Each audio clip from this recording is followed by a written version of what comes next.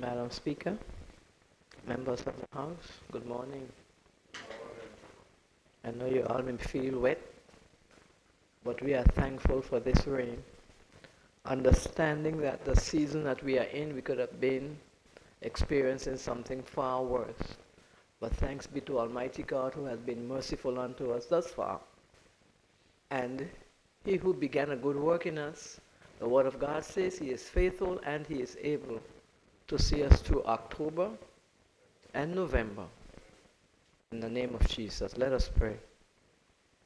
Creator of the universe, how awesome you are.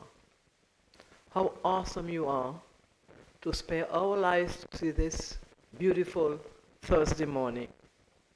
How awesome you are to take these honorable men and women, most of them from humble beginnings, and brought them to the place, Lord, where you have put Moses and Joshua to lead your people. Father, I pray that you would continue to guide them, govern them, lift them up, strengthen them, and most of all, Lord God, give them longevity.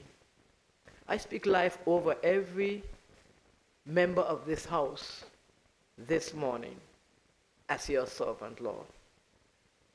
I speak life, Lord God, because we have a country to push forward. We thank you, Lord God, this morning that you are able to guide and direct.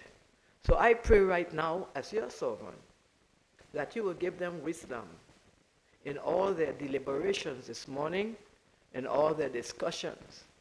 And I pray, Lord, that all the actions that will take place in this house today would be guided out of a place of love.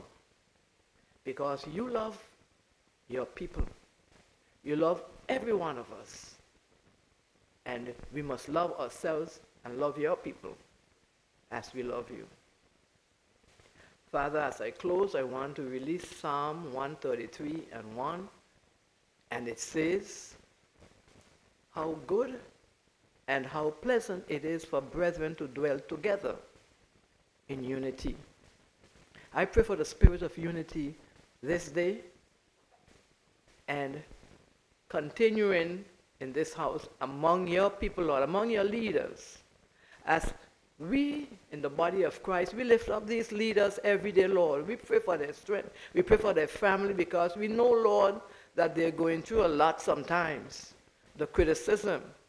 And even, Lord, in the era that we live in, people don't care what negative words they say about our leaders. But Father God, we still will lift them up before you. We lift them up and we ask you, Lord, to continue to bless them and their family. Because they didn't have to come and run for office, God. I'm sure it wasn't only because of the money. I believe, God, that you called them from the beginning of their life. And today, Lord, I release them into your hands. And I say, God, let your presence reign in this place today. And the people of God would say, amen. Thank you. This house now convenes its sit-in.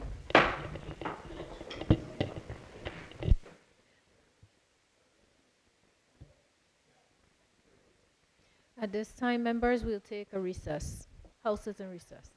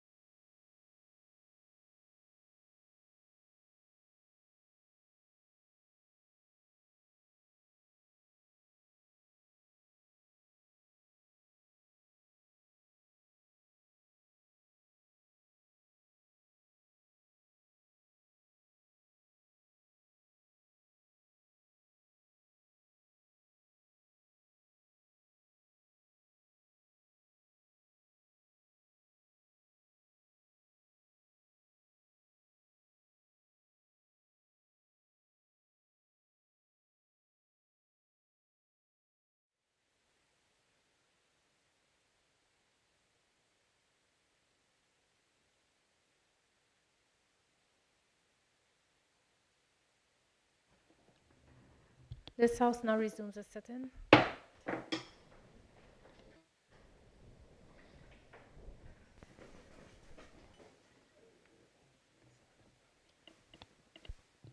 call on the clock.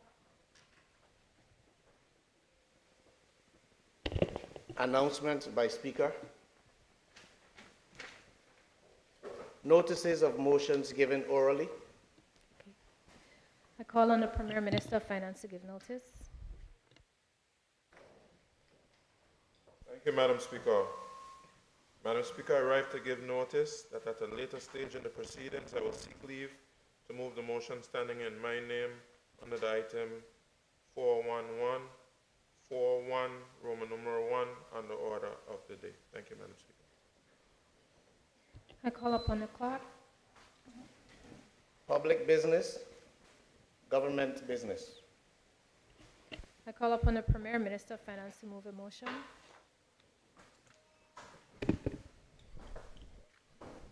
Thank you, Madam Speaker. I rise to move a motion that the 2022-2023 Constitutional Review Commission report that was laid in the House on Wednesday, 31st January 2024 be debated.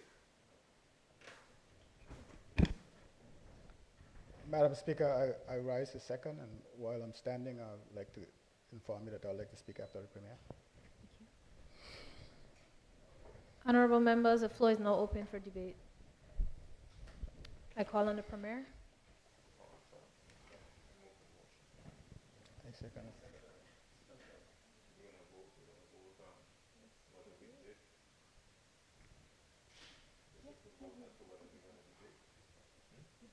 No. There'll be a vote on whether we agree to you.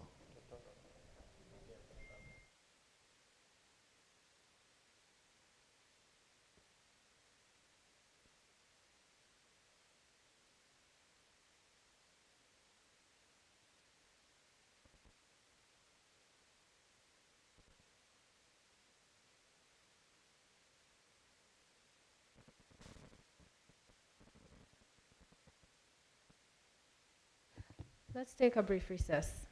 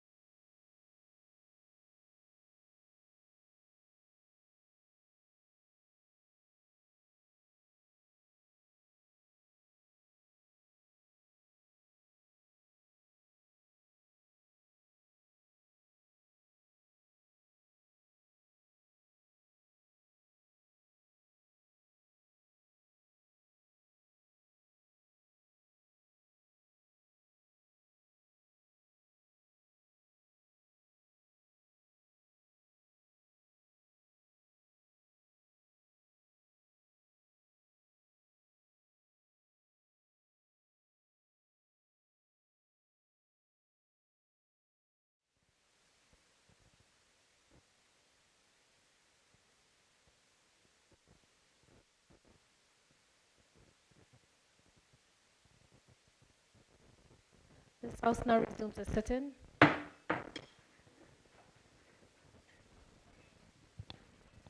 Members, the floor is open for debate. Given that there is no debate, honorable members, a motion has been moved and seconded. Those in favor? Those against? The ayes have it. The motion is passed. At this time, I'll call on the Premier. Thank you. Thank you, Madam Speaker. Madam Speaker, the House of Assembly has a weighty task before itself today, and a weighty task in seeking to advance the interests of the people of the Virgin Islands through constitutional advancement. Madam Speaker, I want to take the time to acknowledge Mrs. Lisa Penn-Lettsome, who is in the gallery and who is the chair of the 2022-2023 Constitutional Review Commission. I also want to acknowledge all those who served on the commission under her leadership, and I want to thank them sincerely for the work that they have done on behalf of the people of the Virgin Islands in preparing this report and in conducting all of their meetings, gathering all of the information, conducting the research, and getting us to this particular point. I thank them sincerely for that.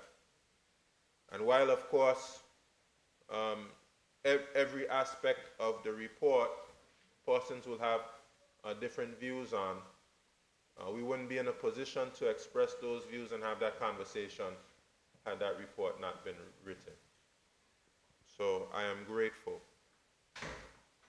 It is certainly a daunting task, Madam Speaker, to open this debate because there's so much to say. So I'm actually grateful that I'll get 2 bites at the cherry in opening up and then giving a reply based on the contributions of members. But I thought, Madam Speaker, what would be best to do in opening up is provide as much context as possible for the exercise that we are engaging in. And in essence, what it is that we are seeking to achieve with this constitutional review and subsequent to that constitutional negotiations for a constitutional amendment. What is it that as a group of people we are seeking to achieve? Madam Speaker, first, persons need to understand that the Virgin Islands Constitution Order is a statutory instrument which has been produced by the United Kingdom government system. So just like we have statutory instruments that we lay on our table in the House, this Constitution Order was given to us by the UK government pursuant to the West Indies Act. And as persons would know, the West Indies Act is the legislative basis in the United Kingdom for the establishment of colonies. The Virgin Island is a colony. The nomenclature has changed. You know, at one time I believe dependency, now territory. But in essence and in reality, the Virgin Islands is a colony of the United Kingdom, and we know the history of the Caribbean with the Spanish, with the Dutch, with the French, with the British, all exploring the Caribbean and meeting islands here, meeting people here. That in most times, the people that they met here, they enslaved in some way or exterminated completely, and then took control of these islands, brought persons from Africa and enslaved them in this soil. And of course, we've had indentured servants who have come from various parts of the world, whether India, China, etc. But we have been in a state of colonialism. I want to say here my very firm view, and I'd be concerned if persons don't share that view, that colonialism is nothing short of evil. It's an evil system. Colonialism is a system where alien people, group of people, control and dominate another group of people. In the history of the world, colonialism has led to the extermination of whole peoples, taking their land, destroying their culture, destroying their history, taking away their language, taking away their natural resources, exploiting them for their own benefit. Colonialism has not been anything that we should look at positively. And we have been in a state of colonialism from then up until now, but we have been on a journey. And ultimately, where we wish to end up on that journey is a place called self-determination. Another way of saying freedom from a political standpoint. Colonialism is very similar as a form of slavery, and self-determination is a form of freedom. Now, persons would know throughout our history that we have been governed based on different arrangements for some time. The Constitutional Review Commission that was appointed perhaps somewhere around 2005 or so did an excellent job of producing a history of constitutional development in the Virgin Islands.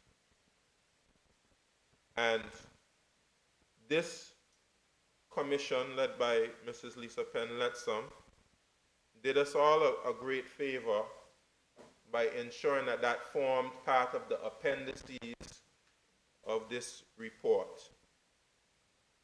And in that constitutional history, we will see that the colony of the Leeward Islands, which included the Virgin Islands, was established by royal warrant in 1671. And since then, we've had different iterations of governance. Some instances we've had governors, whether they sat in St. Kitts or they sat in Antigua,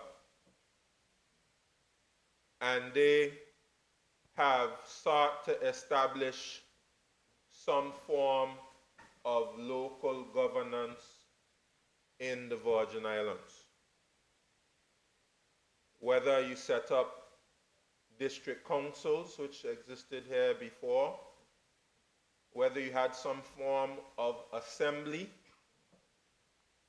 And what we see when we look at the history is that there has always been challenges in establishing some level of governance here. So we've had assemblies which have been formed and assemblies which have been dissolved.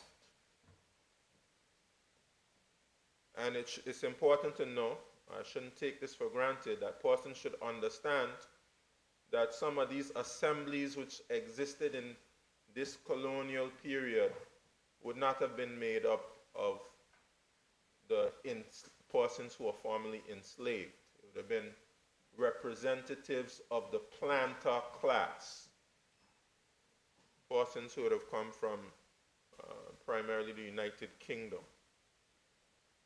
And they would have had some form of governance. And those assemblies and forms of representation have had different iterations.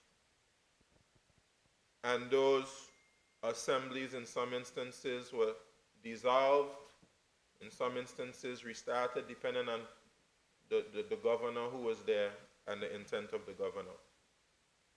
And then many of us would be aware that the assembly was dissolved in 1902, 1901, 1902, somewhere around there.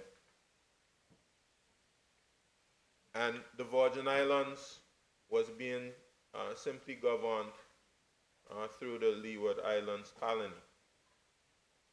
And it was not until persons like Howard Penn and persons in the Civic League, we would have heard about a gentleman by the name of Hope Stevens, who was from the Virgin Islands and also had a parent from St. Kitts, and who was in New York as a lawyer and did many things for which he was celebrated in New York. I believe they have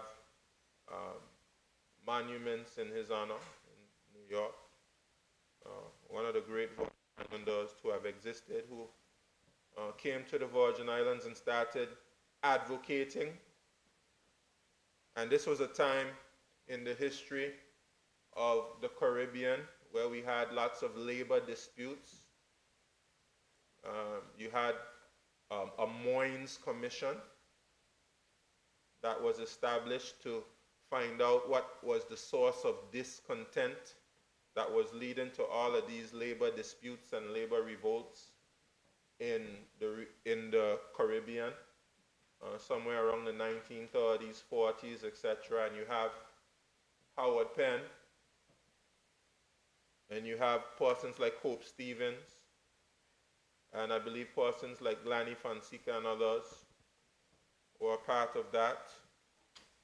And they started to advocate for our own local representation and for the restoration of our House of Assembly, or our legislature, I should say.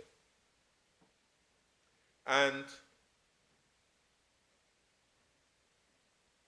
those attempts were not initially successful, we should say. It wasn't until 1949 when we had Theodore Faulkner, fisherman from Anegada, a family member of mine, come to Tortola on a wooden boat. In those times, I would not have wanted to have to take those boats in a rough channel there between Anegada and Tortola, but this is what we had to do to get medical attention for his wife. And being generally dissatisfied with the state of affairs in the Virgin Islands, started advocating down there by the market square. And along with Glanny Fonseca and Carlton de Castro, agitated and subsequently led a march of 1,500 persons And one of those demands was for the return of our legislature, which happened in 1950. And this year, the House of Assembly celebrates 75 years of having our own legislature. This was the first time we would have had some semblance of democracy, where the people of the Virgin Islands, I believe in 1950, over 60% of the population would have come out and voted for their own elected representatives. And right in front of this house, you would see the busts of those individuals who are the first representatives of this house. And as we are going to be celebrating 75 years, persons will hear a lot more about the history of our legislature. But since, I think somewhere in 1950, the Leeward Islands colony would have established the Constitution Act, which would have allowed us to establish our own legislature. And since then, 1954, and subsequent to that, we had a few constitutions. I know we had one in 1967. Yes, 56, somewhere around 56, 57. Would have had one in 67 that established ministerial government. Would have had one in 1976. We got our own Minister of Finance. But the concept I'm seeking to communicate is, from the time we got our own legislature, our constitutions have given our people additional responsibilities. This is the point I would like to communicate. From the moment we got our own legislature, what we have sought to do with our constitutions is to increase the powers of our own elected people and take those authorities away from the administering power. And I say that to put it in context, so persons should understand exactly what we should seek to achieve in this Constitution. It is what we have been achieving all along. Yes, there are aspects of the Constitution which just deal with how you're governed. You know, whether you're at large, which we started out with the at large. Everybody was elected at large. There was one constituency in the Virgin Islands. And then in 54, they would have switched to districts. That's when persons like my great-uncle and Honorable Penn's great-uncle, Leslie Malone, and persons like that would have been elected. And you have that district system. We became a standalone colony. You know, we celebrated that with what was formerly known as Territory Day. That happened in 1956 or so. As we celebrate as well, we got ministerial government in 1967, a huge change for us, so that we started to have some level of ministerial authority. And of course, we had the 1976, and we got our own Minister of Finance. That's a huge improvement for us. Now, between 1976 and 2007, that's somewhere around 31 years, we went without any constitutional advancement at all. And that 2007 Constitution was sorely needed. And I celebrate the successes of that 2007 Constitution. And part of what we need to do is to build on what happened in 2007. 2007 would have given us a cabinet form of governing, as opposed to the governor, for instance, the executive council advising the governor, and the governor still having a certain level of executive authority. But you had a cabinet government now. That is the highest decision-making body of the government. You're able to have a National Security Council, where the premier and another minister can sit, and the National Security Council has some level of authority as it pertains to approving decisions on matters of national security. You would have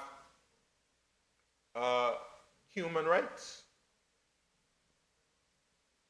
I don't know what happened before Honorable Fraser, Honorable Lorna Smith, Honorable Ronnie Skelton, those senior members of the House here, whether there was anything that protected the human rights of Virgin Islanders,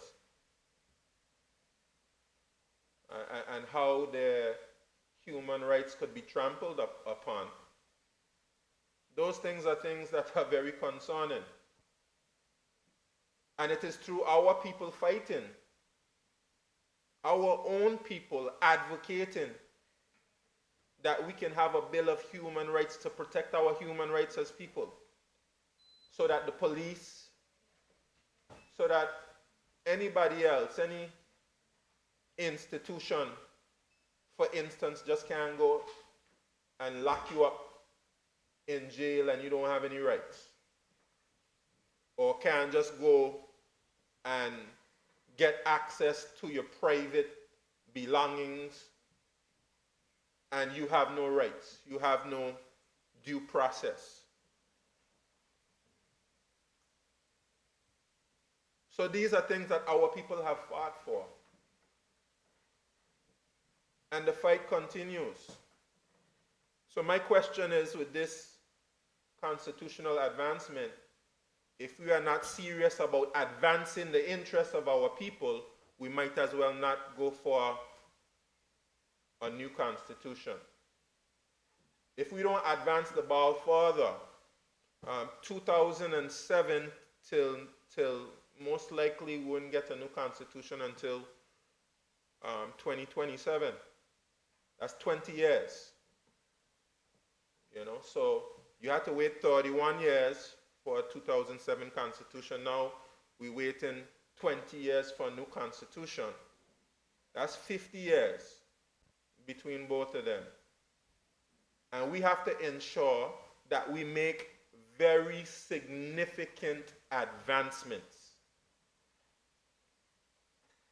Now, in reading the Constitutional Review Commission report, it should be acknowledged for the fact that, in my view, it has done a good job of confronting or challenging proposals for the regression.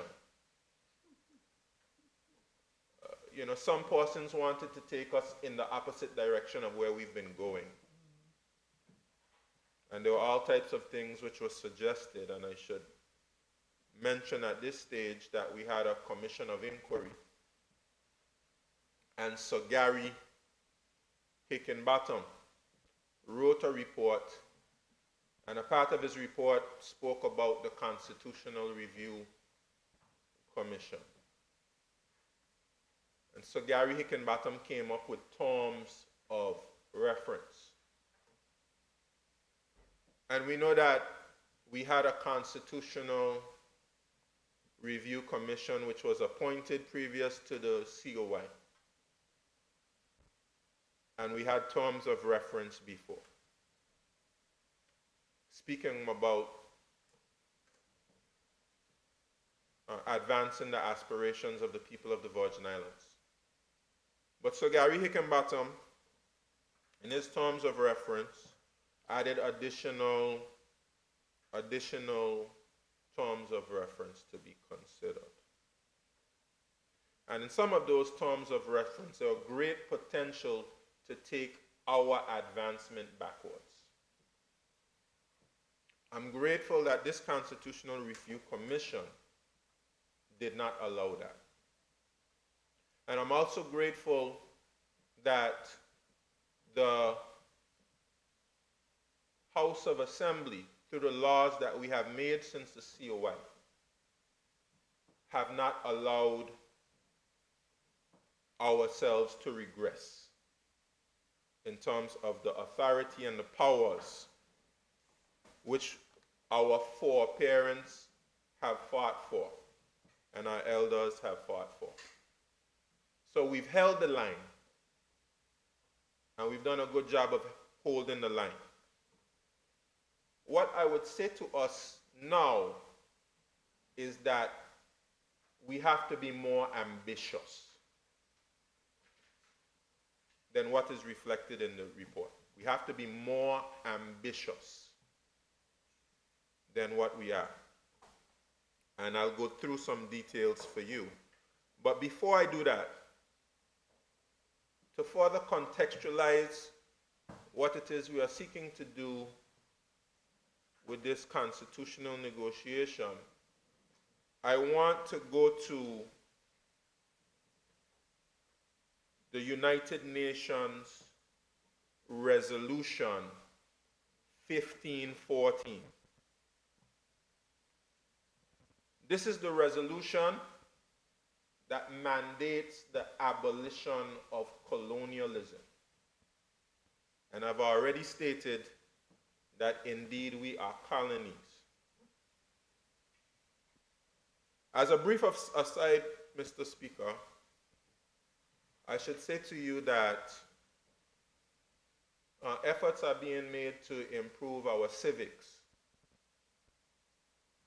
but our civic education. But somewhere along the line, we got off track in terms of making sure that our people were well educated on civics.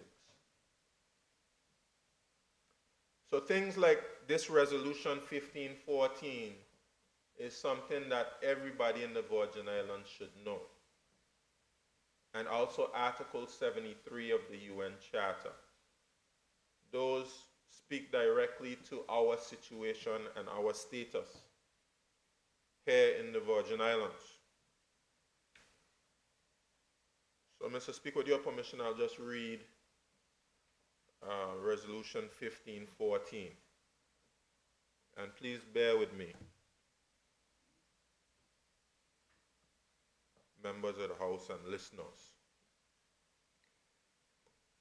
It goes like this: mindful of the determination proclaimed by the peoples of the world in the Charter of the United Nations to reaffirm faith in fundamental human rights, in the dignity and worth of the human person, in the equal rights of men and women of nations large and small, and to promote social progress and better standards of life in larger freedom.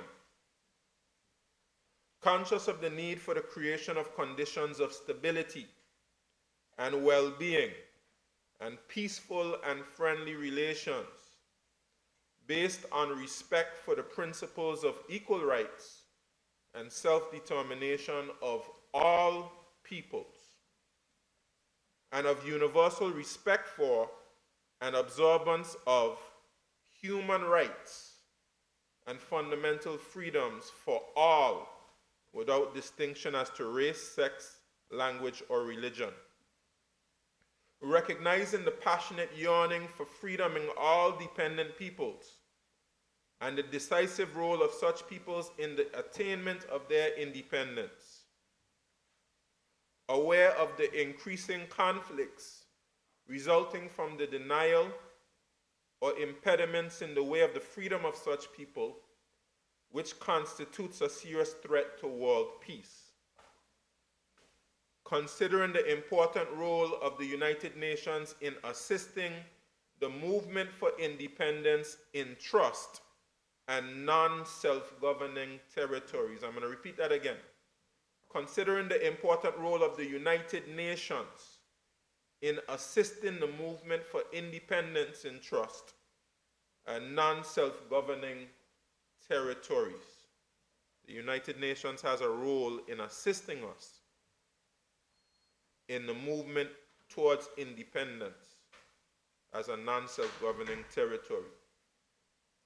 Recognizing that the peoples of the world ardently desire the end of colonialism in all its manifestations, convinced that the continued existence of colonialism prevents the development of international economic cooperation, impedes the social, cultural, and economic development of dependent peoples, and militates against the United Nations ideal of universal peace. Affirming that peoples may, for their own ends, freely dispose of their natural wealth and resources without prejudice to any obligations arising out of international economic cooperation, based upon the principle of mutual benefit and international law. Believing that the process of liberation is irresistible and irreversible, and that in order to avoid serious crises, an end must be put to colonialism and all practices of segregation and discrimination associated therewith. Welcoming the emergence in recent years of a large number of dependent territories into freedom and independence, and recognizing the increasingly powerful trends towards freedom in such territories which have not yet attained independence. Convinced that all peoples have an inalienable right to complete freedom, the exercise of their sovereignty, and the integrity of their national territory. Solemnly proclaims the necessity of bringing to a speedy and unconditional end colonialism in all its forms and manifestations. And to this end, declares that the subjugation of peoples to alien subjugation, domination, and exploitation constitutes a denial of fundamental human rights, is contrary to the Charter of the United Nations, and is an impediment to the promotion of world peace and cooperation. All peoples have the right to self-determination. By virtue of that right, they freely determine their political status and freely pursue their economic, social, and cultural development. Listen closely here. Inadequacy of political, economic, social, or educational preparedness should never serve as a pretext for delaying independence. I'll read it again. Inadequacy of political, economic, social, or educational preparedness should never serve as a pretext for delaying independence. And I'll just say here as a brief aside, and I'm also going to read Article 73 of the United Nations Charter. And Article 73 will squarely place responsibility on the United Kingdom government for helping us in these areas to be able to advance our aspirations for self-determination. I continue. All armed action or repressive measures of all kinds directed against dependent peoples shall cease in order to enable them to exercise peacefully and freely for their right to complete independence, and the integrity of their national territory shall be respected.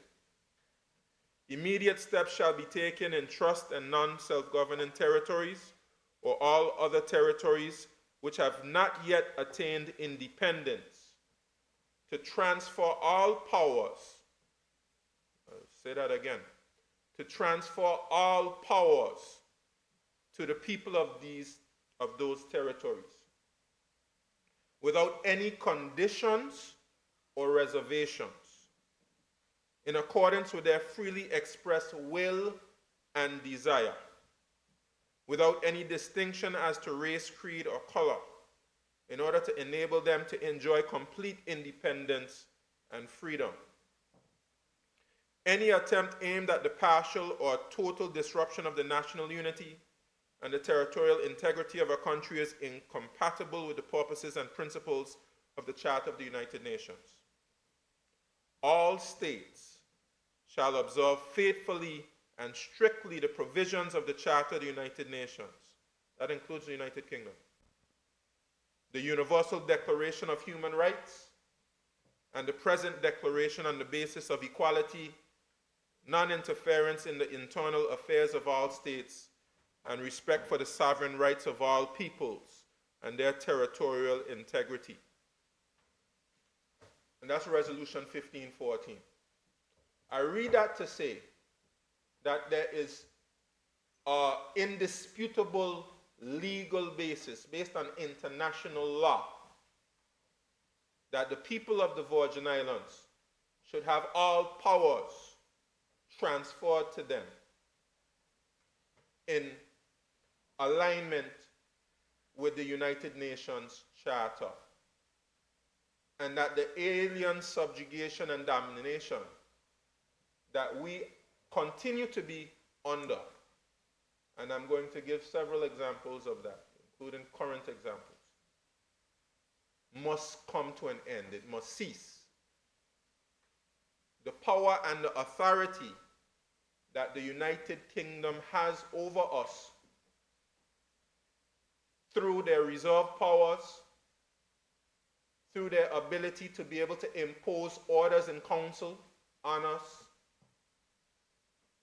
through them holding areas of governance here in the Virgin Islands and dictating to us in those areas, because it does not reflect the democratic principles that are enshrined in the United Nations Charter, and that includes in security, that includes in external affairs, that even includes the administering of the civil service.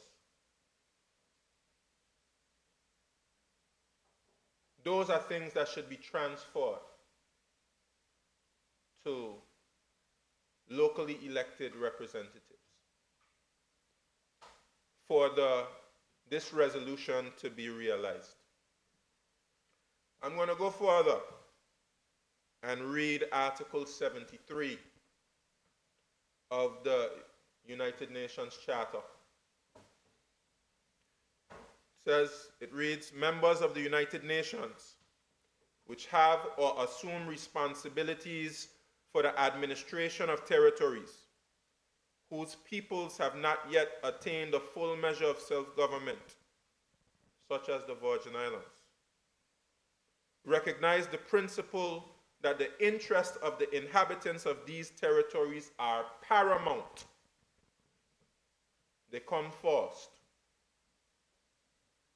And accept as a sacred trust the obligation to promote to the utmost within the system of international peace and security established by the present charter, the well-being of the inhabitants of these territories, and to this end, to ensure, with due respect for the culture of the peoples concerned, their political, economic, social, and educational advancement. I read that again. Due respect for the culture of the peoples concerned.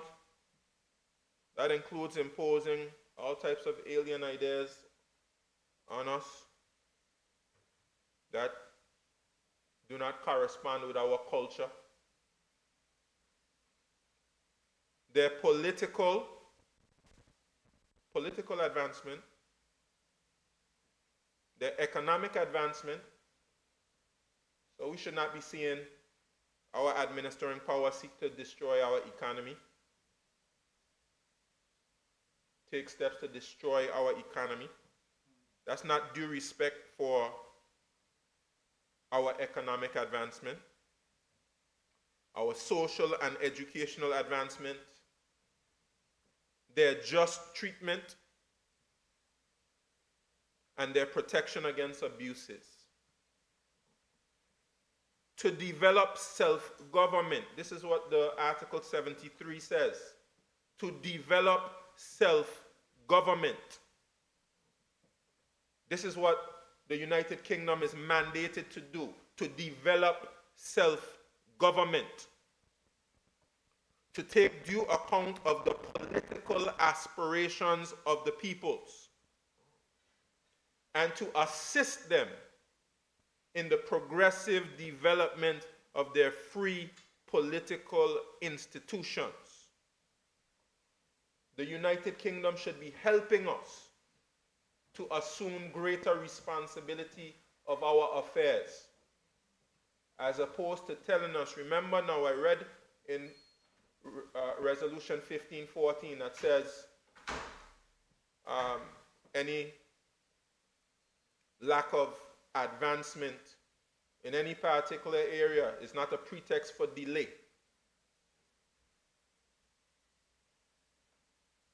The United Kingdom should be helping us in the development of our free political institutions, according to the particular circumstances of each territory and its people and their varying stages of advancement, to further international peace and security, to promote constructive measures of development, to encourage research and to cooperate with one another, and when and where appropriate, with specialized international bodies with a view to the practical achievement of the social, economic, and scientific purposes set forth in this article, and to transmit regularly to the Secretary General for information purposes, subject to such limitation as security and constitutional considerations may require, statistical and other information of a technical nature relating to economic, social, and educational conditions in the territories for which they are respectively responsible, other than those territories to which chapters 12 and 13 apply. That's Article 73. Continue to bear with me. An important part of the UN architecture on self-determination is the Special Committee on Decolonization established by UN Resolution 1654. The UK and its overseas territories are signatories to that convention and are legally obligated to report our progress on decolonization on an annual basis. I'm going to read to you Resolution 1654, which establishes the Special Committee on Decolonization. The General Assembly, recalling the Declaration on the Granting of Independence to Colonial Countries and Peoples, contained in its Resolution 1514 of 14th December 1960, bearing in mind the purposes and principles of that declaration, recalling in particular paragraph 5 of the declaration, providing that immediate steps shall be taken in trust and non-self-governing territories or all other territories which have not yet attained independence, to transfer all powers to the people of those territories without any conditions or reservations, in accordance with their freely expressed will and desire, without any distinction as to race, creed, or color, in order to enable them to enjoy complete independence and freedom, noting with regret that with a few exceptions, the provisions contained in the aforementioned paragraph of the Declaration have not been carried out. Resolution 1514 has not been carried out. And the United Nations, in this resolution, acknowledges that the resolution has not been carried out. Noting that contrary to the provisions of paragraph 4 of the declaration, armed action and repressive measures continue to be taken in certain areas with increasing ruthlessness against dependent peoples, depriving them of their prerogative to exercise peacefully and freely their right to complete independence. Deeply concerned that contrary to the provisions of paragraph 6 of the declaration, acts aimed at the partial or total disruption of national unity and territorial integrity are still being carried out in certain countries in the process of decolonization. Convinced that further delay in the application of the declaration is a continuing source of international conflict and disharmony, seriously impedes international cooperation, and is creating an increasingly dangerous situation in many parts of the world, which may threaten international peace and security. Emphasizing that inadequacy of political, economic, social, or educational preparedness should never serve as a pretext for delaying independence. Solemnly reiterates and reaffirms the objectives and principles enshrined in the Declaration of the Granting of Independence to Colonial Countries and Peoples contained in its Resolution 1514 of 14 December 1960. Calls upon states concerned to take action without further delay with a view to the faithful application and implementation of the Declaration.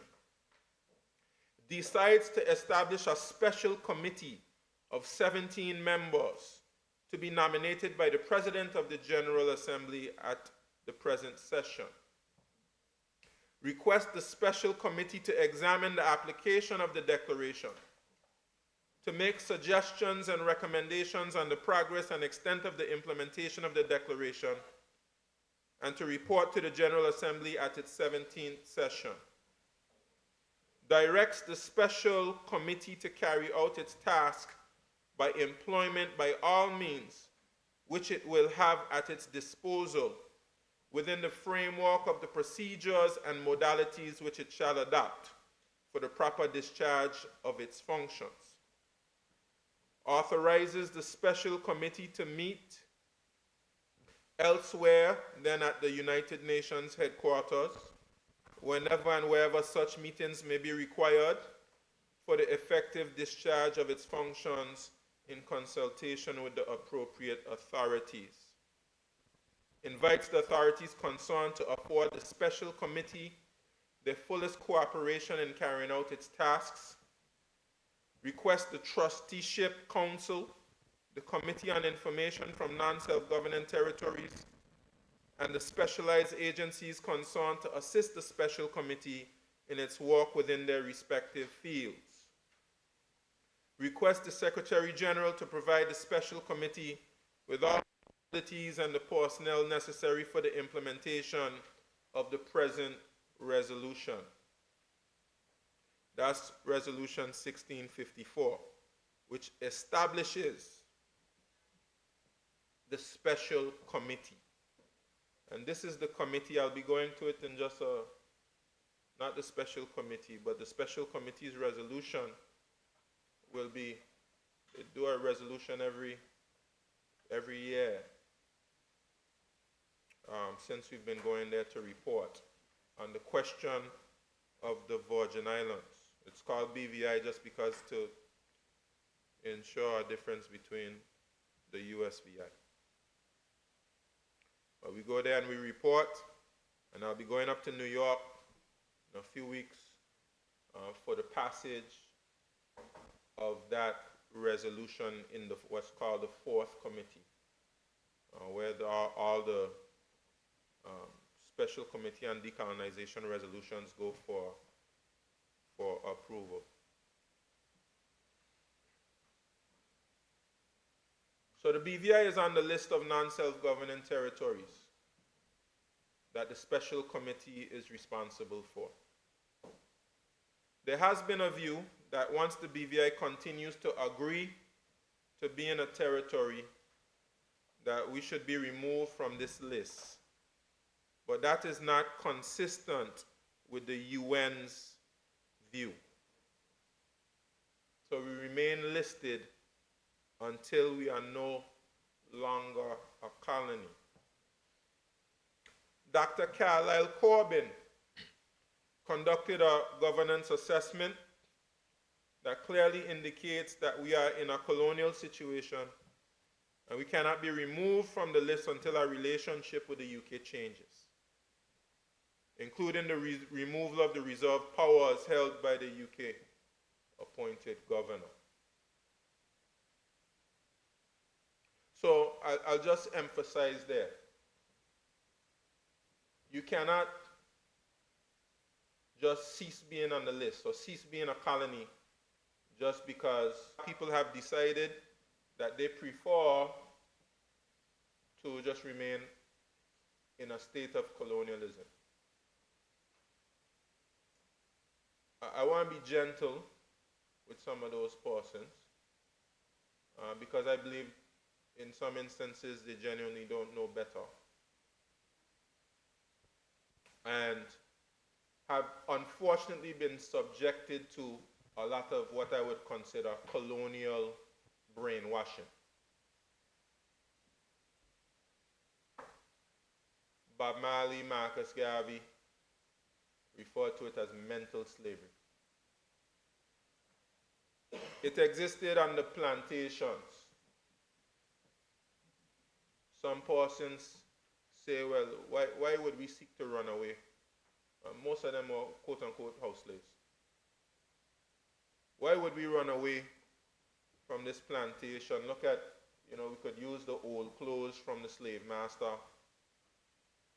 We could sit down with the slave master, we have a nice little meal.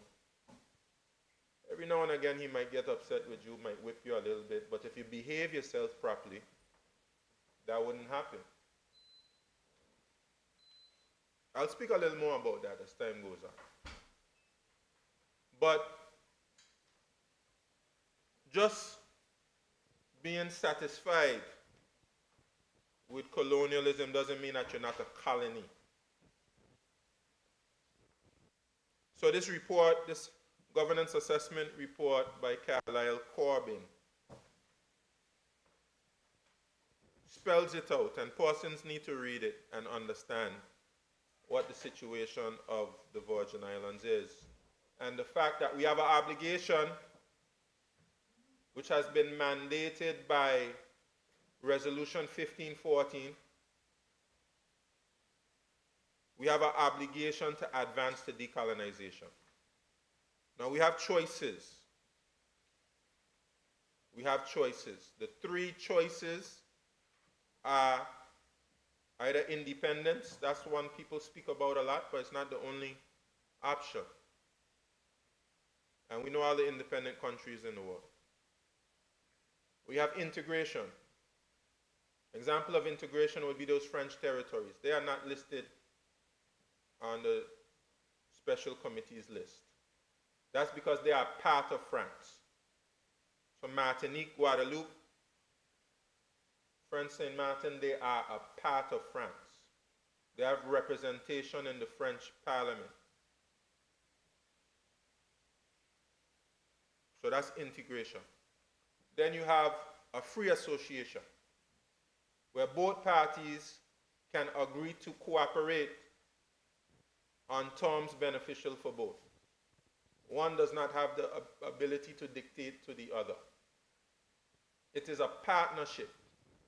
Not like this modern partnership that we talk about with the United Kingdom. Not like that. Even in recent examples, we see that we don't, partnership is just a word that we use. We don't partner, we don't collaborate.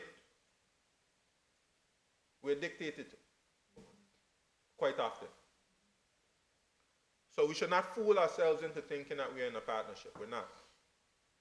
This is a colonial situation, and we're often dictated to. And I say that out of no disrespect for anyone, only for respect for our human rights as a people, which I will never back down from. I'll never swallow my tongue on that. That's just how I was made, and persons just have to accept that about me.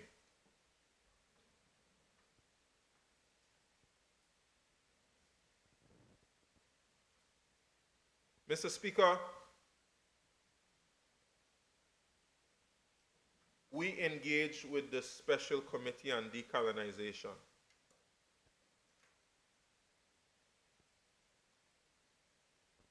And through our engagement, we were successful in having a visiting mission to the Virgin Islands.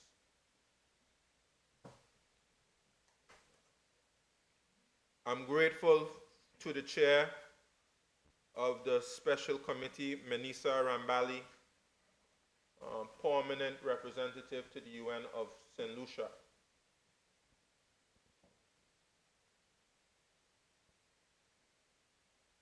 for the assistance, and all the other members of the C24 committee, including those who belong to the OECS, who helped to assist us in getting this visiting mission to the Virgin Islands, and that was last year that occurred. That occurred last year at August 2024. And it would have been the first time since, I believe, 1976 or so, somewhere around there, where we had a visiting mission. And that visiting mission came to some conclusions after having a series of meetings with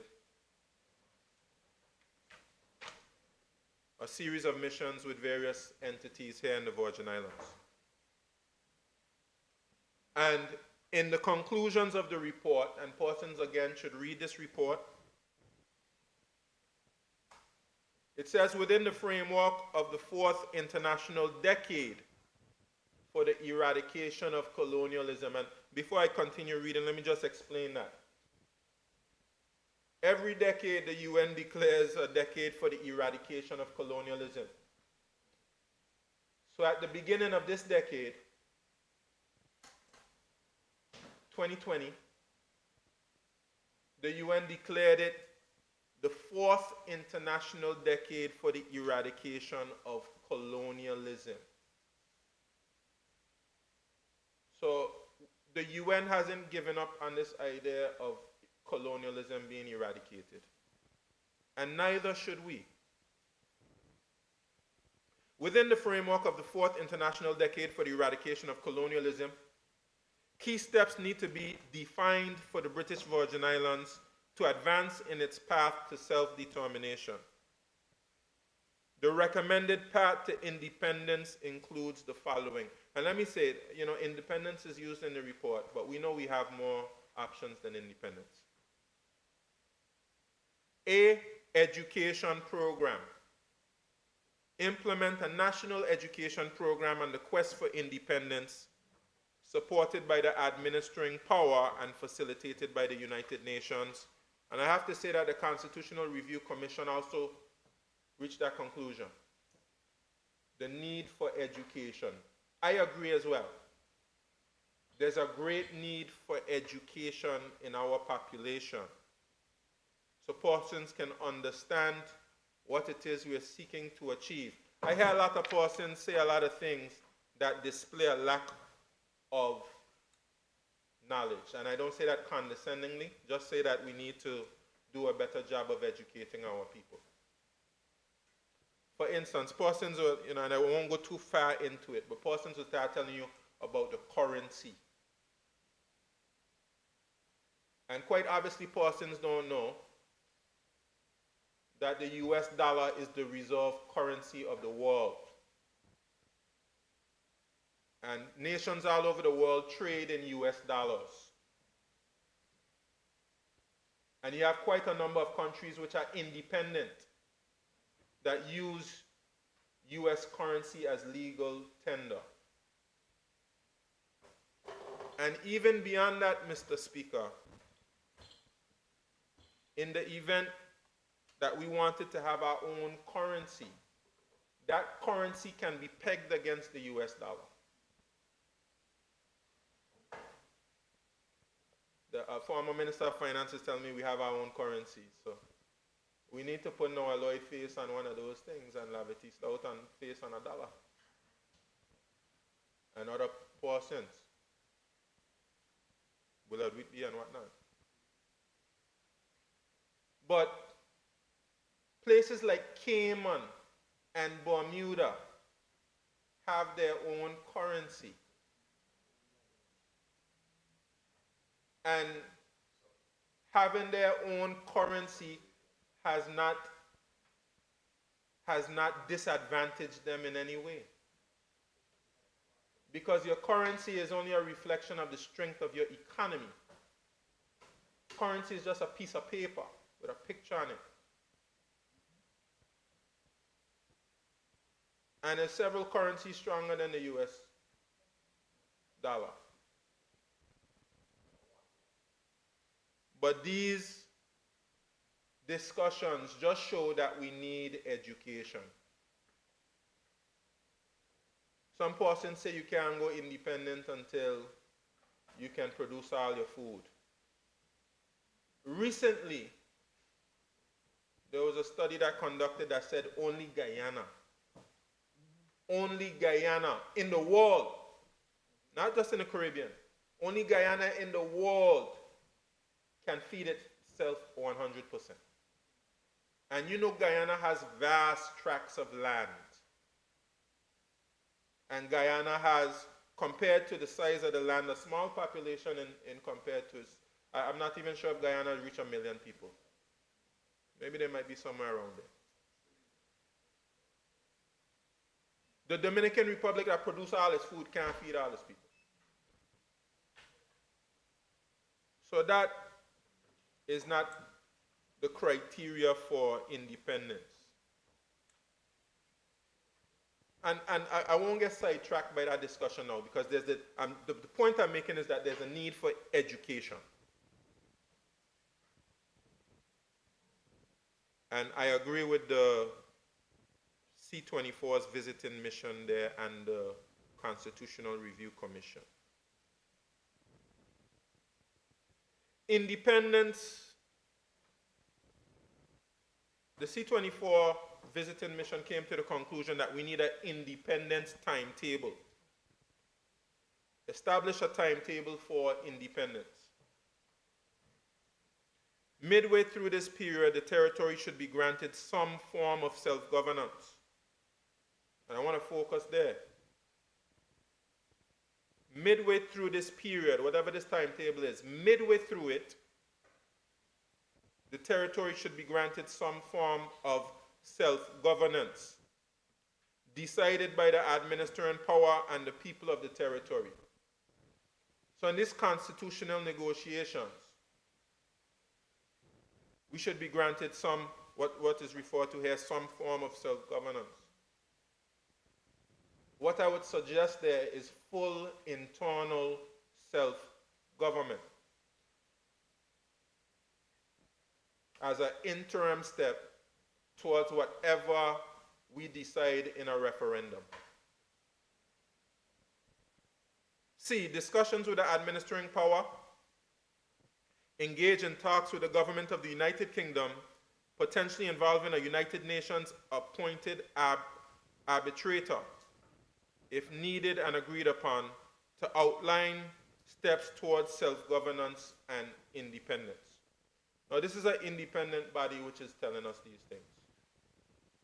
The C-24. That we should, with a United Nations appointed arbitrator, if needed, outline steps towards self-governance and independence. Now, I believe that is a clear basis in our constitutional negotiations to outline steps towards self-governance. D, consideration of a referendum. Assess the need for a referendum on independence If a referendum is called for, ensure that a robust education program is implemented by the United Nations as an independent agent in the process. And those are conclusions that I agree with. Mr. Speaker, I'm just making the case for what we should be doing in this constitutional review and negotiation. What we should be doing is seeking to advance our aspirations for self-government. You want to know who agrees with that? Sir Gary Hickenbottom, who wrote the Commission of Inquiry report. Sir Gary Hickenbottom agrees that we must advance our aspirations for self-government. And if Sir Gary Hickenbottom can agree with that, why can't the rest of us? In the COI report, Sir Gary recommended that our constitution be suspended. And I continue to express appreciation for the members of the unity government, Honorable Penn, Honorable Thornhill included, who came together with the Virgin Islands Party administration at the time. And we, through negotiation, through national unity, persuaded the United Kingdom government, then Foreign Secretary Liz Truss, Minister for the Overseas Territories Amanda Milling, to not suspend our constitution and to give us the opportunity to implement the recommendations of the COI report under a democratic framework. I won't say too much about that here. I don't want to get into any kind of politics or anything during this debate. But let me just say that the formation of the unity government was a key component of preserving our democracy. And history should remember it as such. So Gary Hickenbottom recommended that it be suspended, but we, under a democratic framework, implemented the recommendations. We completed them some time ago. I met with the Minister of the Overseas Territories. In our conversation, he stated that he would make a positive recommendation to the Foreign Secretary, then David Lammy. Now there's a new Foreign Secretary, for the removal of the order in council, really signaling the successful completion of these recommendations. I'll read what Sir Gary Hickenbottom had to say when speaking about suspending the Constitution. In speaking about the people of the Virgin Islands, Sir Gary Hickenbottom says the UK government owes them an obligation not only to protect them from such abuses, but to assist them to achieve their aspirations for self-government. Now, you know the COI report is the UK Bible. So I hope that that verse of the Bible, the verse of Sir Gary Hickenbottom, is not overlooked or forgotten.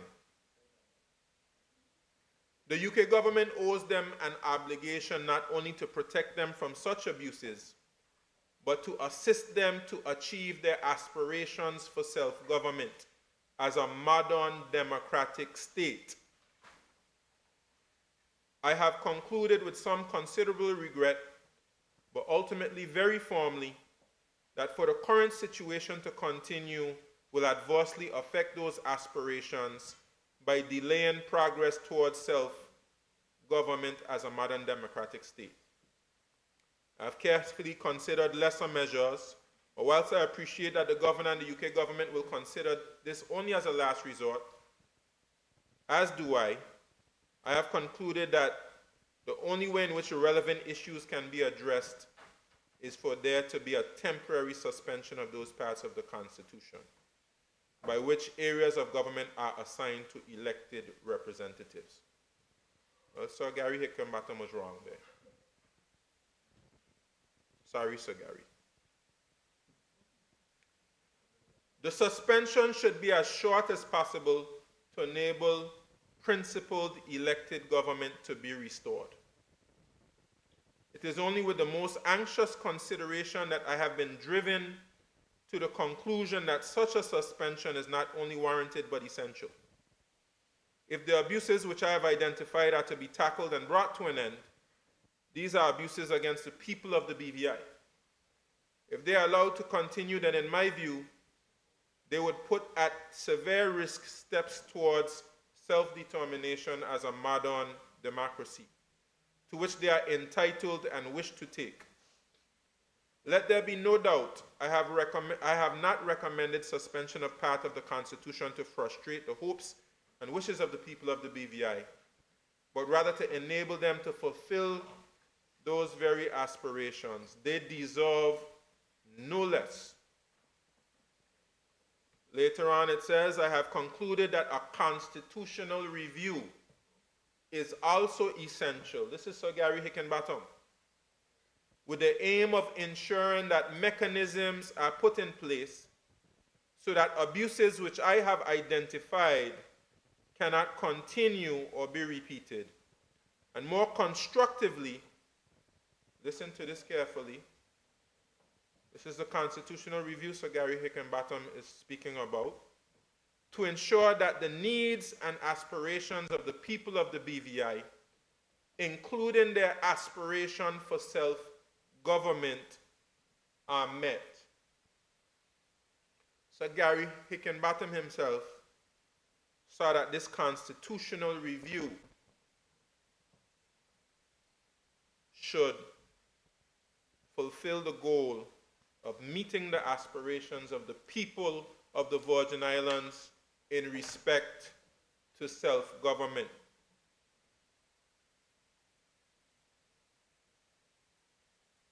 I'll repeat one more part where he mentions it.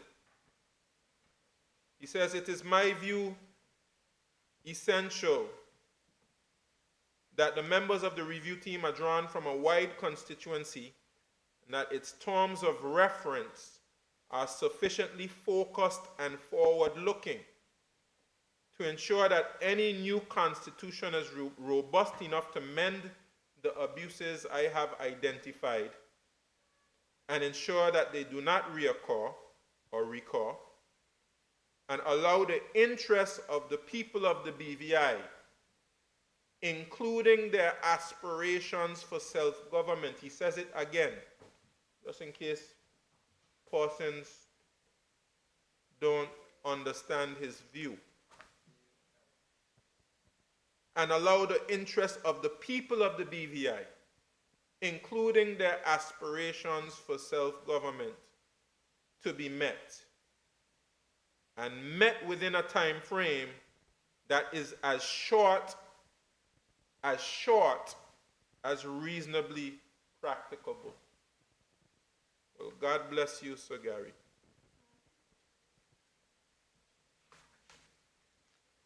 God bless you.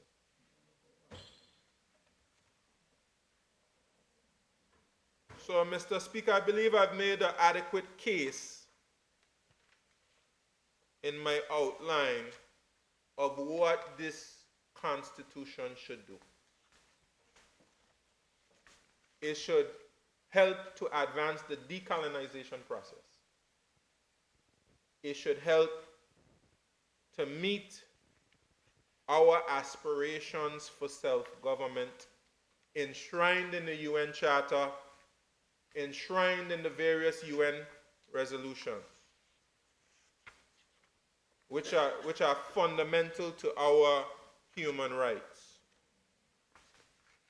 A constitution must do other things as well, we know that. Speak about the relationship between the government and its people, and continue to safeguard fundamental rights and privileges of the population. We know that. And my colleagues will speak about specific areas of this constitutional review and its recommendations and our view on those things.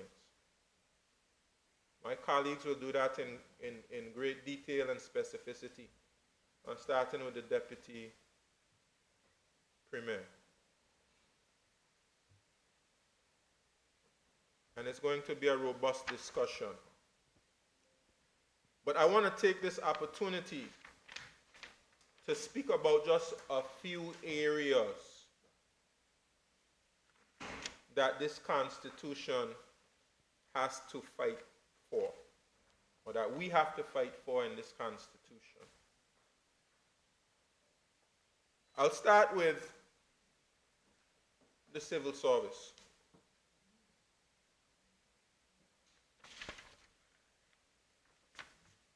Mr. Speaker, I'm very appreciative of the public officers who are employed by the government of the Virgin Islands. We have some very impressive public officers.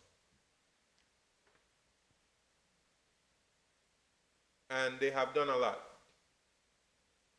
And I want to express my gratitude to them.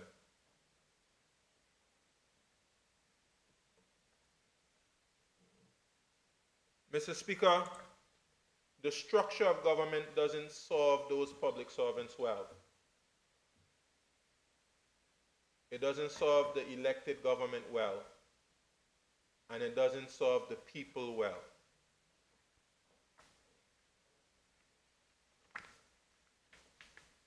The civil service sitting under the governor is a retarded development.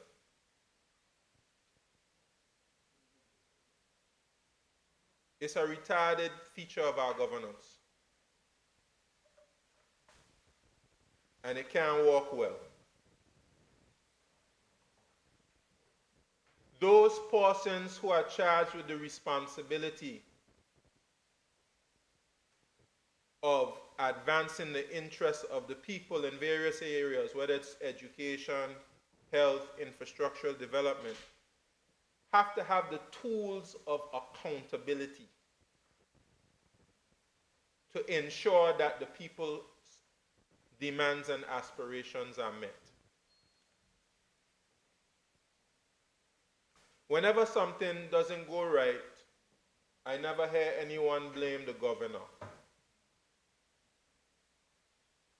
But the governor is the one who has the power to hire and fire under advice of the Public Service Commission. And Honorable Skelton there is a fantastic businessman. I'm sure he will tell you if in his business he did not have the power to hire or fire, he would not have the authority to hold his employees accountable. The system doesn't work. It doesn't work. And we talk about what I consider to be colonial brainwashing. But our people have not been exposed to any other system, so they don't even understand how other systems work. And they actually think that what is taking place in the Virgin Islands is normal. It's not normal. It can only exist in a colonial situation. What happens in the United Kingdom? Who does the civil service sit under in the United Kingdom? We have AI. We have Google. It's easy to find out, Madam Speaker. Those persons who desire the knowledge and the information, it is easy to find it. In the United Kingdom, the civil service sits under the Prime Minister. So Keir Starmer. So Keir Starmer appoints a cabinet secretary. The cabinet secretary is not like how it is in our system right now. We do not have a proper cabinet system.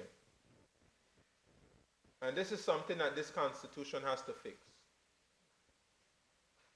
In our system, the cabinet secretary is responsible for managing the meetings of cabinet, including the taking of minutes and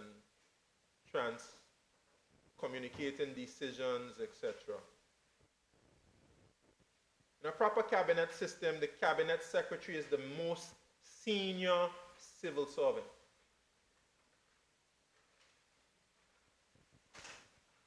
The cabinet secretary has a whole bureaucracy to ensure that cabinet's will is implemented and executed. Mr. Speaker. In the United Kingdom, the cabinet secretary is the head of the civil service.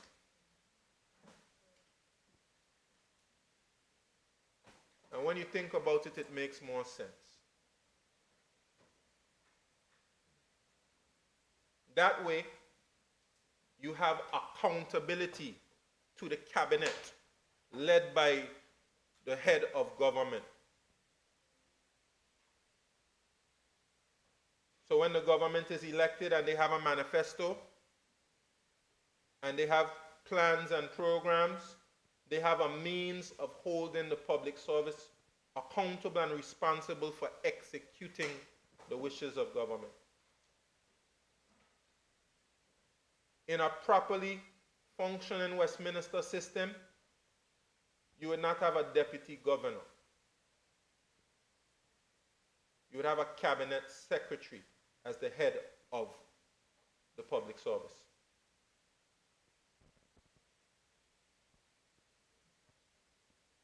And you would have the accountability measures necessary to ensure that the work of ministers, their plans and programs are executed. We have a situation here where the public officers are serving two masters. It doesn't work well. And accountability just doesn't take place in a situation like that. We've taken some steps to correct it with a public service management bill, but even that is not adequate. We need constitutional change so that the civil service sits under a minister, most likely the head of government. I know some public servants are afraid of that. They start thinking about victimization. They start thinking about, suppose, well, the minister doesn't think I support him politically. That's why we went through this whole COI process of reform. Because we have to put measures in place, including things like integrity commissions and things like that, to ensure that you have the checks and balances to control the political directorate. A check and a balance against the power of the executive. This is what these institutions are necessary, and the Constitutional Review Commission speaks about some of these things in this report, and I know others will go into them in greater detail. You know, you have your complaints commissioner strengthening that. You have your human rights commission, which was something from the last constitution that we're taking some steps now to be able to implement. You have freedom of information. You have, you know, it's suggested here, rights to recall and all types of different stuff is proposed here as a check and balance on the power of the executive. And any society needs those.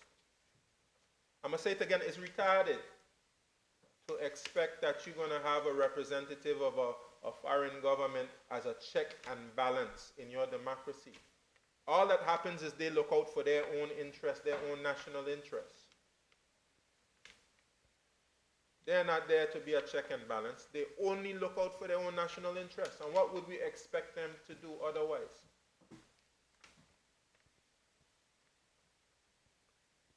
If you want proper checks and balances, you have to develop institutions. You can't just expect another nation to supervise you and your governance and think that you are doing something good. So I say don't be fearful of self-determination. Don't be fearful of the civil service sitting under elected government. Just put the checks and balances in place to ensure that the protections are there. Because indeed we are seeking to build a model democracy. And we know that partisanship can destroy a nation if you don't have the proper checks and balances. I'll speak about next, Mr. Speaker, security. Security. Somebody asked a question on Facebook. An interesting question. What are the benefits of independence? Nobody can tell me what are the benefits of independence. And I found it to be a very curious question. Again, showing the need that we need to educate persons. When you say what are the benefits of independence, or let's just, rather than say independence, of self-determination, you're talking about what's the benefits of you making your own decisions versus somebody making decisions for you. When you say it like that, it becomes a little clearer, right? What are the benefits of making a decision for yourself versus having that decision made by someone else? Could be a decision on your financial services sector. It could be a decision on police vetting. It could be a decision on how you appoint a police commissioner. Could be a whole series of decisions. What are the benefits of you making a decision for yourselves on behalf of the best interest of your people versus having somebody else make a decision for you? And it wouldn't have another nation in the world. Let's just show you how we're doing things that are abnormal and we think they're normal. It wouldn't have another nation in the world that would put their security in the hands of another nation. Never. It would never happen. But you know what? United States, you know, we're going to let China. China, you handle our security for us. Of course, smaller nations have agreements with other nations on security and things like that. But never a situation where you don't have a say in your own security arrangements. Wow. So we as a people put our internal and external security completely in the hands of the UK government.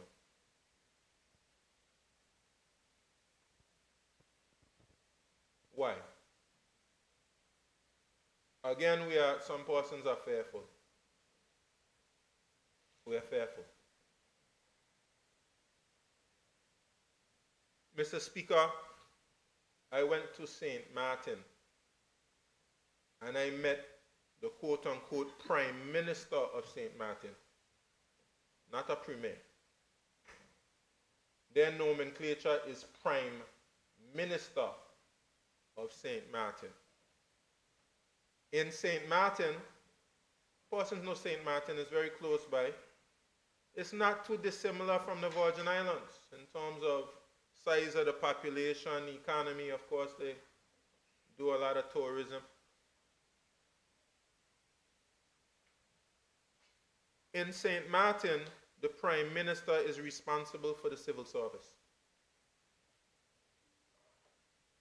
In St. Martin, the Prime Minister of St. Martin is responsible for security.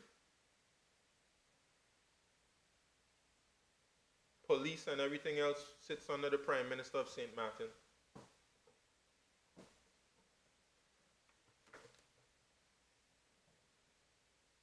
Many other examples of that.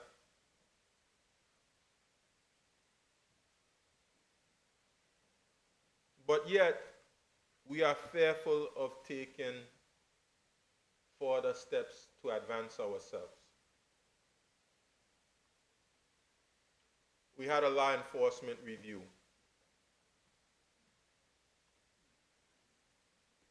We had lots of things in that law enforcement review that we find objectionable and offensive and not in the best interest of the Virgin Islands. But yet, we refuse to say that we want security in our own hands so we can make those decisions for ourselves, as opposed to somebody making those decisions for us, regardless of what we think or say. Because, sometimes we talk and they say, yes, we understand. Yes, I hear what you're saying.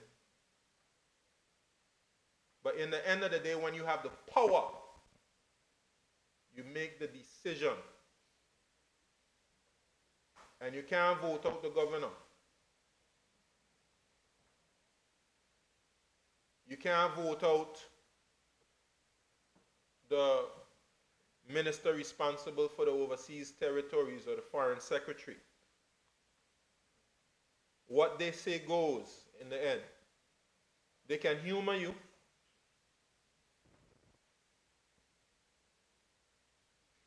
They can entertain your pleas.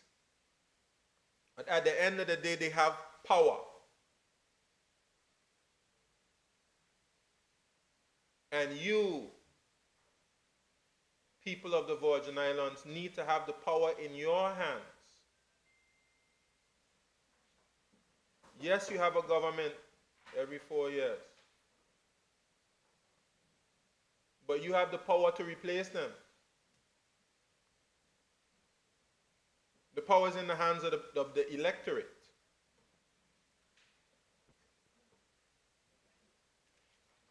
Why would we want decisions as something as important as our own security? There's some persons, I'm not advocating for it here, but just by way of example, some persons say, well, business owners should be able to carry arms. Well, guess what? The United Kingdom doesn't believe that. So you have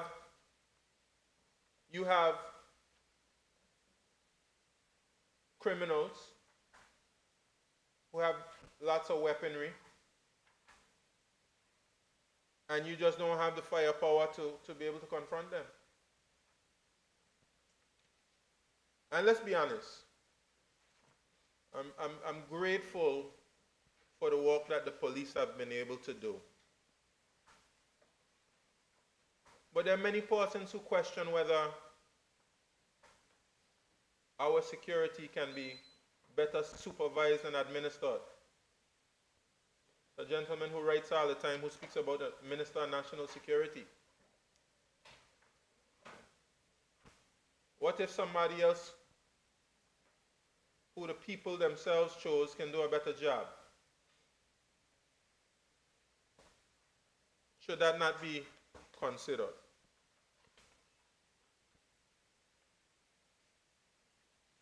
Mr. Speaker, I'm advocating for another major thing. I'll just recount the first two. The civil service should sit under elected minister. At the very least, internal security should be under an elected minister. The cabinet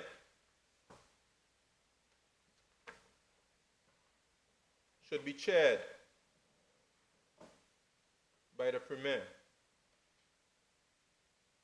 and the governor should be removed from cabinet. In St. Martin, the cabinet is chaired by the prime minister. In Bermuda, that's the situation. The premier and the UK appointed governor would meet once a week or whatever and have discussions.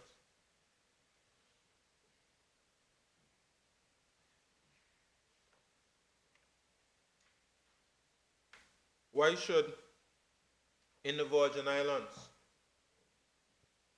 we not be able to chair our own meetings and preside over the cabinet? We put a provision in the 2007 Constitution saying that what happens when the governor is not present. Says the premier should chair. Very clear. Deputy Premier, what provision of the Constitution is that? Huh? No, I don't think it's 57. Anyway, it says it very clearly. What should happen when the governor is not present? It says it very clearly. I'm not sure how anybody could get it wrong. When the governor is not present, the premier chairs. When the premier is not present, the deputy premier chairs. Well, how you could get around? Starting with a former attorney general, they say if the governor slip and fall down the stairs and have to be rushed to the hospital or something, only then a premier could chair. Does that make any sense?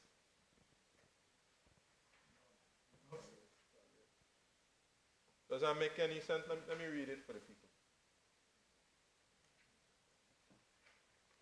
Clear as crystal, Mr. Speaker.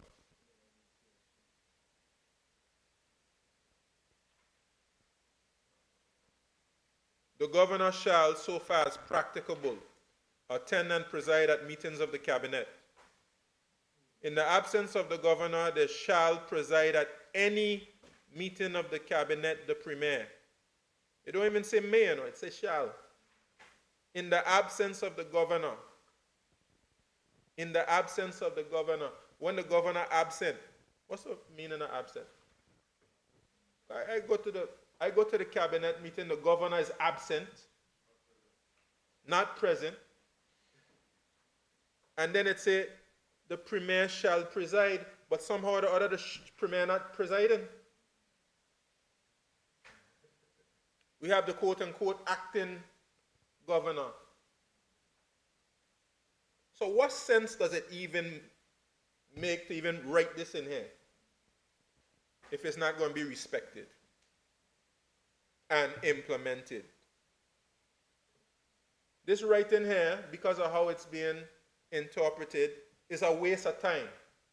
Because the Premier has never, and the Governor has been absent many, many times, sometimes for weeks and months. The Premier has never presided over a meeting of the Cabinet, or the Deputy Premier.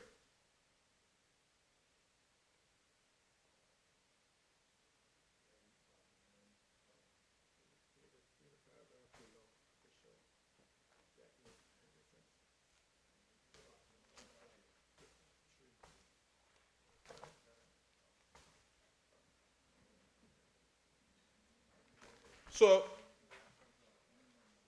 at the CSG,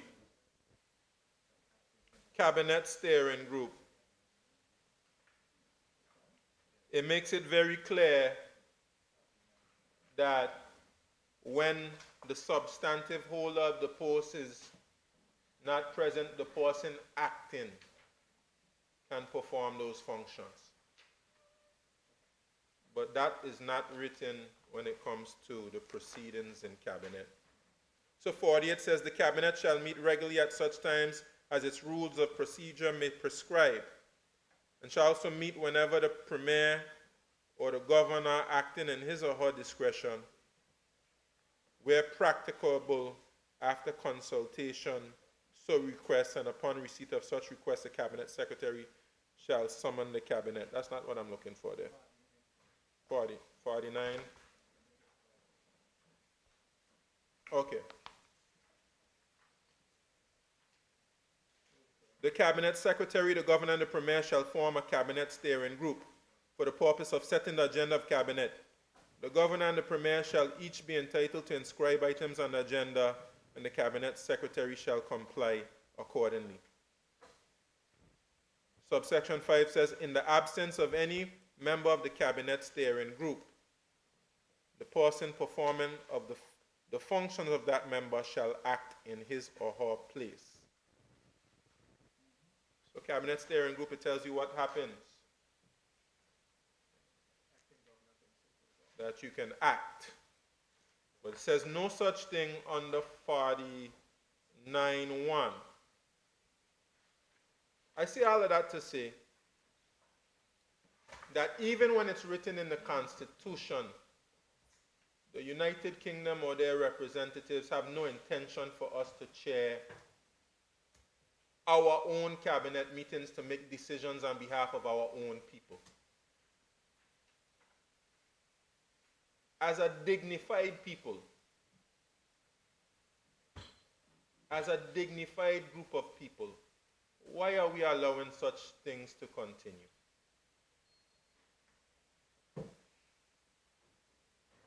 That must be a thing of the past, Mr. Speaker. How long have I been speaking? Huh?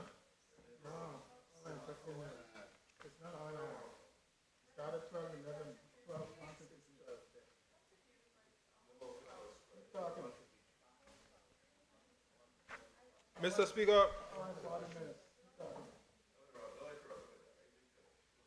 Mr. Speaker, actually I would actually be anxious to hear from my colleagues now. There are other things I can speak about.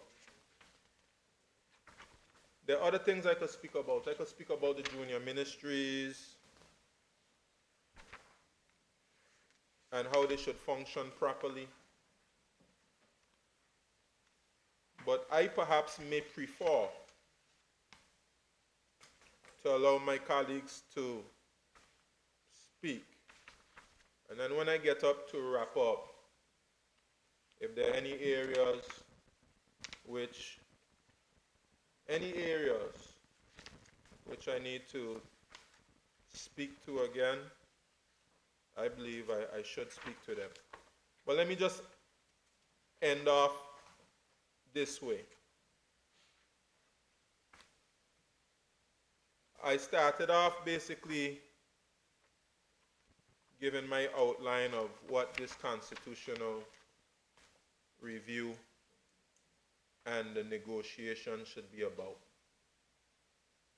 In essence, it should be about advancing the aspirations of self-determination and continuing along the process of decolonization, transferring powers from the UK elected governor and the United Kingdom to elected officials, elected members of government.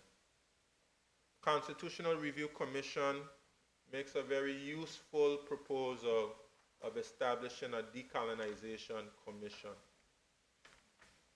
And I believe that would be the right body to be able to take forward the education necessary.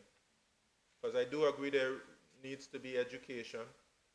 And in line with the visiting mission's recommendation, we set a timetable and we set a referendum so that the people of the Virgin Islands can make a choice. And also, in line with the visiting mission's recommendations, that in the interim step of full internal self-government. Now, I do not believe that, based on what I've outlined here, the UN resolutions, the UN Charter, even what Sir Gary Hickenbottom has stated, what Carlisle Corbyn has stated, what the visiting mission has stated, and we can even go back to what our own leaders have stated. When you look at the 25 years of ministerial government, just read what Lavity Stout said there. Just read what Ralph O'Neill said there. Read what Cyril Romney said there. Read what Lewis Walters said there. All of them spoke about our aspirations for self-governance. This is what this process is about. And we must be bold. And we must demand what other peoples in the world have and what our human rights dictates that we should have, or the respect for our human rights dictates that we should have. Mr. Speaker,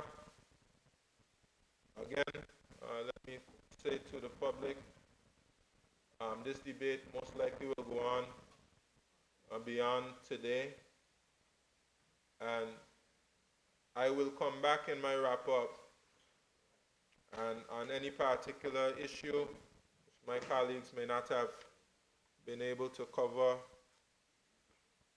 completely. Perhaps I'll seek to fill in whatever gaps that may exist. And certainly, given the right to reply, perhaps comment on some of what others have said. But I'm grateful for the opportunity to debate on this very important process that we are going through. Again, I want to express again my profound appreciation to Lisa Penletsom as chair, the Constitutional Review Commissioners, all of them, for the work that they have done on behalf of the people of the Virgin Islands.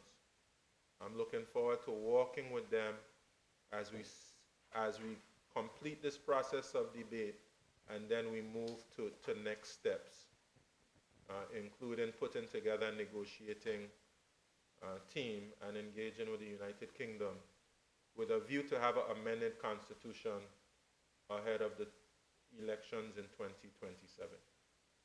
Thank you, Mr. Speaker.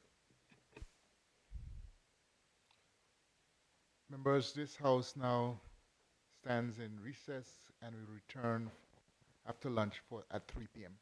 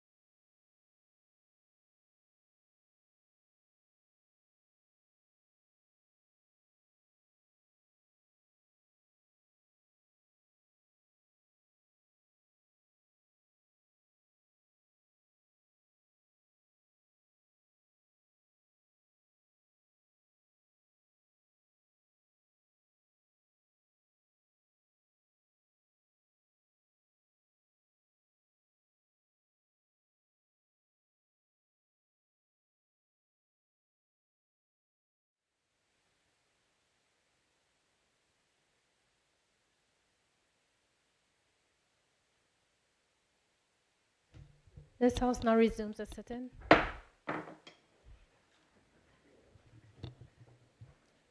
At this time, I call on the Deputy Premier, Honorable Julian Fraser.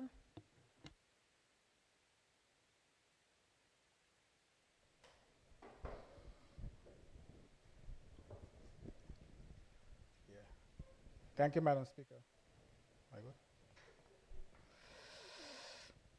Madam Speaker, this is one of the few moments I've looked forward to in my political career, which has been long and challenging.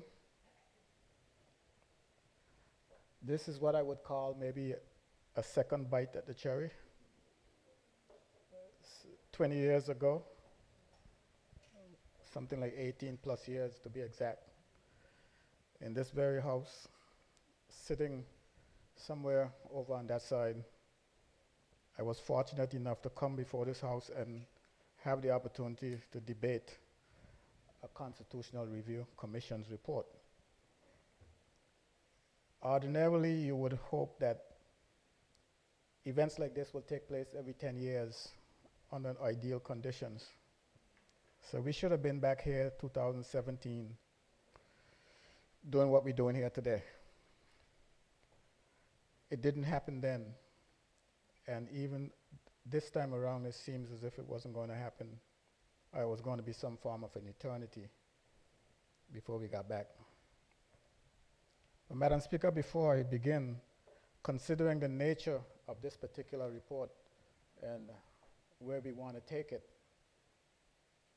take the country as a matter of fact, not just the report. We want to take the country through the report and the results of the report. I think I'd like to give a brief biography of myself. Madam Speaker, I am the son of Kenwood Fraser. Kenwood Fraser was born somewhere in the latter 2 decades of the 19th century. I'm the son of Francis Fraser. Francis Fraser was born somewhere in the beginning of the 2nd decade in the 20th century. I myself, Madam Speaker, was born in the middle, smack dab in the 20th century.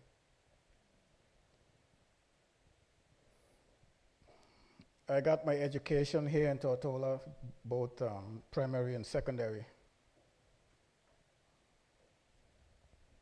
And I moved on to the United States shortly after finishing high school, secondary school.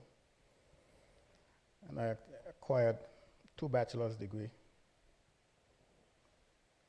One was a Bachelor of Science in Architecture, and the other was a Bachelor of Architecture, which is a first professional degree, a 5-year degree in architecture.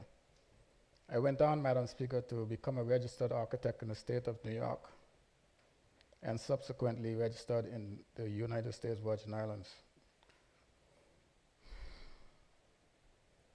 So, Madam Speaker, I think that I have earned the rights, being an individual who came this close to being a slave, to come here today and advocate for what I, in my humble opinion, believe is best for the people of the Virgin Islands and the territory as a whole, through this Constitution that we're about to develop, and ask the people of the Virgin Islands to advance themselves into further development. Someone in the opposition, I think it's a member for the 8th district, says that this Constitution that we're going to get has got to be the prelude to our self-determination. And I couldn't agree with him more. I think that maybe even before we had the Constitution reviewed and get a new Constitution, which will take place maybe somewhere in 2027, I hope, because as soon as we finish debating this commission report, we then move into preparing our own report, which will assist in the negotiations with the British government. But before that happens, we also have to form a committee to do the negotiations. It is my hope, Madam Speaker, that before the end of 2025, we could have the negotiating team in place. So we don't have much time to do anything.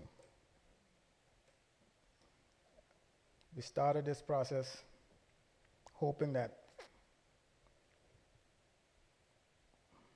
we would have the luxury of time on our hands. From before, I think before the year turned, the Premier was talking about us having to do this. But there were so many other pressing matters that we just had to force this particular issue through. As you would recall, Madam Speaker, we had to do an amendment to the standing orders, which in itself took time. And that was a vital element in achieving our hope for this review.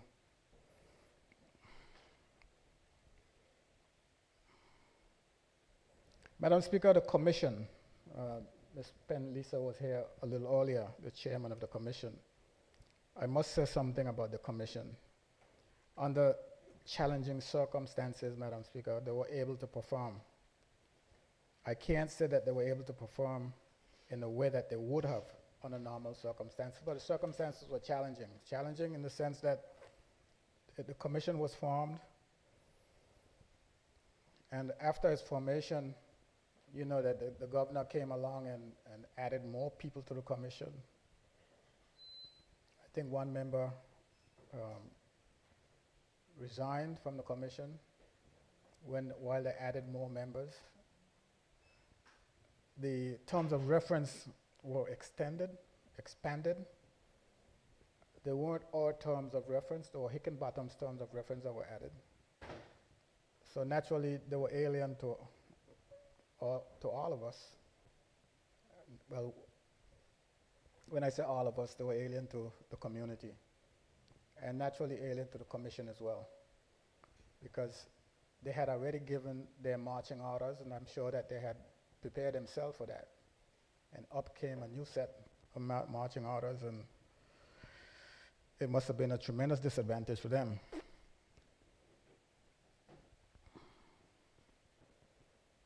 Madam Speaker, the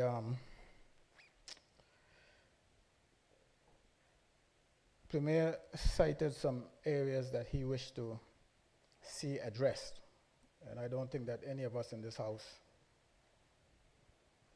can have any difficulties with what he said regarding those areas. And one of them was the civil servants. I know I'm going to suffer through hearing Honorable Smith behind me throw darts at me from the back. I hope she would have the courtesy of not fighting someone from behind. But I'll take it anyway because I'm guilty. When it comes to the civil servants, in the 2007 constitutional review and negotiations, that was something that the government of the day wanted to see happen. They wanted to see the civil servants under the direction of a minister, elected minister, much the same as this present government wished to see happen. There was some pushback. And you know, Madam Speaker, if you find a tower that's leaning and you just blow wind on it, it will fall. In the case of the British, they wanted no part of it, so they were glad that somebody would say, oh, I don't think it's a good idea, so they just wouldn't do it. Despite pointing to the fact that Bermuda, places like Bermuda had advanced to that stage, was in the process, their response to us has been like, it was a mantra, Bermuda was an anomaly. Don't mention Bermuda because this thing will happen again and all that kind of stuff.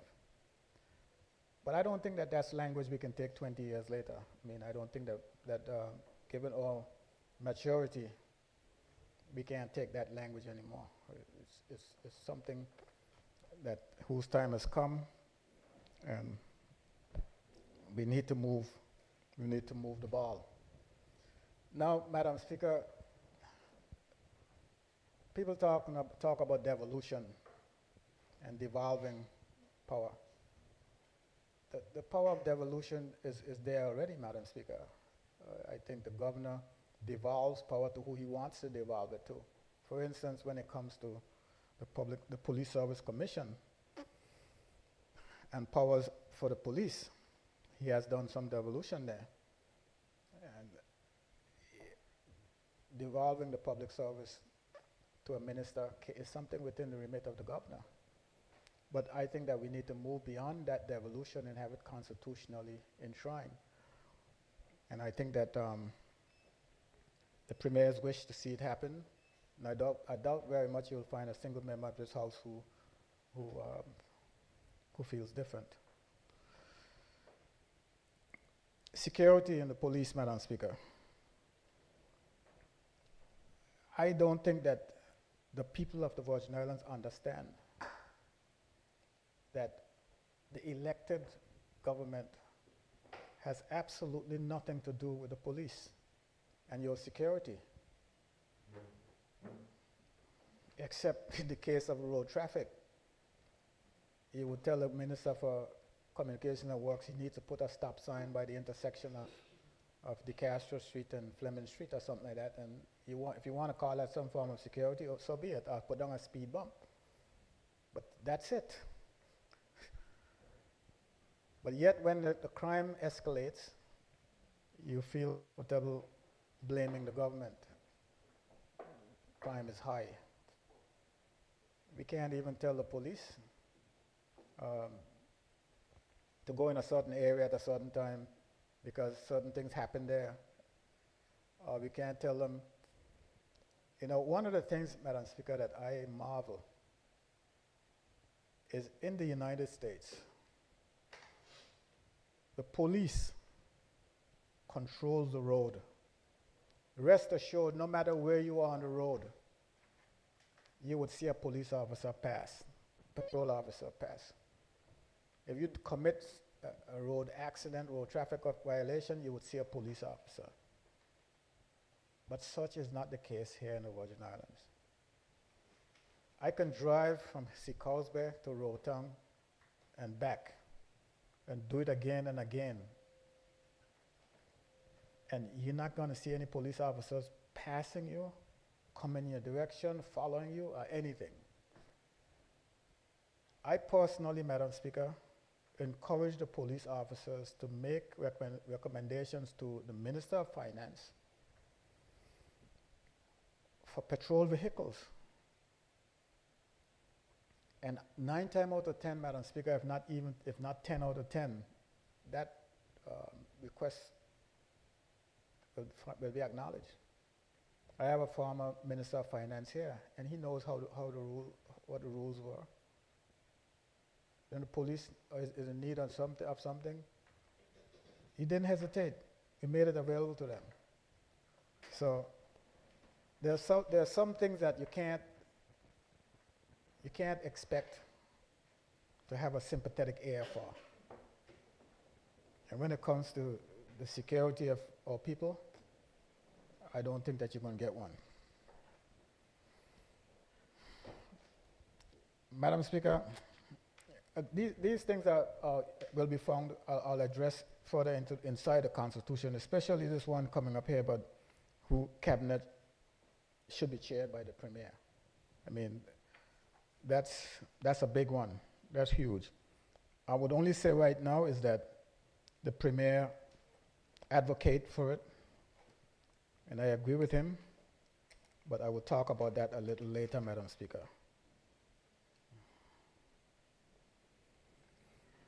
Madam Speaker, this report is a big report. It has 303 pages, as is stated in it. But the 303 pages, Madam Speaker, is augmented by some 15 other pages of things like the table of contents and some executive summary and what have you. So it's not a small report. And I think that in order to do justice to the matter at hand, some of us had to go through the report. Couldn't just glance through it and say, okay, I'll take this piece and I'll take that piece.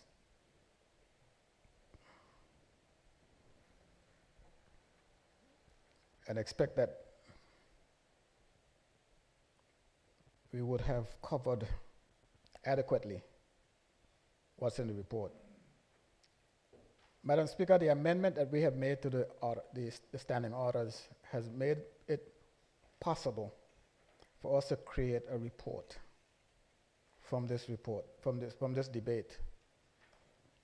And in doing so, Madam Speaker,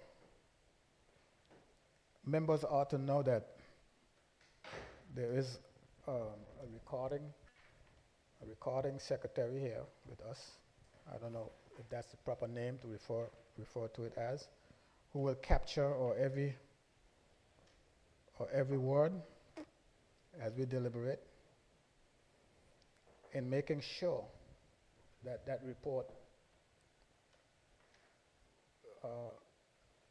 will be further developed during committee stage. We will be going into committee, which is unusual and new for debating a document that was laid on the table. And once we do that, we'll create a report. And that report, we're hoping, will be used in our negotiations with the British government. So it is up to us, Madam Speaker, to see to this process going through smoothly and accommodate it. Madam Speaker, in the executive summary in Chapter 2, they talk about a topic that drew a number of comments from the public, elected with particular on review at large system. This is what the report is saying, Madam Speaker. They said that it drew the highest number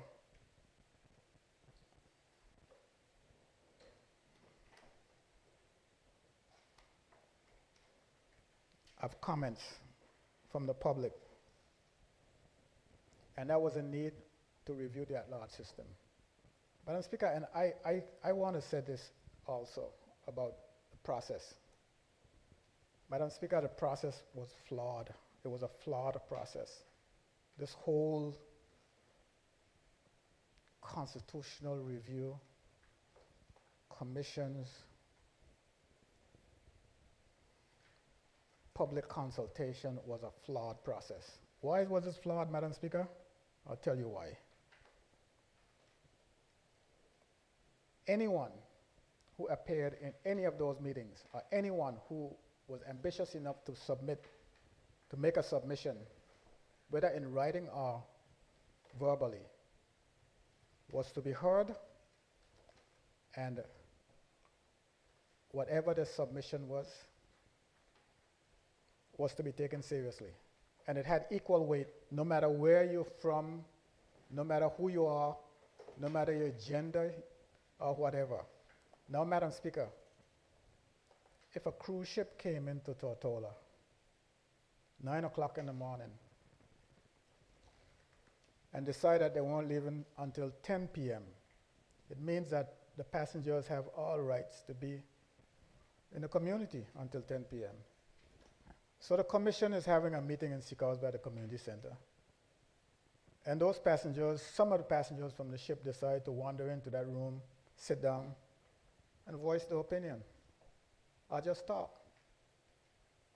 What the commission is going to say is that they received comments at a meeting in the Seacoast Bay Community Center from the public, from the community. But who are these people? And I'm not making this stuff up, Madam Speaker. This is possible. This is what they're talking about. They could not discriminate between a local, a foreigner, a visitor, a person who just, just wandered in. So how could this be considered anything but flawed? So when people say that that's not what the people want, that's not what the people asked for, the people didn't ask for that, that's not what the people, who people are you talking about? And I mean to discredit or dispel the legitimate views of the people who went there legitimately. Well, I shouldn't say legitimately, I mean people who should be taken legitimately. So when I see statements like this, Madam Speaker, the topic that drew the highest number of comments from the public was the need for electoral reform with particular emphasis on reviewing the at-large system. That's what it says. And I can go on as far as that is concerned. Chapter 2 of the executive summary, Madam Speaker, is talk about how executive ministerial government can be held to account, checks and balances. It says, on the subject of transparency, the report calls for the enactment of freedom of information legislation. I have no problems with that. I don't think you will find any one of us who has a problem with that, freedom of information legislation.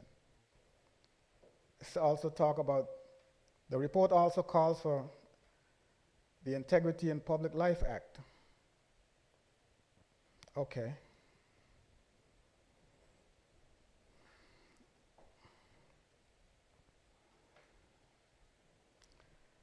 And they go on, Madam Speaker. The summary that follows is not a substitute for referring to the fuller discussion. That said, the report recommends that the territory should adopt a system of election of the premier and the deputy premier by selecting the holders of these offices from the pool of at-large candidates rather than through a direct election, the latter being a characteristic of the presidential system which is not supported by the Constitution.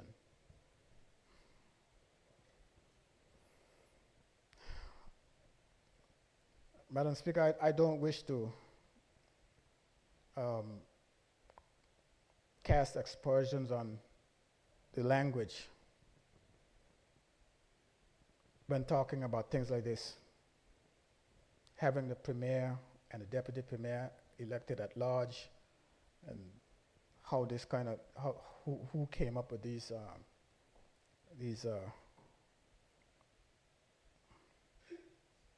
so-called requirements.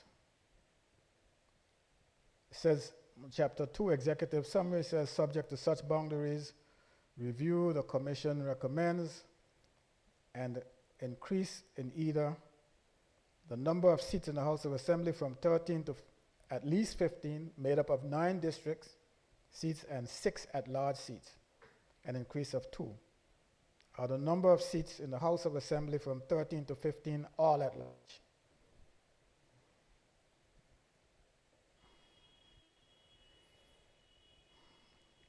I don't tell you what I think about that. This thing about all at large, that can't fly. I can't fly, Madam Speaker. The Commission is of the view that party politics has no place in the Constitution, and therefore recommends that if the hybrid model, mixture of districts and territorial seats, is adopted, Section 52(1)(a) and B, 2 and 3 of the Constitution be amended to make it a requirement that the at-large member who commands majority support in the House of Assembly should be appointed as premier, regardless of party affiliation, and that the deputy premier must similarly be appointed from among the members who were elected at large. For consistency, sections 70 in relation to the leader of the opposition may need to be revised accordingly. Now, Madam Speaker,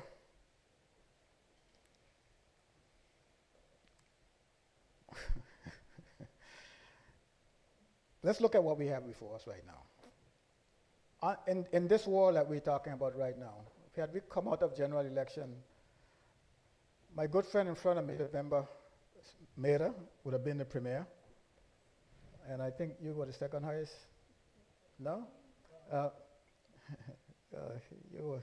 Yeah, yeah, I mean, you spend a little too much time reading the stuff. So you preceded them. You would have been a deputy premier. No one would have been able to touch you. And the rest of us would have.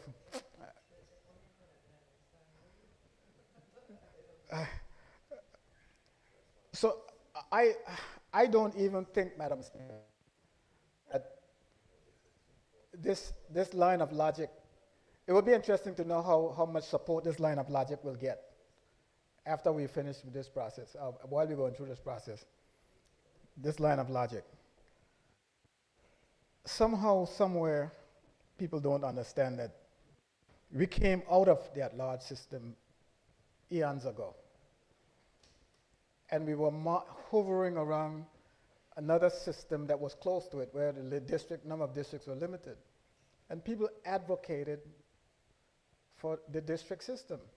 And I could give you an example of why the district system was so strongly pursued. And people will tell you this today.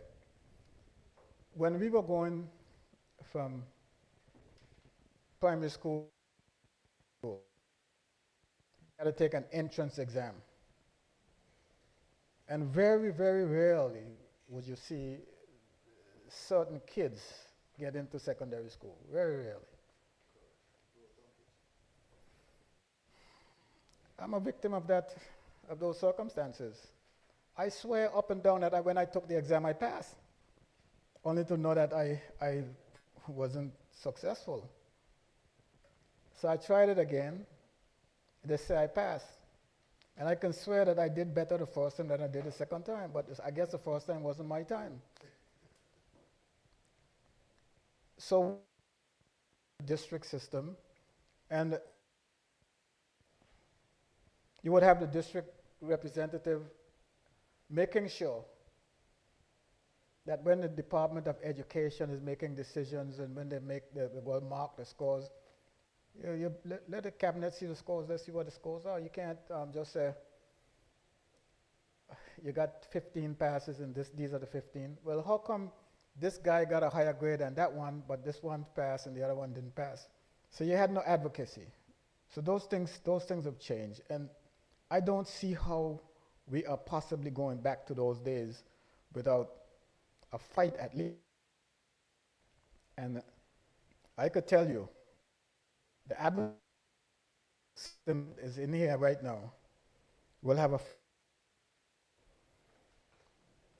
in a hybrid model, a government should, as far as possible, form its cabinet from amongst at-large members.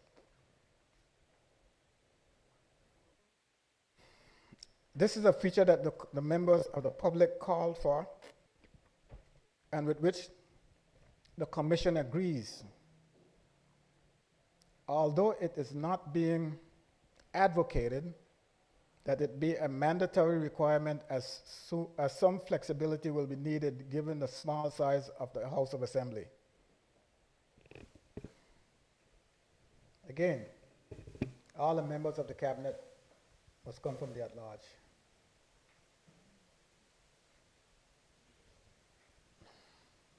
I don't even know what I will do if this happens. Quit politics? I can't do like my friend here, go at large, come to this district. I know I can't do it. Probably rub too many people the wrong way. So I'll just stay home. So, but that's not the reason. That's not the reason I don't believe in it. I just believe in district politics. I believe in it. The at-large system is something that came out of, those of you who don't know, it came out of vengeance. Those people who believed that they needed to be in politics but they couldn't get in, so they just said, well, let's get the ones that are in there out by making sure that we go at large. But it's just that the wisdom of the guy who was running the country at the time, what he did was he merged the at-large and the district. He brought them in. Because the at-large people who were, the 4 at-large seats were supposed to be independent.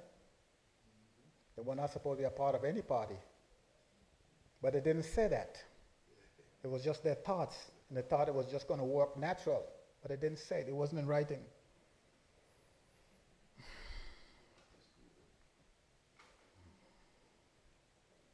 It says in the hybrid model, at-large members should concentrate on national issues and raise such matters for debate in the House of Assembly. See, at-large people don't get elected just by being at-large. They get at-large through the districts. So you come in here and you just start talking about the territorial stuff. When time for election comes, the people don't know you. They're like, I guess you'll change your way of your campaign methods. But I don't have to worry about that. I don't think any one of us should be worrying about this right now anyway. Then they talk about the issue of junior ministers.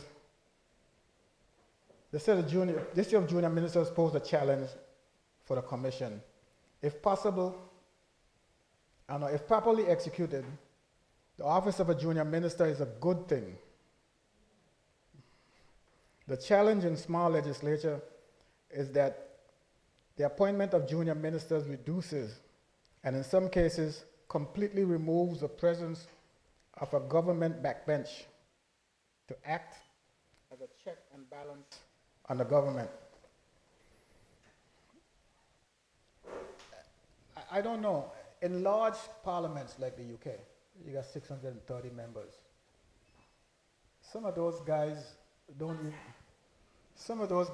even know who the premier is, the prime minister is.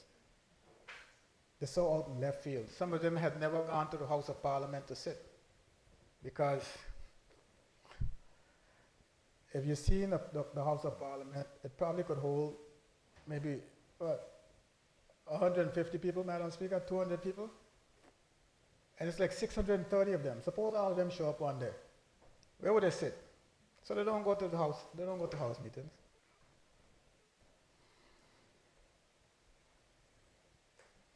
So in principle, the back bench, even though we in the front bench are expected to operate under the collective responsibility principle,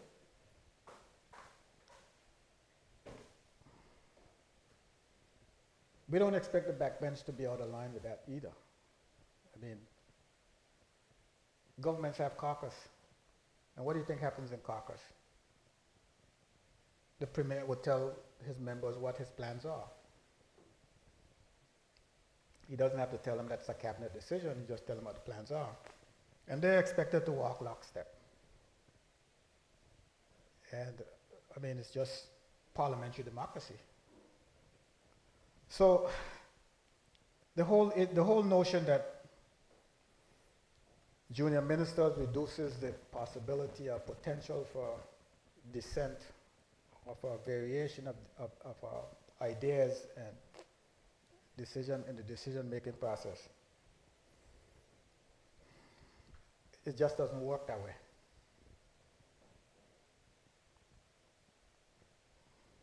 So, however, in the event that the Commission's recommendation for introduction of a 6th minister is not approved, the Commission recommends that there be no increase in the 2 junior ministers at present, but that the role of junior minister be clarified in the Ministerial Code of Conduct. I have no, we almost understand how, when the junior minister position came about, how it came about. It came about as an addendum to the Constitution. I think it came out 2015, somewhere around there. And it wasn't something that the government had the opportunity to enshrine in a constitution. Like at this stage of where we are right now, we can actually develop a role that's meaningful or more meaningful for junior ministers. But we are where we are. And my point, my position is, Madam Speaker, that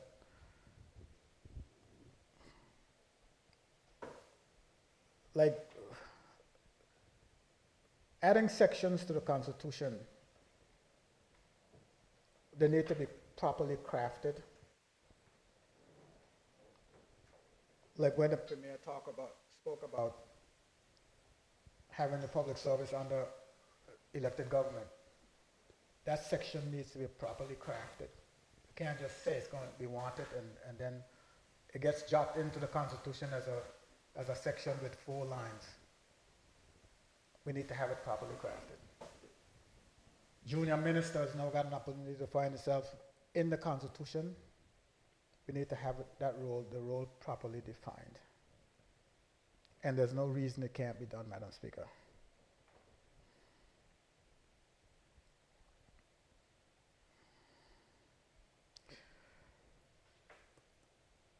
Chapter 2, still under Executive Summary, Chapter 2, we talk about whether independent institutions are effective. As I say, there are several independent institutions established by the Constitution. These include the Auditor General, everybody know who that is, the Director of Public Prosecutions, the Complaints Commissioner, and Registrar of Interest. They assist with holding government of the Virgin Islands to account, and in order to do so effectively, are meant to be free of political interference in all aspects of their operations.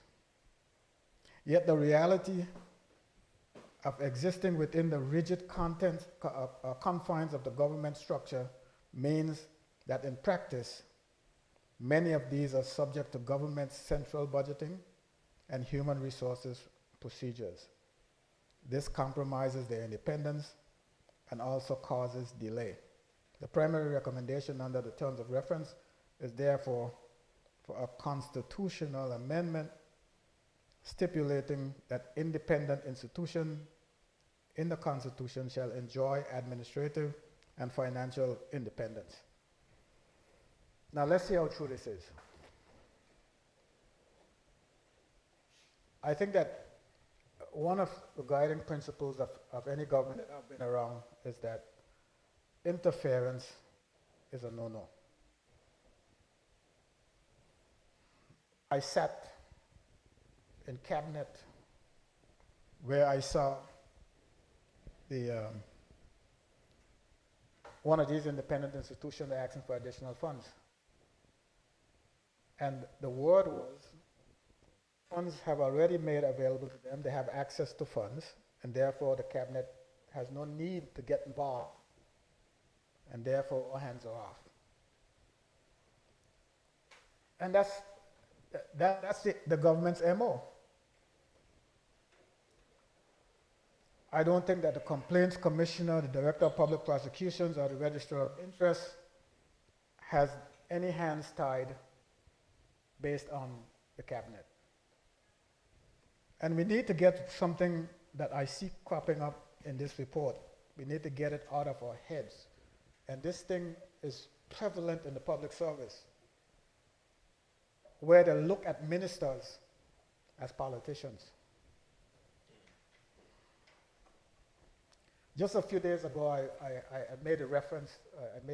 I said, Jack and I are going to Miami. We're flying on American Eagle. Sorry, American Airlines. That was, I didn't mean for it to come out. I'm on American Airlines. We both have first class tickets, but we happen to be in West End. But we got to get to Beef Island. Jack decided he's going through Carrot Bay and taking Pave Wharf and the Ridge Road to get to Beef Island. I, as you well know, will take Drake's Highway because it passes through the third. We got to Beef Island and we're sitting on the plane, first class tickets. Why would a stewardess look at Jack and I as being different, even though we took different routes? I got to the cabinet through politics. I got elected. The AG is in the cabinet. She's not here. But she got there because she's a public servant.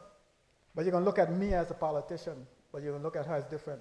We both made the same decision together. I'm not a politician.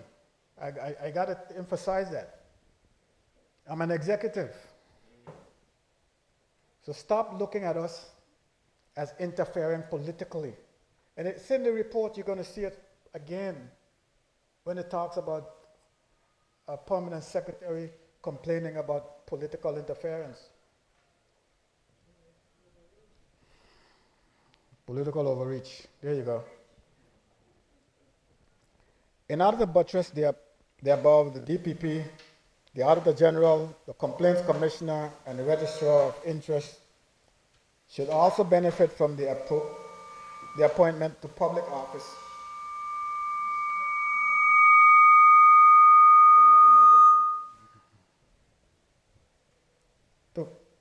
The public office evolution of human resources function, regulations 2008, each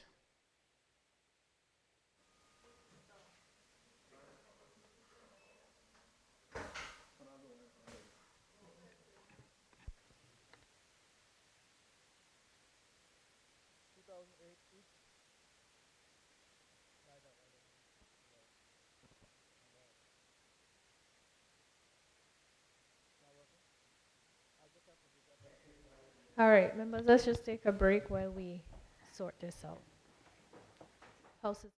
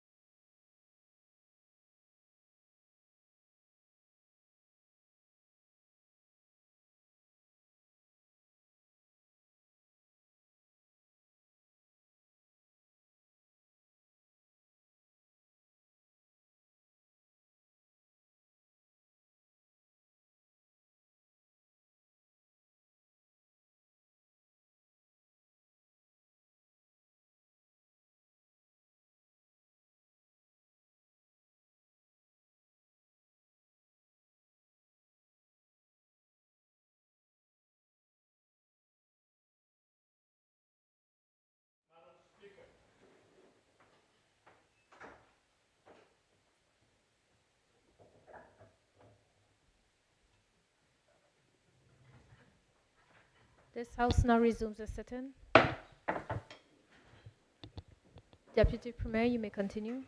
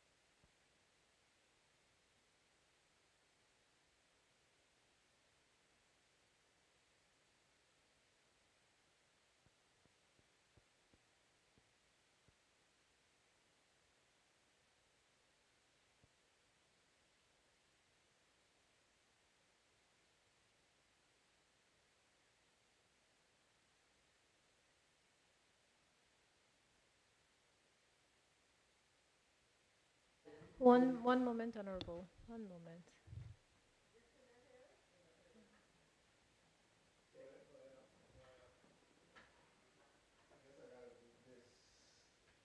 In order to buttress the above, the GPP, the Auditor General, the Complaints Commissioner, and the Registrar of Interest should also benefit from the appointment of the Let's take another recess, please.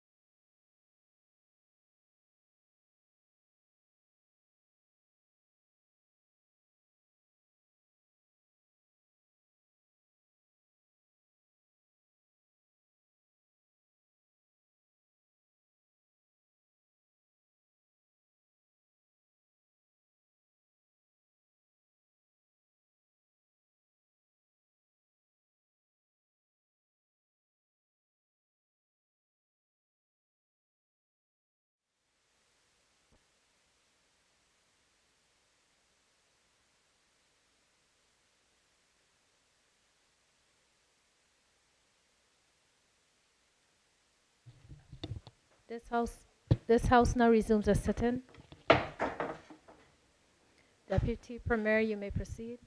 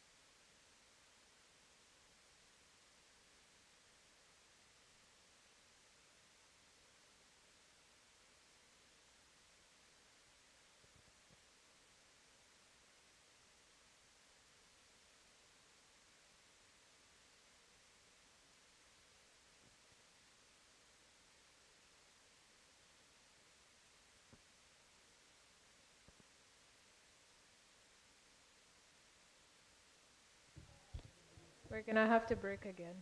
House is in recess.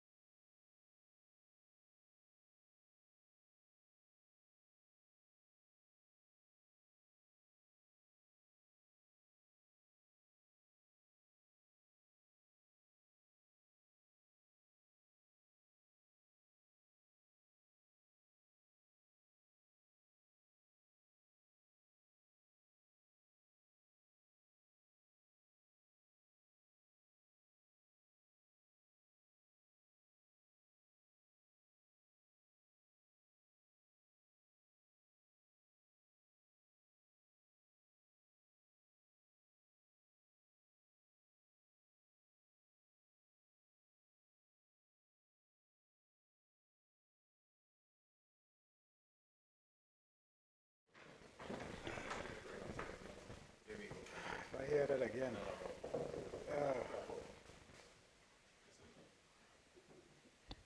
This House will now resume its sitting. Deputy Premier, you may proceed.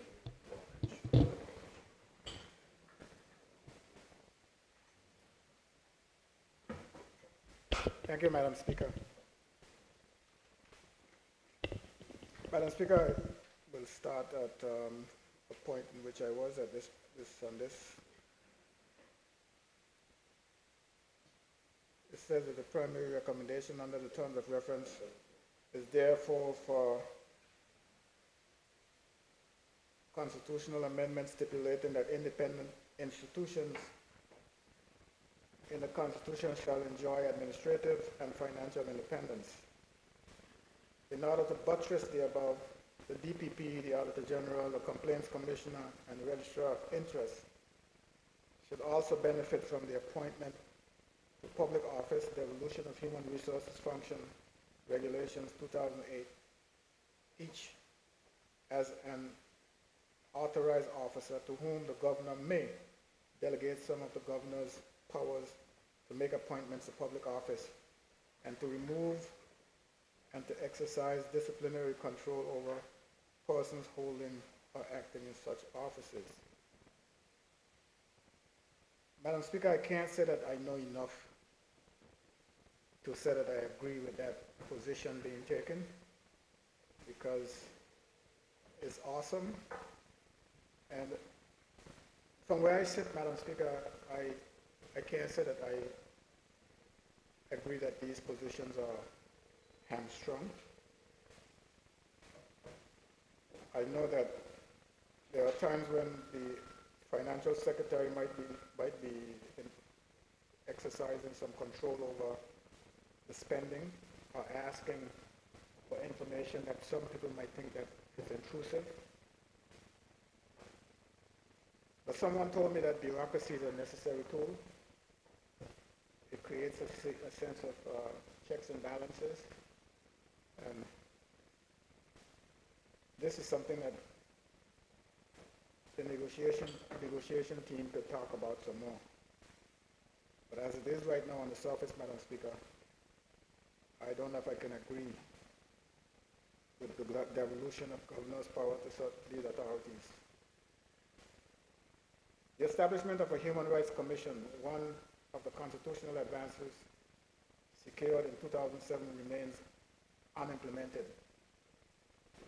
Madam Speaker, I heard the Premier talk about this several times, and that he wished to have this body established. I think the governor's office has ran ahead in trying to establish this body. I don't think the Premier can see why the governor or this body should be under the governor. We have a ministerial system of government, Madam Speaker. And nothing except for the governor's reserved powers, those subjects that fall in that category, should be under the governor's control. And that includes the disaster preparedness. Disaster preparedness, people need to know how it evolved. It was one of those areas of government that nobody found interesting. So they just give it to the deputy governor. The ministers just allowed the deputy governor to have it. Now that we have found ourselves in areas of major catastrophes and need for disaster preparedness, the department to be amalgamated and somehow associated with the rest of the government under the ministers, we having trouble with the governor giving it up. But it's a ministerial, we have to emphasize that, Premier, it's a ministerial system of government. And all these subjects need to be under a minister unless otherwise stated in the Constitution. And this thing about these areas that are designated for the governor only has to be reviewed as well. And that's why we are talking about public service and security. Take a place like the United States Virgin Islands. The police is under the governor. And their force is huge compared to us. And as you mentioned, St. Martin and other places. So I don't understand why is it that when it comes to us, it's kind of off limits. Oh, all of a sudden we can't be trusted. We can't be put in a position to be over the public service. So that should not be an argument when it comes to, we have to revisit this area of the Human Rights Commission in this new constitution, we will. And make it clear where it should lie. Provision should be made in the constitution for the establishment of an independent elections and boundaries commission. My question is, which I agree that we should have it, we should have the commission, I agree. My question is whether or not the members of the commission will be elected or appointed. I have an aversion to appointments. It's just natural in me. I think you should go to the polls and let the people decide who they want for whatever position they have. I don't think that people should, because we have a lot of smart people in the Virgin Islands, don't get me wrong. Got a lot of smart people. They have analytical skills. They can pick things up like this. And then you got to set who.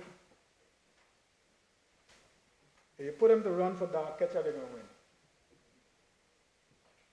I mean, wait them before. They're going to win. And those smart people that you talk about, they can't beat them. So they're afraid of anything that's elected. They want to be appointed for everything. No. You got to come out here and, you got to get down with the people. So I have no problems with an independent election and boundaries commission, but I think it should be elected. That's my view. And I told you why. It says, by way of background, the governor's reserved powers under the Constitution is a power reserved to that office under Section 81 of the Constitution to make laws for the Virgin Islands where the legislature fails to do so. Now that statement is blanket. I'm going to read it again because of how it said, how it ended.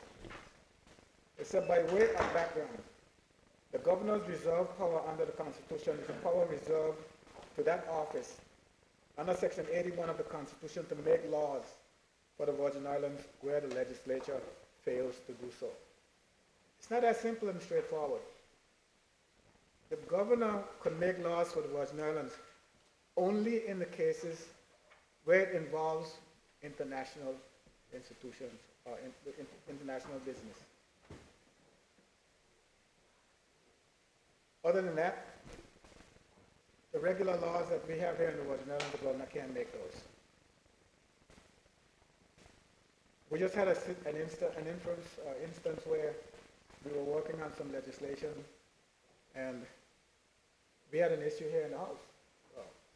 It's fine, a piece of legislation passed through cabinet, but when it comes to the House of Assembly, it's a different ballgame. We have, 5 minus 13, 13 minus 5 is what? So you see, you come to the House, the cabinet members have a disadvantage because we got 8 people against us. Not against us, but 8 other opinions. And they had a difficulty with the law that we brought. We couldn't get it. We had to amend it. And it had difficulties being assented to. So we had to bring it back for an amendment.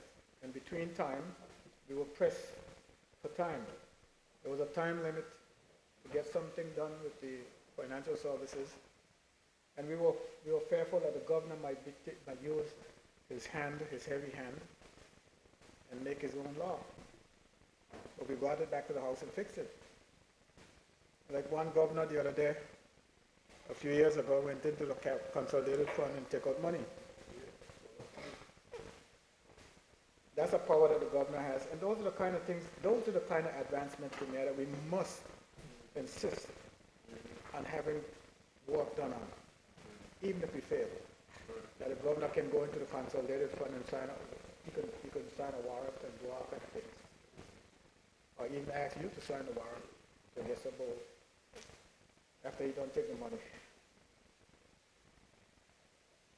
So I have no problem with that, Madam Speaker. Chapter 2, again, continue the executive summary. Says, lastly, there are certain special responsibilities which only the governor has: defense, external affairs, internal security, international relations, the courts, terms and conditions of public service, but some of which may be devolved to local government. The Commission acknowledges that there are already mechanisms in place to devolve many of these, and that those mechanisms appear to be working well. Such mechanisms include letters of entrustment and regulations dealing with devolution of several powers relating to the public service. So, Mayor, did the governor devolve anything to you? No. Not that I know of. The letter of entrustment that's dealing with financial services, he had nothing to do with that. So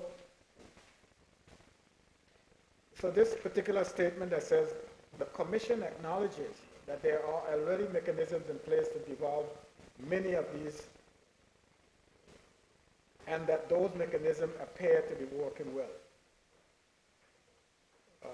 And we're not seeing the same thing. We agree that the mechanisms are there, but working well, I don't see them devolving anything. And that's a problem I have with the governors that come here. The mechanism for devolution is there, but they don't use it. And I don't understand why.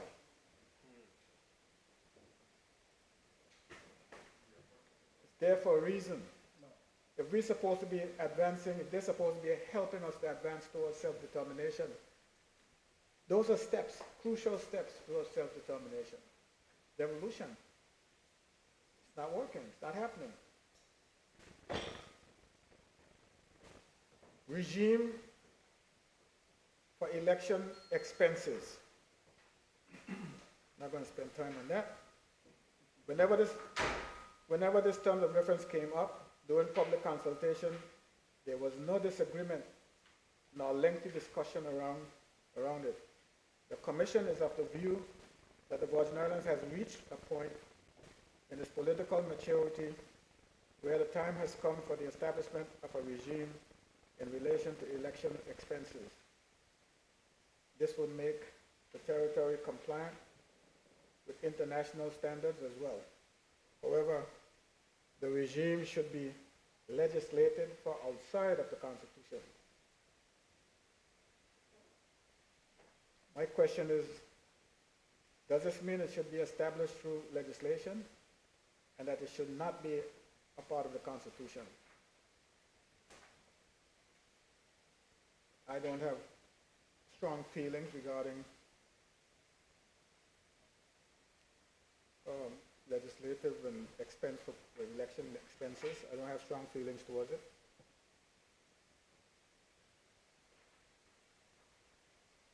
I think if that's a recommendation of the Commission, I could accept it. What should be the proper relationship between ministers and their departments? Now you got to brace yourself for this, because this is the kind of thing that I really want to have debated in the Constitution. It should be a part of our debate.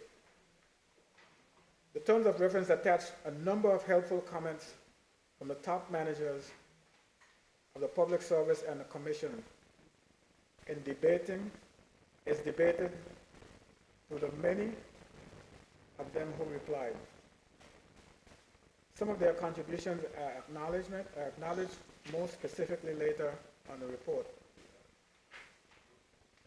From a constitutional standpoint, the Commission made only a small observation that it wishes to have addressed. In section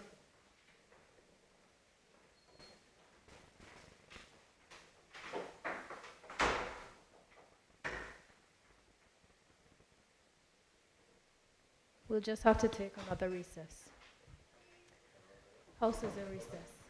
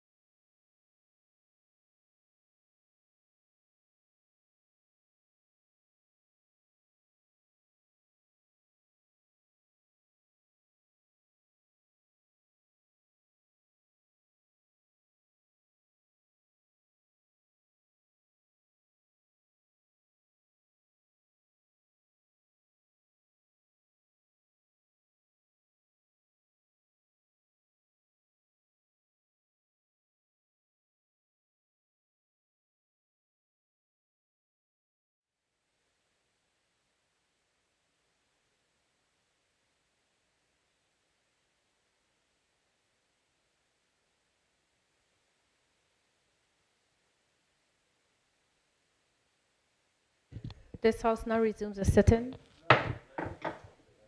Deputy Premier, you may proceed.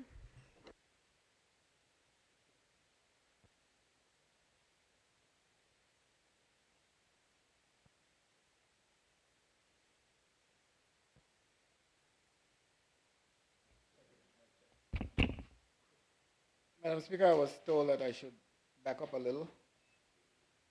I was told that if I start here, I'll be good. So provision should be made in the Constitution for the establishment of an independent elections and boundaries commission. And I was saying that my only concern about that is whether or not it will be elected or appointed. And my views are that bodies like this should be elected. It then says powers that need to be reserved to the governor and transfer of reserved powers to devolve government of the Virgin Islands. It is helpful to take these two terms of references together as they are complementary. By way of background, the governor's reserved power under the Constitution is the power reserved to that office under Section 81 of the Constitution to make laws for the Virgin Islands where the legislature fails to do so. I don't know if that's the exact wording in the Constitution, but the legislature fails to do so. But I can recall an instance recently where the governor came close to, or we were concerned that the governor might have made a piece of legislation, which is something we dread, we hope never happens, because it would seem as if the elected government has either refused to do their job or they failed to do it. But let it be clear that the governor is not does not have a constitutional right to make laws for the Virgin Islands. It's only in a case of where it involves an international institution or it's something to do with something internationally, which international affairs is the governor's area of responsibility. But it's not general laws we're talking about. Then, although not strictly speaking a reserved power, there are powers that the governor has under the Constitution where he can act in his own discretion, which are referred to as discretionary powers. Lastly, there are certain special responsibilities which only the governor has, such as defense, external affairs, internal security, international relations, the courts, terms and conditions of the public service, but some of which may be devolved to local government. The Commission acknowledges that there are already mechanisms in place to devolve many of these and that those mechanisms appear to be working well. Such mechanisms include letter of entrustment and regulations dealing with devolution of several powers relating to the public service. Madam Speaker, the power of devolution, it refers to several things. A lot of little things like the ones mentioned here, and also the big things that are not mentioned, and the big things that really local government has interest in, such as the public service and security. The governor does, in fact, has the power to devolve those entities, but he's not doing it.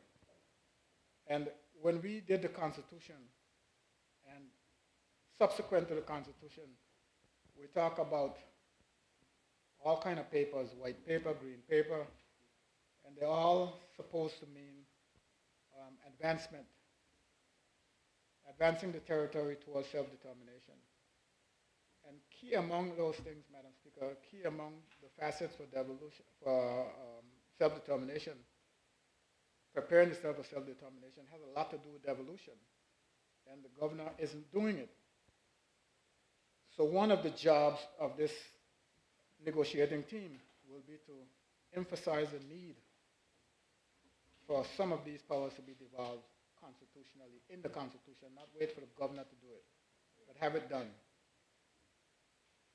The simple entrustment that we got regarding the financial services was a great deal. It was a great help. And all that's needed is to inform the governor. But we have the right under the Constitution to deal with our own financial services. Regime for elections expense. And I talked about that. Whenever this term of reference came up during the public consultation, there was no disagreement, nor lengthy discussion around it. The Commission is of the view that the VI has reached a point in its political maturity where the time has come for the establishment of a regime in relation to election expenses. This would make the territory compliant with international standards as well. However, the regime should be legislated for outside of the Constitution. And my question is it the wish of the Commission to have legislation made in order to control that entity? I don't have a view, really, on what election expenses should be like, how they should be managed. All I know is that I've done it for 7 times. I didn't get any help from the government, but that's what the insinuation is, that government will start financing political campaigns. Maybe I might run again.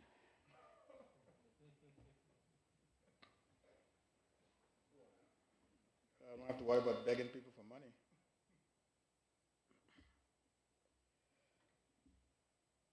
What should be the proper relationship between ministers and their departments?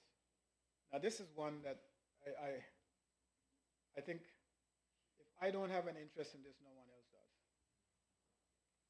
Because I've been batting with this for a long time, Madam Speaker, for as long as I've been in politics. I could always relate to my experience when I first took office as a minister. When I went to the office as a minister, well, the file came to my office. The file came to me, the minister. And when I opened the file, everything was a photocopy. So I just like, okay, the minister gets a copy, how come? So why are you giving the minister the copy? Where's the original? The permanent secretary has it. So, but the thing is addressed to the minister. So I said, in the future, bring me the original. So I got the original, and the file is sitting on my desk. File number 1, file number 2, file number 3, and they start piling up. So somebody came to my office and asked me for the file. I said, well, what do you want the file? He said, the permanent secretary want to work on it. I said, well, the permanent secretary will work on it when I review it. So that was the practice.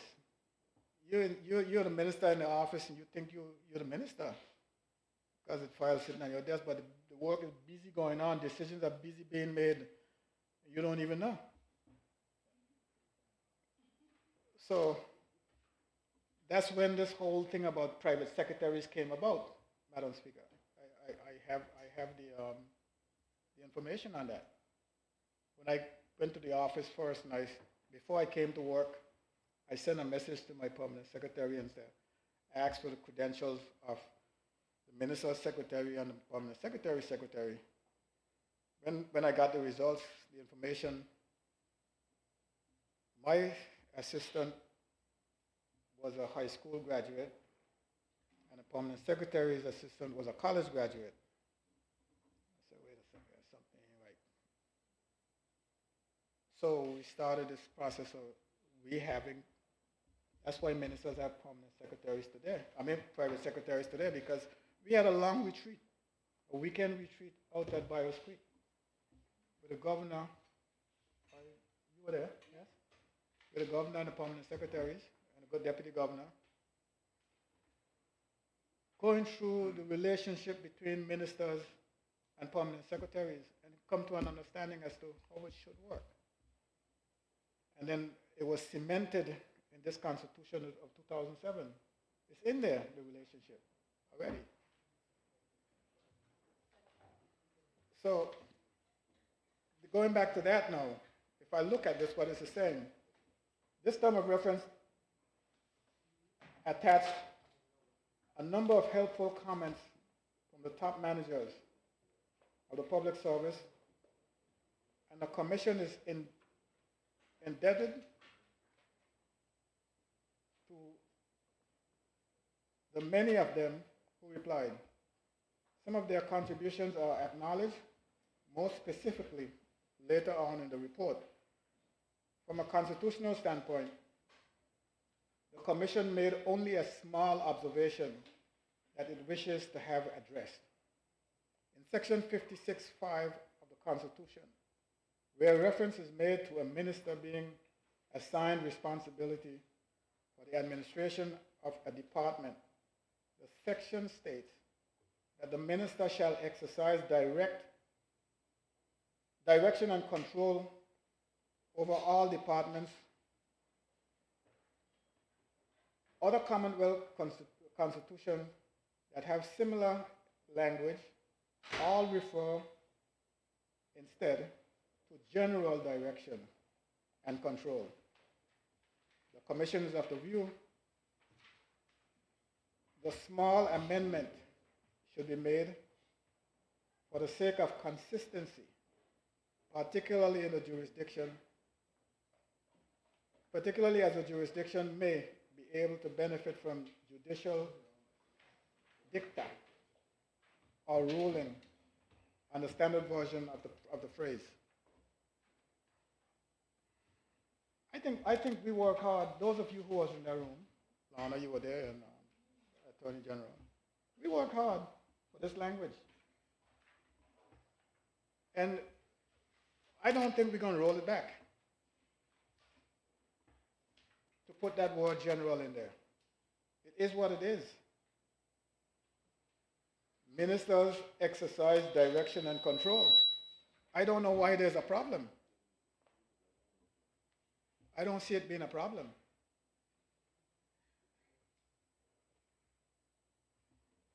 Somebody has to be in control. And if this guy is going to cabinet, or this lady is going to cabinet and coming back from cabinet, and it's not his direction, it's not his control, it's direction and control of the cabinet will. And if he's a cabinet member, he should be the one to do it. I really don't understand what the kickback is all, the fight is all about. The place where the minister sits is called a ministry. It's not a secretariat, it's a ministry. And from where I stand, I think that if it's a ministry, the minister should be the one in control. Directing policy. Well, as you speak about sitting in it, there's a part in here that speaks as to whether the minister should sit in the ministry or somewhere else. So I'll get to that at some point, but that's where it starts getting a little bizarre. It's getting bizarre.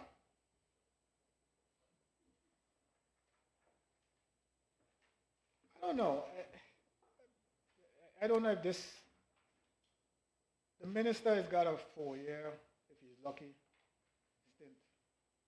Permanent secretary's got a permanent stint. So what's the problem? I am not exactly the minister that I used to be, but I think that, I think the public officers have a lot of latitude. They advise the ministers, give advice. And I'm sure that 90% of the time the ministers take the permanent secretaries and the secretaries' advice. Let me see if I turn around to the AG. AG, isn't it true that we seek advice from the public servants. Right now, we're working on a lot of things. And I have my permanent secretary and the staff in the ministry speak to your staff. Yeah, I was talking to the Attorney General and I was saying, right now, we're working on a whole lot of things. And the Premier, the ministers, our staff work with our staff and they advise us. If we didn't have them, we couldn't get our jobs done. But someone has to make the final decision. And unfortunately for some people who don't like it, it's the minister who makes the final decision. But trust me, 99.9% of the time, that decision is based on the advice that we got. We don't normally go rogue and make some decision that makes people upset. I personally couldn't do my work without my permanent secretary. I couldn't. And I don't think that my views are different from the other ministers. So I don't know if the language being changed is going to help anything. But I think that we're going to stick with what we have. The commission is of the view the small amendment should be made for the sake of consistency, particularly as a jurisdiction may be able to benefit from judicial dicta or ruling on the standard version of the phrase. We like to think of ourselves as being ahead of the rest. I know there was a time when we wanted to be like Bermuda, we wanted to be like Cayman. But I think we have an opportunity to be like ourselves and have them want to be like us. If we're going, when we were asking the government, the British government to give us some of the things that we saw with Bermuda having and to tell us no, well, okay. So now we want our own thing.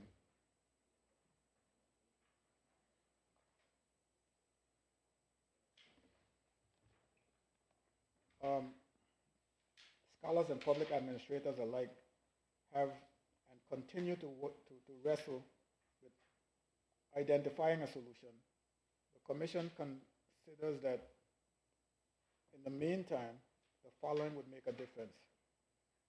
Updating the ministerial code, no problem. Issuance of a preliminary code. Introduction and training for new ministers. Induction and training for new ministers.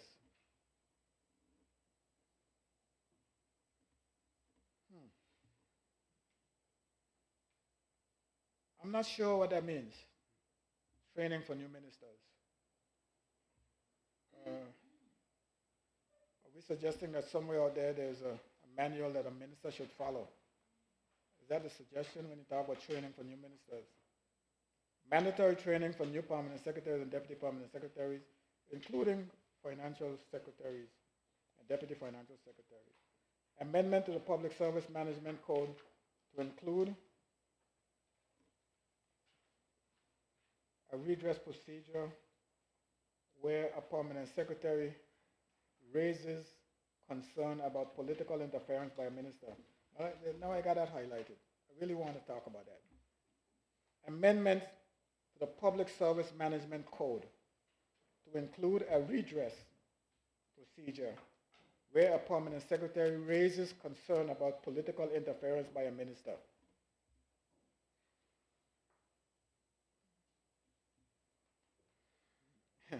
I said that this one here seems to suggest that people don't understand how the Westminster system works. The Westminster style of parliamentary government works. The minister is responsible for directing the implementation of government policies, section 56.5. So make this make sense. How is it possible for a government to, a minister, for there to be political interference by a minister. I really would like to know what that means, political interference by a minister. How is that? You're the chief administrator of the ministry. And if you get involved in making a decision, they refer to you as a politician now making interference, political interference by a minister. So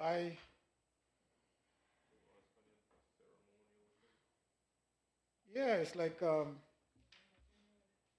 if you're having a little meeting, you call the minister to show his face, and you say, "Hey, it's my minister." He's supposed to smile and wave and just turn off and go about his business. Meanwhile, you continue running the show. Now, next steps towards self-determination. I am not. I was a little taken aback when I saw that. Next steps towards self-determination.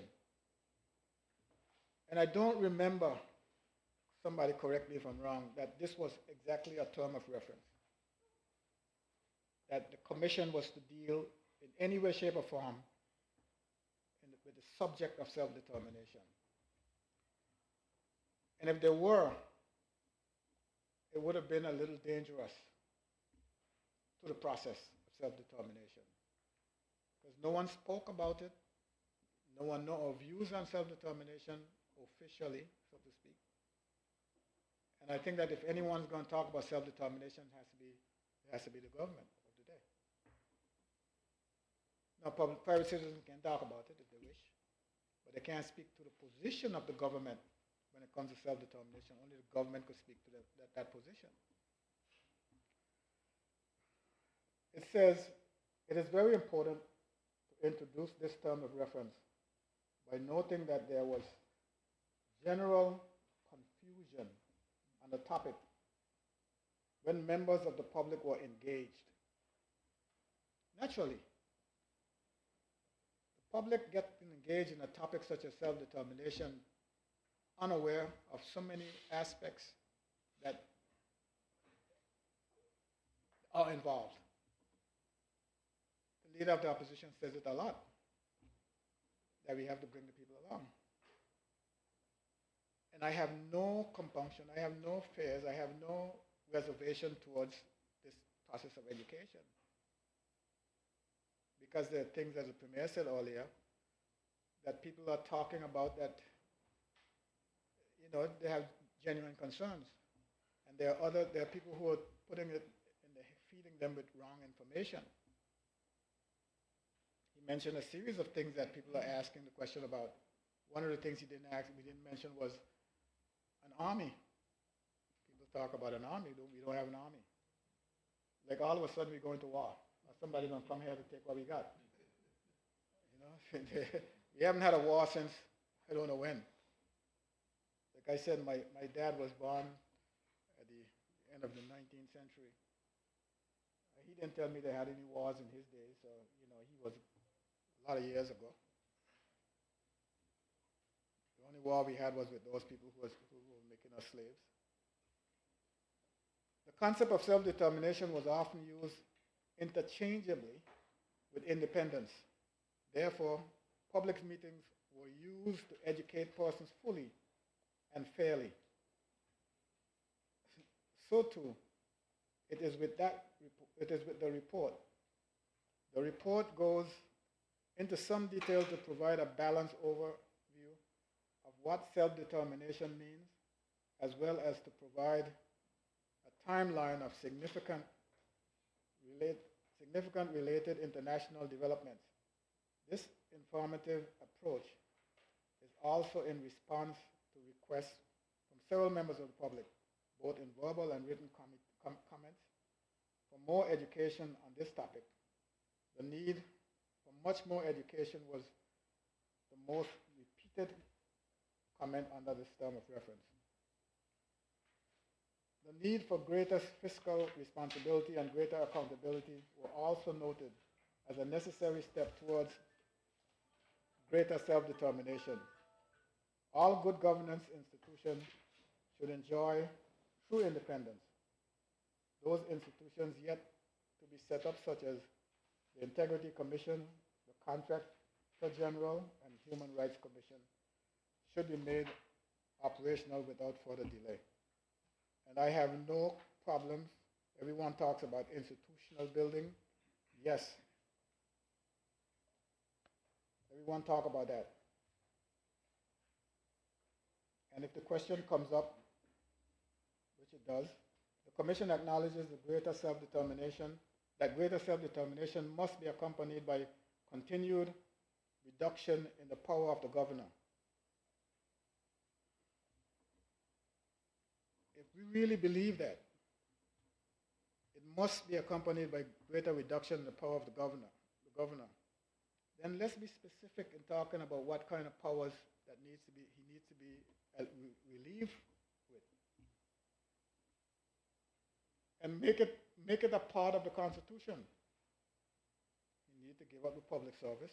He needs to give up security, internal security, at least internal security. If you want to hold on to external security, he could do that. Because I guess he could call the Royal Navy and get them here faster than us. But let's be bold and say it. Let's be bold and say it. Let's be bold and do it. Under the terms of reference which deals with the devolution of the governor's powers, some possible for future devolution of our delegation were raised. These include enhanced constitutional requirement for the governor to consult the premier. Now, that's not going to cut it.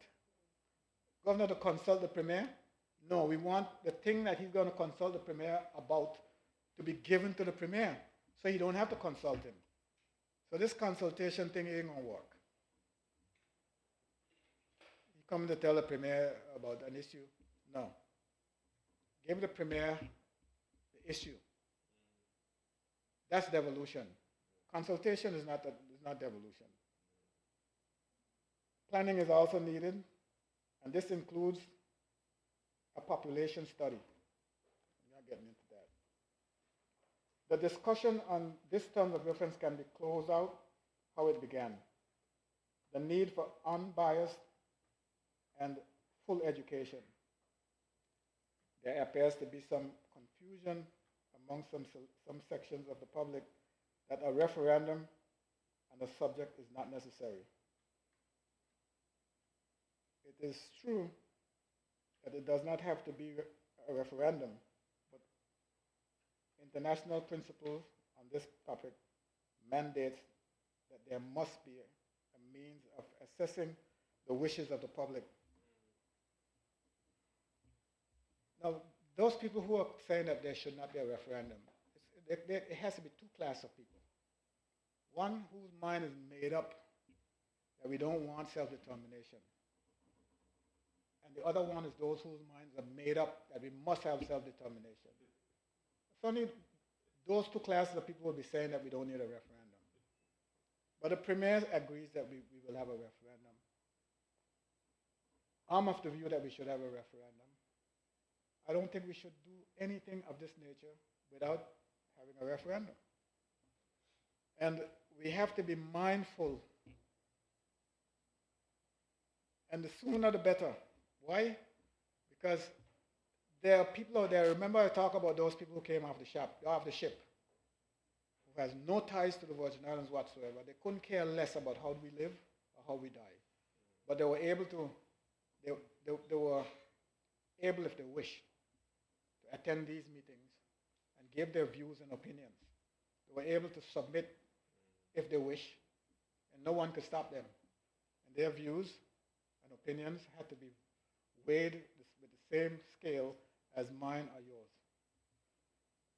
So there are those people out there who are feeding into the public negativity towards self-determination. And I trust me when I tell you this, 99.9% of those people came from countries that are independent. They got their independence, but they don't want us to have us. Yeah. And who is going to tell me that we are not ready? I'm sure you'll hear from my colleagues later how ready we are compared to those who have been independent now for 60 plus years.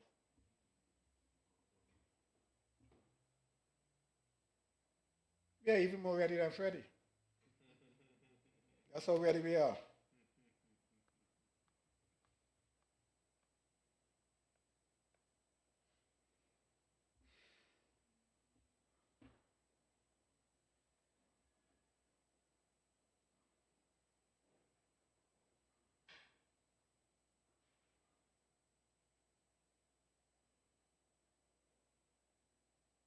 This is not the system right now, it's me, Madam Speaker. The topic of junior ministers, which is not something that, there's a long write-up on the junior ministers. And I just want to touch on some small areas of it.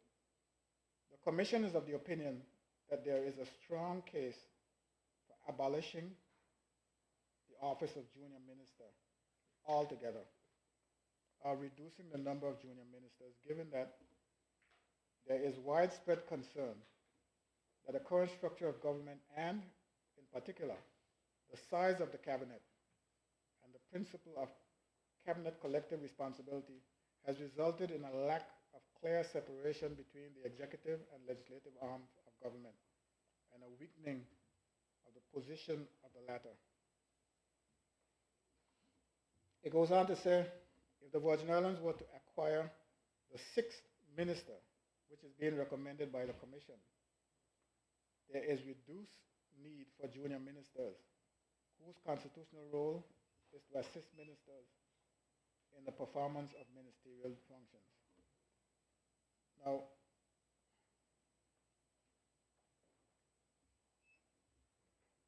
you know, the talk about the six ministers is kind of old.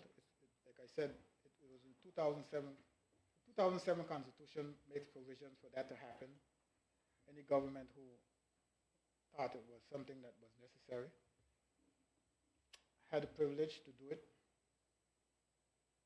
I'm sure that even though some governments may not have had a two-thirds majority to do it, they would have probably been able to muster the support through the opposition, if the opposition at the time thought it was a good idea. So the position of junior minister is no more irrelevant, in my view. This is no more irrelevant than the at-large system. I could tell you why. In the past,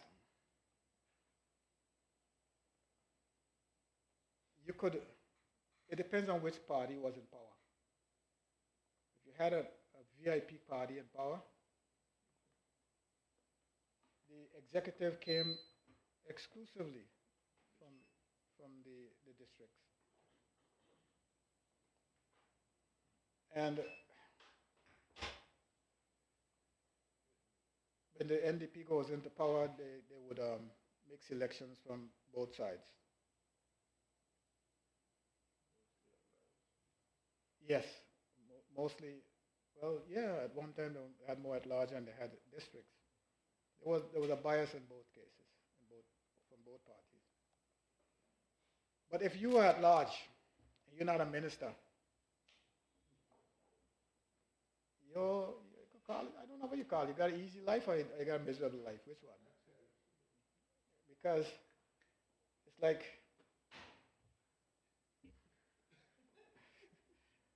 so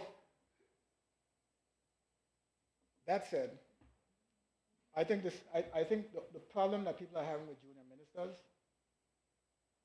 is because of how it was instituted. It came in midstream. It didn't come in it came in as an afterthought. And like I said, we can make that position relevant. As a matter of fact, I think it is, because the way this premier is dealing with it, the junior minister for financial services is practically the minister for the subject, isn't it? Okay. Yeah, keep her busy.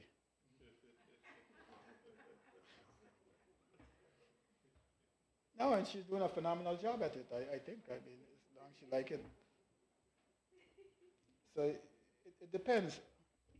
But what the ideal system that I want to see, and as I go later down into my debate, you will see, is where the premier could relieve himself of most, if not all, of his subjects. Because his workload as premier is, it never ends, and he's sitting here is not useful, really. He's supposed to be out there drumming up business for the country, being all over the world, drumming up business and bringing business into the territory. He can't do so if he has to be here all the time, almost full time. And I'm not saying this because I'm standing here. I'll say it no matter where I'm at, Premier, because it's true.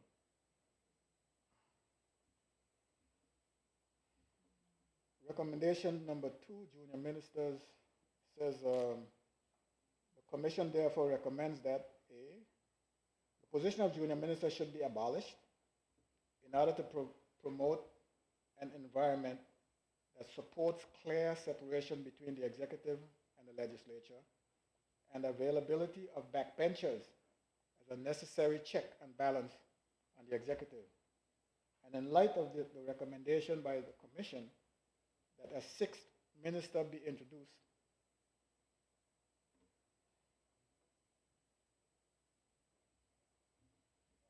and I said the option of the 6th minister is 18 years old. A more rational trade-off would be to bring the at-large system into question. Maybe increase the number of districts by 4, which would not cost a cent, and add the 6th minister.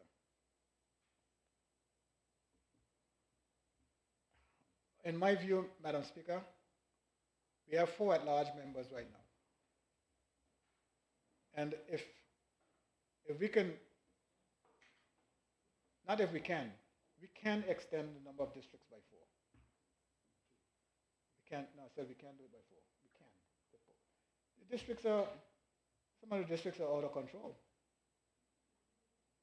And what difference does it make if I bust my district up in 2? Wouldn't make a beans of difference. The 8 district, you got Anegada, you got Virgin-Gata. The 9th district, you got 2. You got the 2nd district, same thing.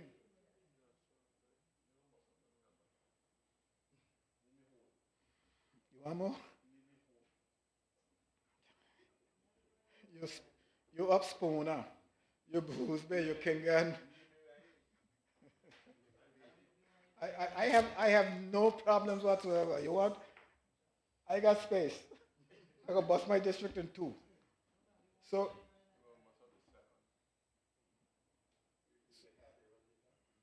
huh? Not like so. It don't work like that. I gotta run for this and win. And win. You could run. You gotta run and win. No, before I took office in 1999, Pakot Pond wasn't a part of my district. That was added to my district. And I think I had portions of the 2nd district. And they just, yeah. Harrigan was in my district and things like that. I think I came all the way up to McNamara. So but the boundary commission would have a job to do. Now, Madam Speaker, this is a topic that is dear to me, bicameralism.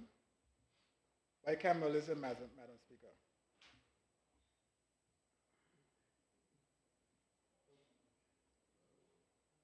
We want to look at Appendix 6. Madam Speaker, the Commission received proposals from a significant number of persons for the introduction of a bicameral system of government. One of particular note received from Honorable Julian Fraser, member of the House of Assembly, is appended to the report. See Appendix 6. Several contributors made reference to the Senate established as one part of the Parliament of Bermuda under the Bermuda Constitution, Order 1968, as the preferred model to be adopted. Now, here's my question. Why is the Bermuda model of 57 years old still being considered preferred? When's the last time something from Bermuda was considered as appropriate for us? When we negotiated the 2007 Constitution 18 years ago, each time we referred to Bermuda, we were told that it was off limits. Why should we settle for what is now 57 years old? Madam Speaker, it says, with the exception of Bermuda, all the UK OTs have only one House of Parliament. The Senate in Bermuda is referred to as the Legislative Council and comprises 11 members, 5 of whom are appointed from the government party on the advice of the Premier, 3 of whom are appointed from the opposition on the advice of the leader of the opposition, and 3 as independents, selected at the sole discretion of the governor. Members serve 5 terms, 5-year terms. Madam Speaker, I will never, first of all, I had an aversion, a strong aversion to appointments to the Senate. And that strength was buttressed by Keir Starmer. When he was in the opposition, when he was leader of the opposition, he said that his government would abolish the House of Lords and have appointed, in his current state, and have members elected. He said it. And that minister who was here when you were forming, when we went to form the unity government, what was his name? Milling. He was a member of the Lords. No, it was a guy. Yeah, he was a member of the House of Lords. And he told me, he said he's in agreement with the elected Senate. I said, well, how could you say that and you're a member of the House of Lords? He said, that's because he believed it. So that's where the trend is going. However, Madam Speaker, because I so believe that bicameralism is a crucial element in our future advancement to self-determination, every independent Caribbean country has a Senate. So, no, you're going to deal with yours. So it's where you're heading. It's a trend that you can't break. So I don't see us, it's because I believe so much in bicameralism, Madam Speaker. I will go as far as to biting my tongue. If I had a tail, I'll lap it between my legs and accept an appointed Senate, because it's where you're going. But I do not believe in it, but I'll accept it. I think that we have to muster the courage, Premier, to move towards bicameralism. People talk about it costing money.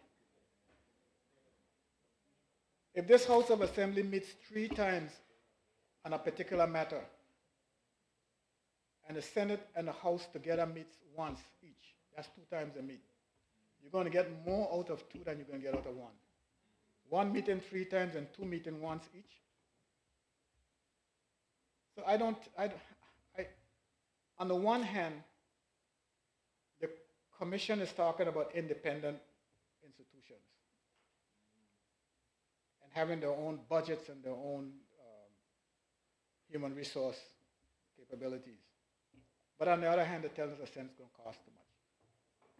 What is too much? I don't buy it, Madam Speaker. I believe too much in this being a part of our advancement for us not to move forward with it. Madam Speaker, I just want to go back or touch on Appendix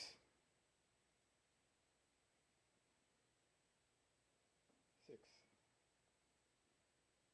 This page 235.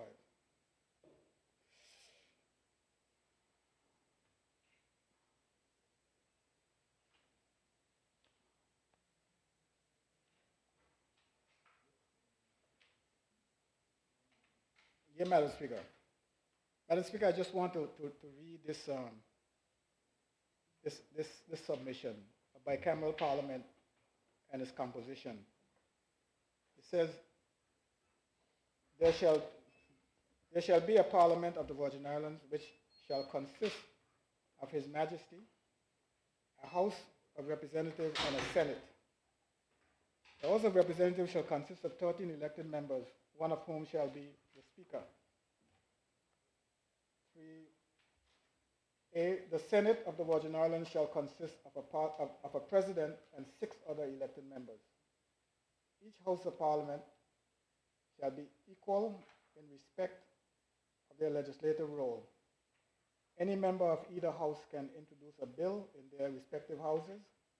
A bill other than a money bill can originate in either house. However, in order to be considered passed by Parliament, it must be passed by both houses, except that the House of Representatives may pass a bill which originated in the House of Assembly, but failed to gain approval of the Senate after 2 attempts. A failed bill can be reintroduced by any member in either house for the purpose of entertaining the amendment of another house. Joint sessions of Parliament for the purposes of passing a previously failed bill shall require two-thirds majority and the membership present for passage. E1, joint sessions of Parliament can occur by resolution passed in the House of Representatives, or 2, by order of the Governor upon request of the Premier. For the purposes of elections, the House of Representatives of the Virgin Islands shall be divided into 9 electoral districts, which shall return 9 representatives, 1 for each district, and in addition, for the purposes of elections to the House of Representatives, the Virgin Islands shall be further divided into 3 regions, see section 4.2, which shall return 3 representatives, 1 for each region, and they shall be elected through at-large balloting from among their respective regions. Additionally, there shall be a 4th representative elected at large by all 3 regions, who shall be a full member and then the Speaker. No regional candidate standing for election to the House of Representatives can be associated with or be a part of any political party that is represented by any person contesting or has contested any of the seats in either the House of Representatives or the Senate. 2, for the purpose of elections to the Senate of the Virgin Islands, in the case of 6 of the members of the Virgin Islands shall be divided into 3 regions, namely Eastern, Central, and Western regions. These regions shall reflect by proportion the 9 electoral districts, and they shall be constituted as follows. The Eastern region, District 7, 8, and 9. Central region, District 4, 5, and 6. Western region, District 1, 2, and 3. 1. After a general election, each region shall return to the Senate 2 senators for a total of 6. 2. In the case of the Senate President, however, who in addition to being President is a full member, he shall be elected from at-large balloting from among all 3 regions. And 3, he shall be non-aligned with any political party which has candidates in either house or with their members. 5, the Governor shall dissolve the House of Representatives at the expiration of 5 years.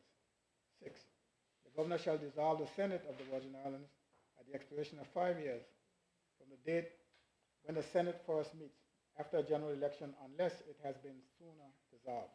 7. In the case of the Senate, except where there is a snap election after a request for dissolution, which is premature of the expected 5-year term of a member, only members elected in the election prior to the last election shall vacate their seats.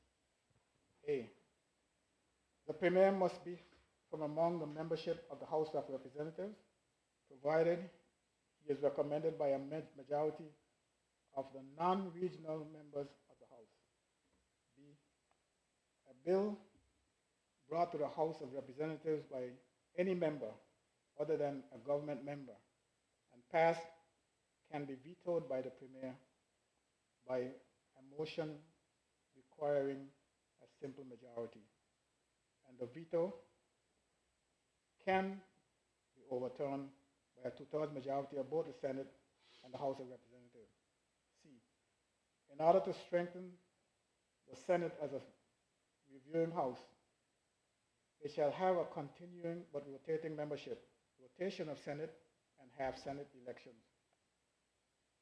At the end of each 2.5 years, there shall be elections held in each region for elections of half the number of senators, excluding the president in the Senate.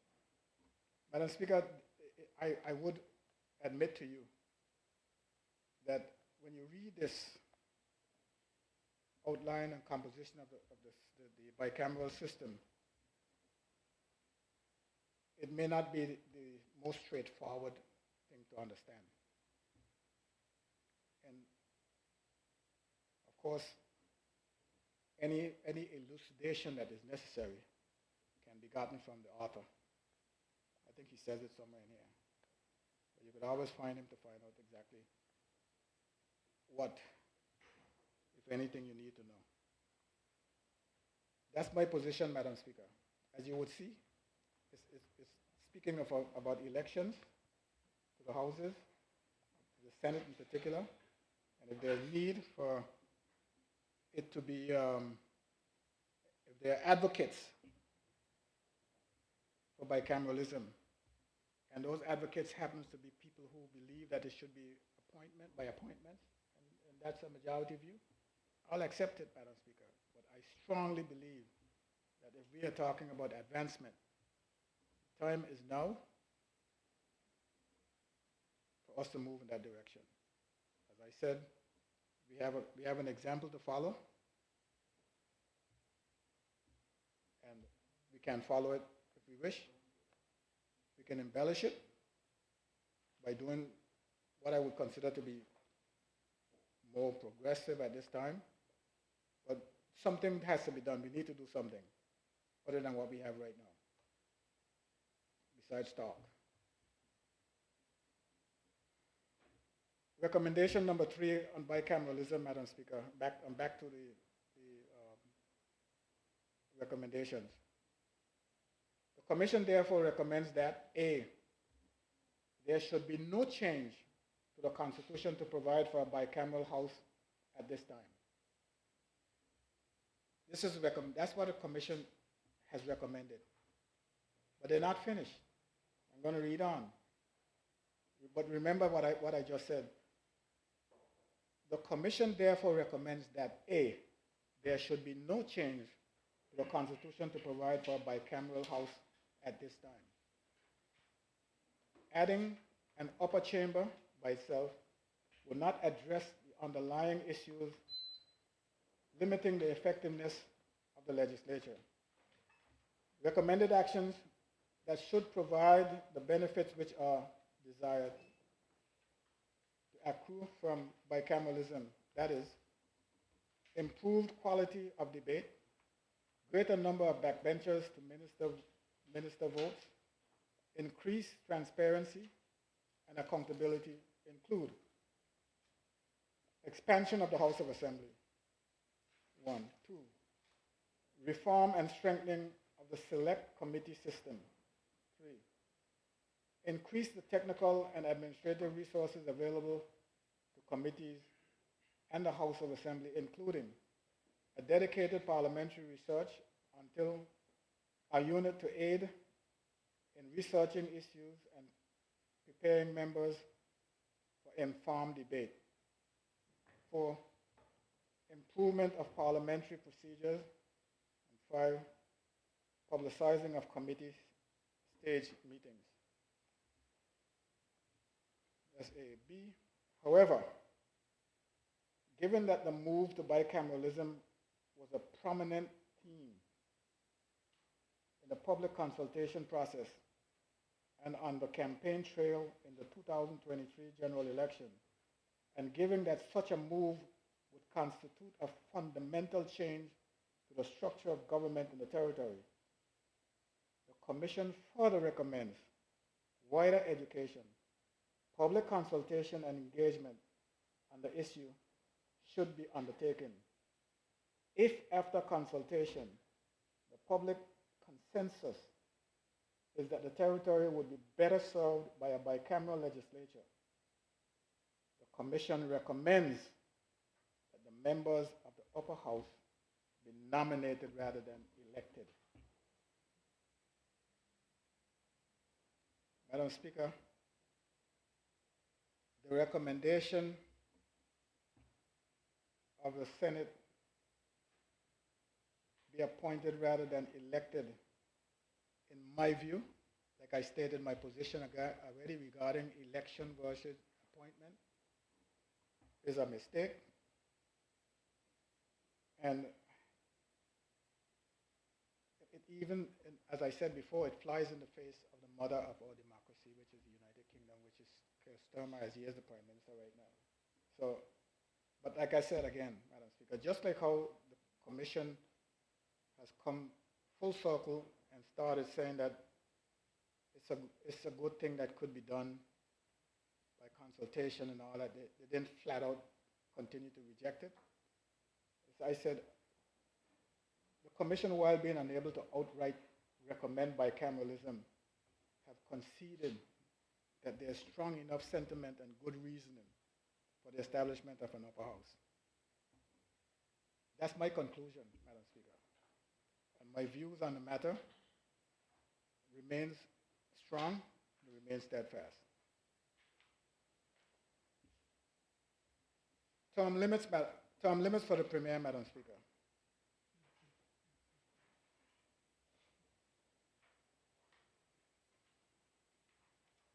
I think we ought to let someone else figure this out. I haven't been able to figure it out, the wisdom in it.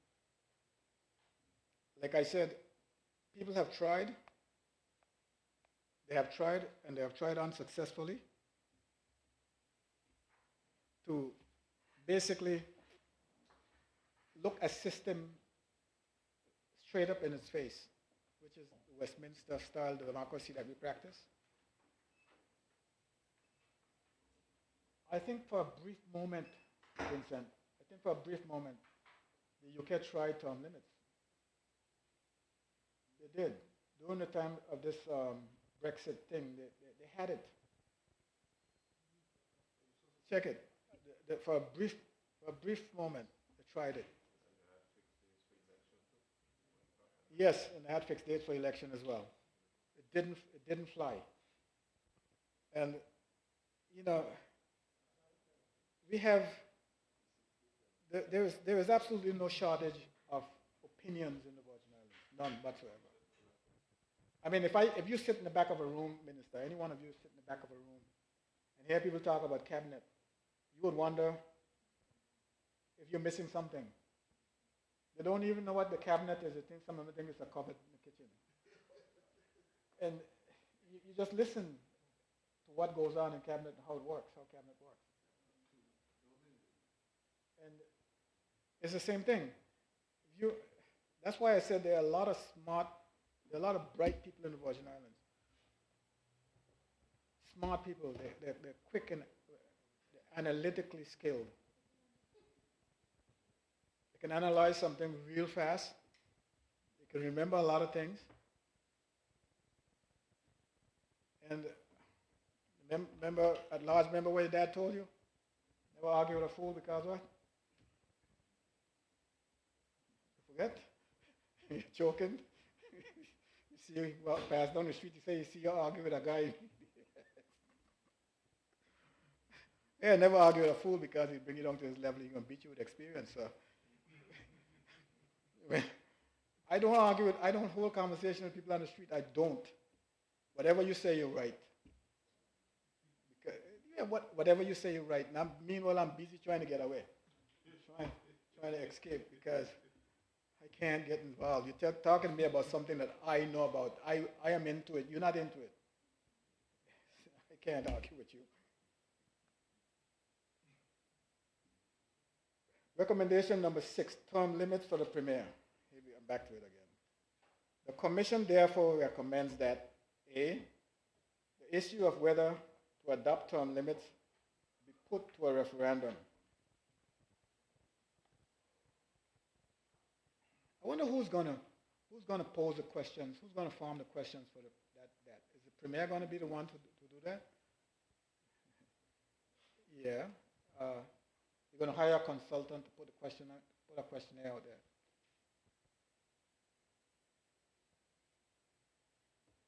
there. Premier, I don't know what your position on this is, because it's going to come down to you presenting this to the UK negotiators. It says the issue of whether to adopt term limits be put to a referendum. A. B. In the event that a decision is made that the position of premier and deputy premier be voted for directly, the commission would recommend that consideration be given to implementing term limits for holding such offices. C. In the event that a decision is made to require selection of the position of premier and deputy premier from the at-large candidates, the need for term limits would, in the opinion of the commission, be less significant. So, if you have term limits for the premier and the deputy premier, you might end up with a case where you would end up having to choose between eggy and yellow. Because we ain't got so many people around. Well, not physically, literally those two people, but I'm talking about, by comparison, you're going to end up with a situation where the pool becomes so shallow that your pool gets kind of shallow, Madam Speaker.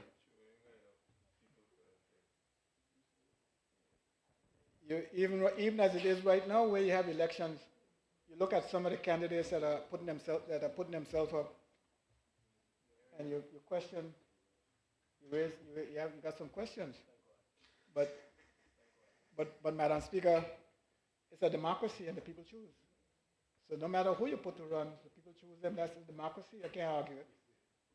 But we shouldn't legislate it. If you put it in legislation that, hey, you ran out of capable teachers. All teachers could only serve 2 terms. You don't have anybody to pick from. But I'm offering myself, so you got to choose me because I'm offering myself. I don't know A from Adam, B from Bullfoot.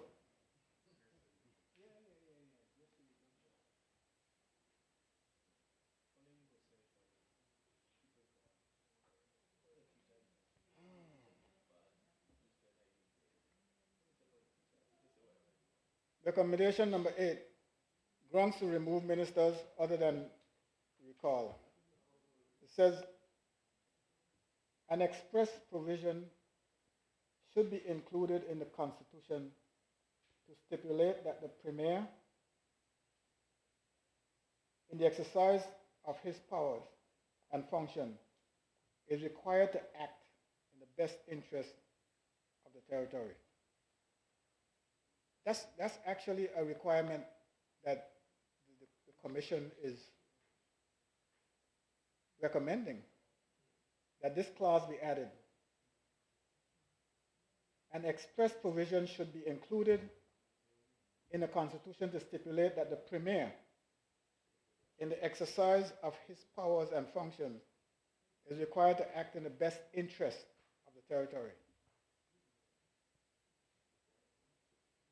I wonder if this was triggered by something that took place.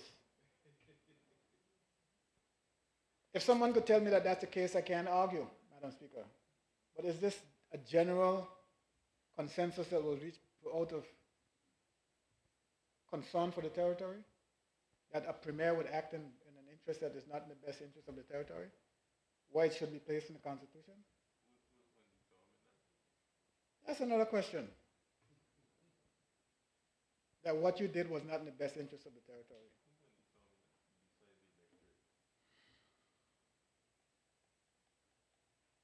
We don't have a lot of confidence in those people who elect the people.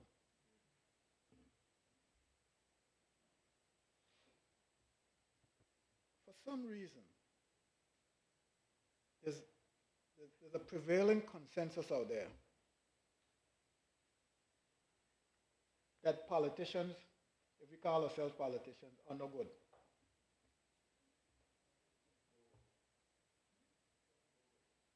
And I want to think of myself as being good.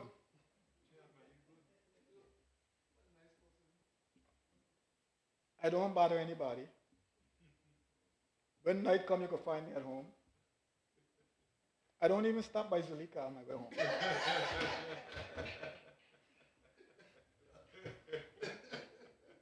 Straight home. I ain't going there. And I don't understand why they think so little of us.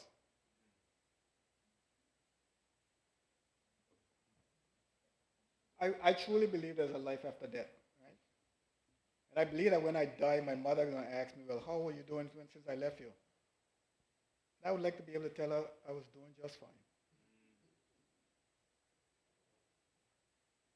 I would like to tell her that. So I don't think that people should be thinking this little of us.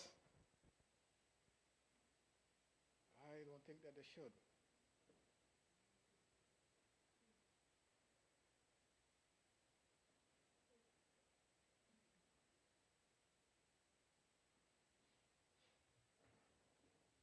Madam Speaker, there's a whole, yes, I'm going to spend a little time here with this at large thing, because there's an obsession by some people in the community. And listen, if you look at me, right? If I'm the problem, 7 terms, and you're talking about changing the system to at large, is it me you're targeting? If you're talking about term limits, 7 terms, is it me you're targeting? Time will take care of me. Why are you worrying so much? I can't live forever. I can't run forever. And then somebody else will come along. But you got to push me out by changing the term limit. What's the other term limit and something else? At large. I ain't going to run at large. You change the system to at large, you know you got rid of me already. I ain't running at large. You got term limits. If you set 2 terms, and then you're going to tell me, well, I'm sorry, it's retroactive. You don't spend your 2 terms. I know. Hey, listen, you got to think fast, and you got to think on your feet. Be careful what you wish for, because you might get it. Most of you might be thinking term limits, that's after no, from now on. When they say it's retroactive, gone. Everybody gone. So you got to be careful with these things. So, okay, I'll start here. It says the Premier shall, this is a draft for Constitution, 5.1 of the Constitution. Maybe for those who are listening, I should put it in context. The Commission suggested that consideration be given to undertaking the required boundaries review so that a 6th minister may be appointed as far as possible. Ministers should be appointed from the successful at-large members, though the commission would not recommend it be a firm requirement that all ministers must be selected from at-large members. Instead of such a position would more likely lead to a coalition cabinet, particularly where there are already a restricted number of at-large positions. The sixth minister will require an increase in the number of seats in the House of Assembly to 15. The number of district seats should remain at 9, but the number of at-large seats should be increased from 4 to 6. This would be in keeping with recommendations made during the Duncan review of the at-large system, where several persons felt that the number of at-large seats needed to be increased to make the system more effective. Section 52 of the Constitution should be amended to require that the Premier and Deputy Premier must be appointed from 2 of the 6 at-large seats, regardless of political party. Section 52 would then read as follows. 52.1. The Premier shall be appointed by the Governor as follows. The Governor shall appoint as Premier the elected at-large member of the House of Assembly recommended by a majority of the elected members of the House of Assembly. If no recommendation is made under paragraph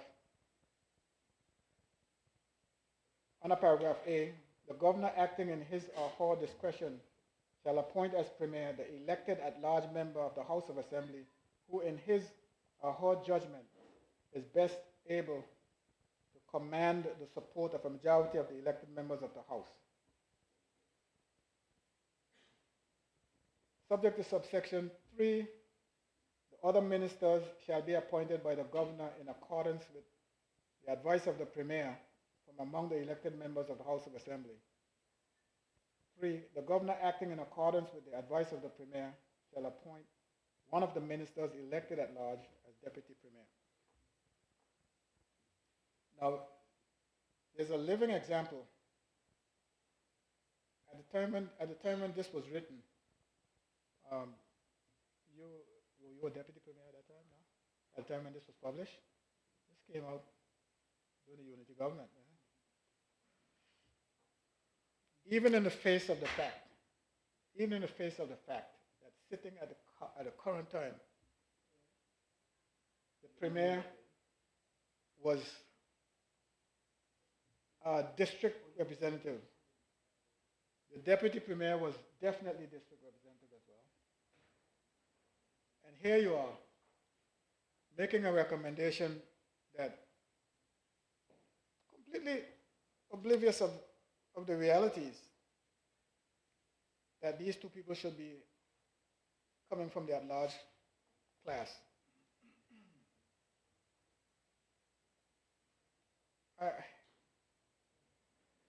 And if you look at the graph on page 42 and 43,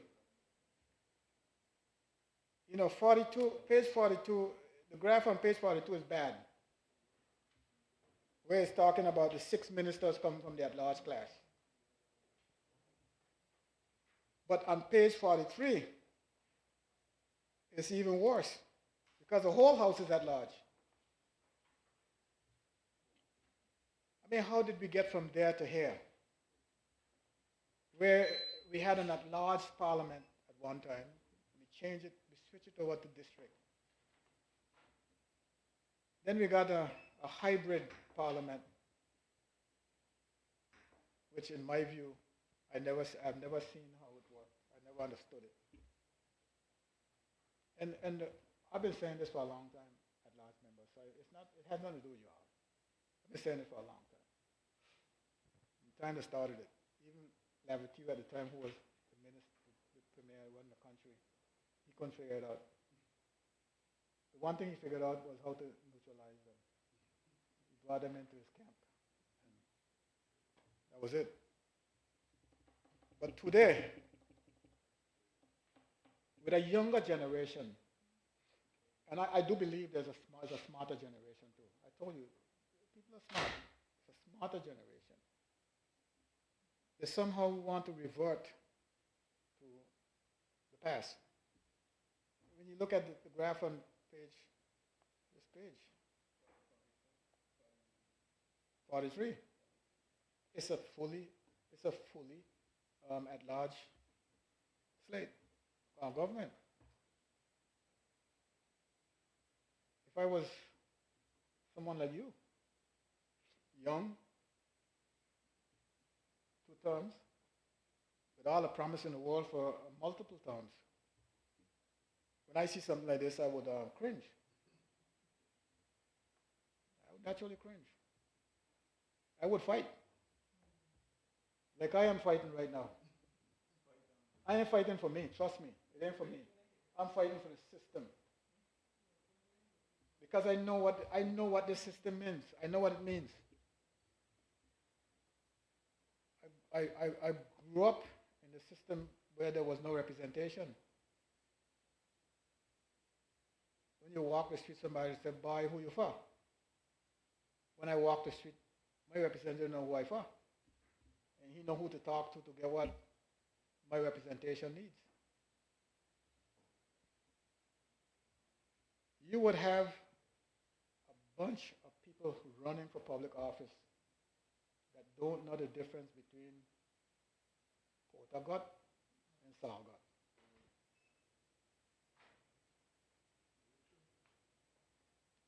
Up where you live, up there, east, up Washington, forget you. Copper Mine and Spring Bay, there was no difference. There was not the bats though. So these are the kind of things that you got to stand up. You got to stand up for. Can't allow this to happen. I am taking nothing away from the work of the commission. And trust me when I say that. The commission has performed admirably because the pressure that came on them from these so-called recommendations that were added, the string of, and the pushback that the commission made. The commission could have sold us out, but it didn't, because they're Virgin Islanders like us, and they knew what it was going to do to us. So I commend the commission for that portion of their work, the pushback, admirably. But I think that the people who made those recommendations that we're talking about going at large, no, I don't think they have the best interest. 97.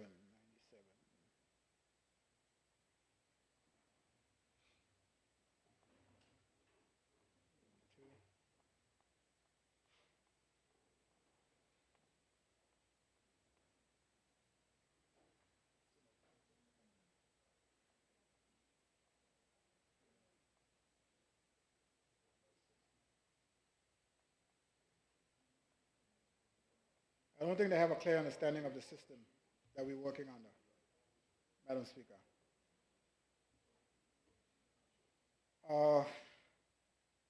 Let's see, recommendation under the terms of reference. Which recommendation is this? It says further consideration should be given to whether the minister actually needs to sit. Here you go. This is the one. This is the one I really want to talk about, Madam Speaker. It says recommendation number 30, proper relationship between ministers and their departments. And the one point that is being made under B, 5B, on page 97, X. Further consideration should be given to whether the minister actually needs to sit in the ministry. One member of the public actually raised this. Some jurisdictions have physical separation of the the minister and his staff from the ministry and its staff, whether deliberately orchestrated or not. It should lessen the incidence of ministers' overreach in their ministries.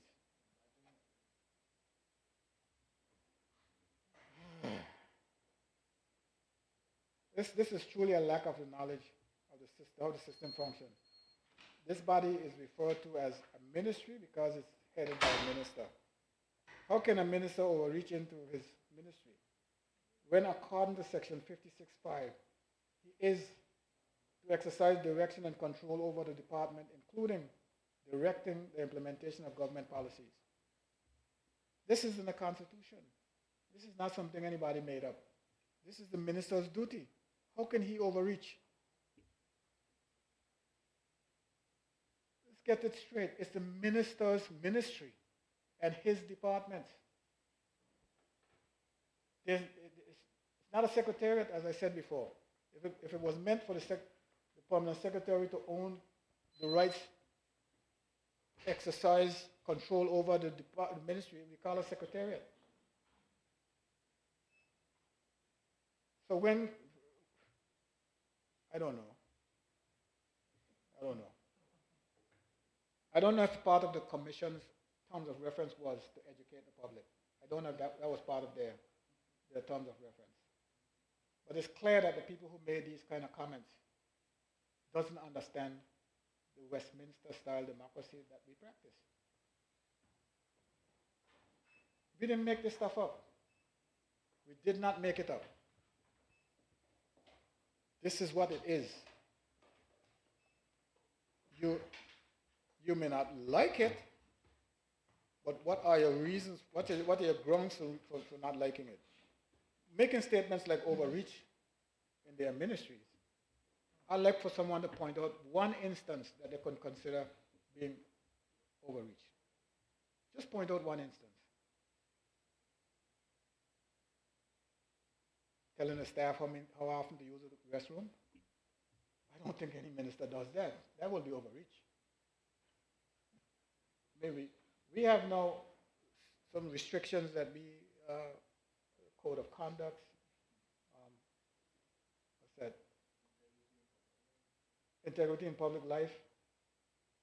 So you don't even interact with your staff like you used to. You just, it's almost like hello, goodbye.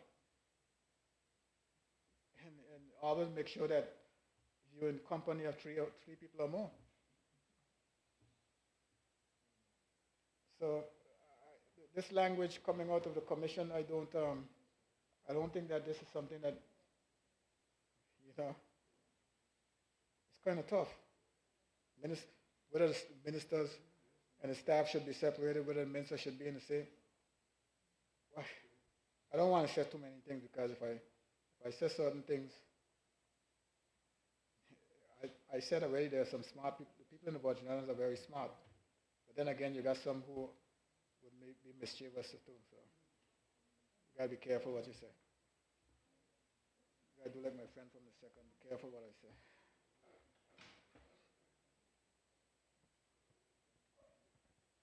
He keeps reminding me.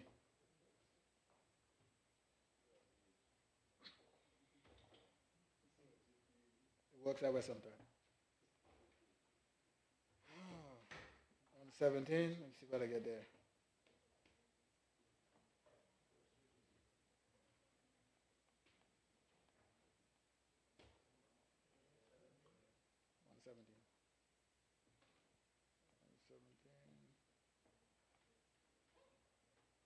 I could have done better. Okay, let me do 116. 116. Madam Speaker, 116, page 116, 4.3. Ancestral Virgin Islander.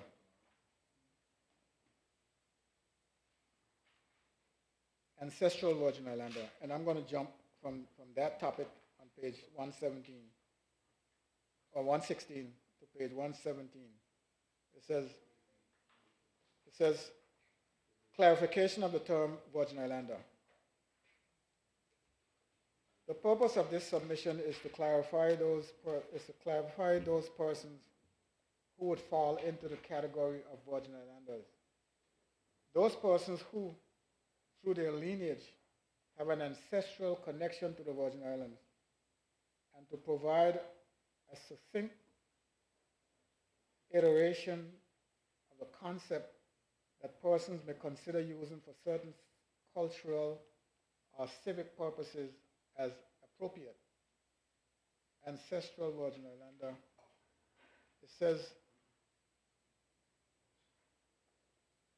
any person who can prove that the Virgin Islands is his or her homeland by ancestry or heritage through at least 3 generations, either maternally, paternally, or both, shall be deemed to be an ancestral Virgin Islander.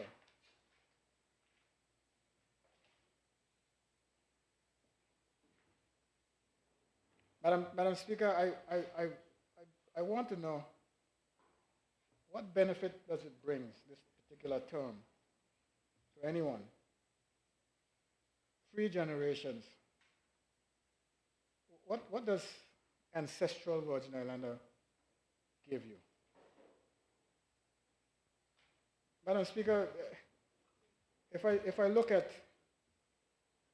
this will have practical applications such as the case of reparatory justice.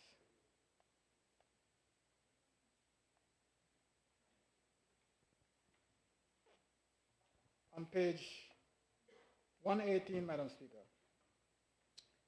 it speaks of, on the last of these, it says, on the last of these, CARICOM, of which the Virgin Islands is an associate member, has promulgated its 10-point plan for reparatory justice.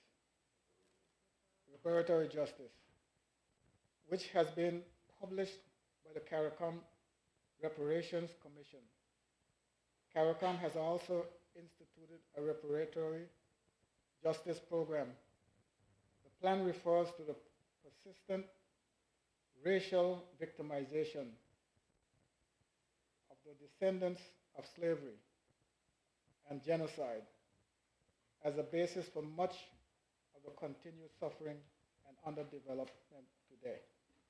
Okay, reparatory justice, Madam Speaker, and reparations.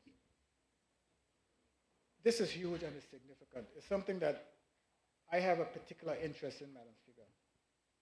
Me, a person who came this close to being a slave, know full well that my parents was even closer. And I think that reparation is something that the people of the Virgin Islands has a legitimate claim to. So when I look at this area that I was just reading about, ancestral Virgin Islander, I'm asking the question, what are we trying to achieve by this, using this term? What are we trying to achieve? My view, Madam Speaker, is that we should have a section in the Constitution called Indigenous Virgin Islander. Indigenous Virgin Islander, Madam Speaker. And an Indigenous Virgin Islander would be described simply as a person who can trace their ancestry back to slavery. And the reason I want to see that happen, Madam Speaker, is because it deals with reparation. These would be the people who are entitled to the injustices that were meted out to people, to all ancestors during slavery. Now, that terminology, Madam Speaker, will be applied to a class of people who can seek benefits. Ancestral Virgin Islander, I don't know what it gets you. If it makes some people feel good by having it, it don't help to me. I don't know what it does, what it means. Right now we have belongership, and I think the belongership comes through the same classifications that this ancestral Virgin Islander. I think it's 3 generations back you become a belonger, something to that effect. So I am not sure that the term gets you anything. What I think gets you something is an Indigenous Virgin Islander, Madam Speaker. And I don't believe that we should, there's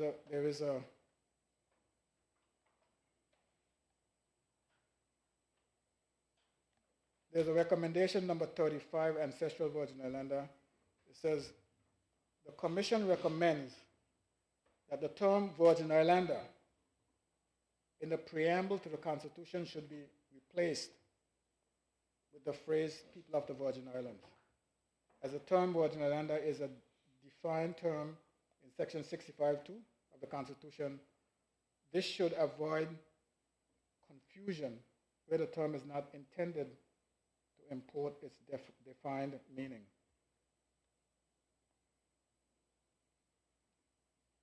Madam Speaker, I do not think that we should play around with this term. I see it shows up where it deals with Crown lands. I see the term people of the Virgin Islands used for Crown lands on page 122. I think that should say plain out Virgin Islanders. I don't know what people of the Virgin Islands mean and how it helps us, people of the Virgin Islands.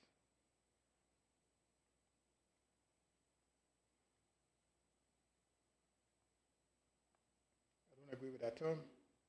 Recommendation number 36, Crown lands. Yes, this is where it is.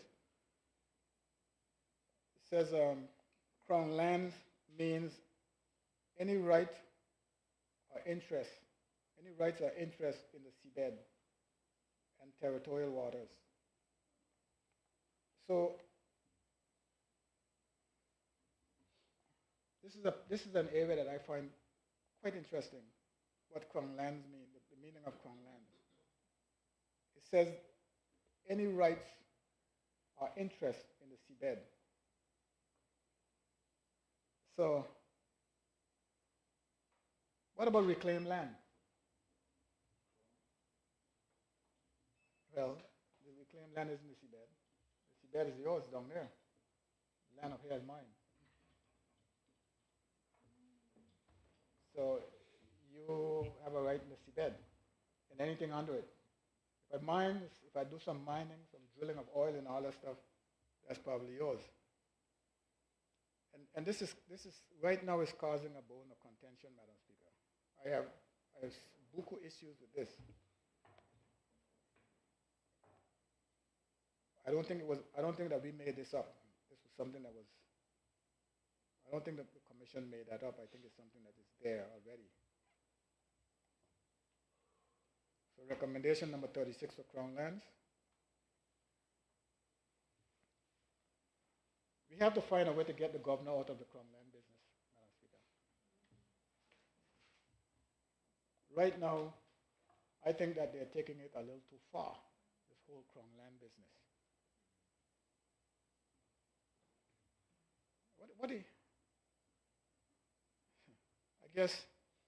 I guess they gave the human beings on the land belongership, they gave them passports, and they call them overseas territory citizens. So the land now, this is how they own the land, they call it Crown land. So they can't give us the land because we are not entitled to own anything. So they keep the land, they keep the people.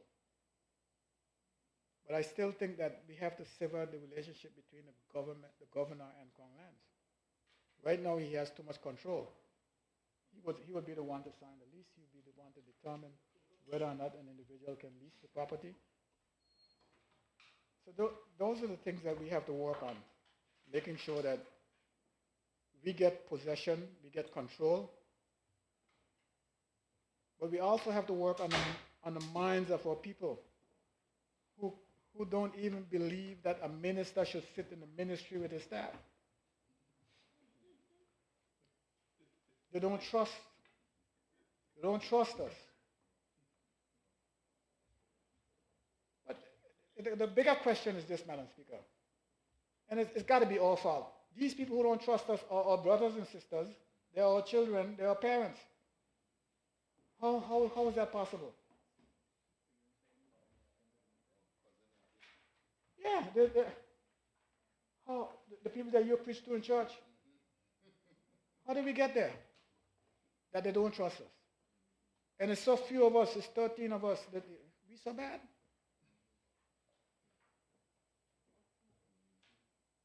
When you all go to church and you preach, what do you tell the people?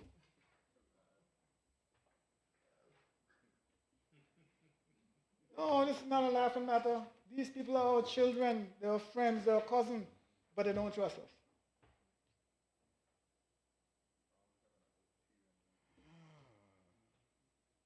Does this happen in any other society? Does this obtain in other societies?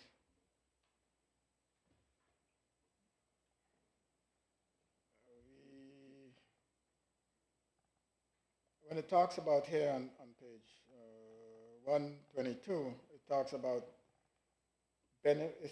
Crown lands. Subject to this Constitution, a law enacted by the legislature shall provide for the transparent acquisition, management, and disposal of Crown lands for the benefit of the people of the Virgin Islands, both present and future.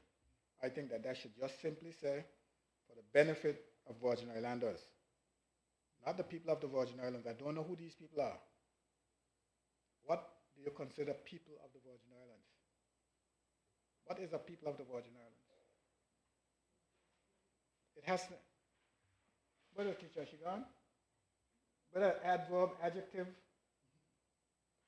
pronoun, it has to be one of those things that defines the person as a Virgin Islander, or belonger, or something to that effect. Can't be the people of the Virgin Islands. Who are they?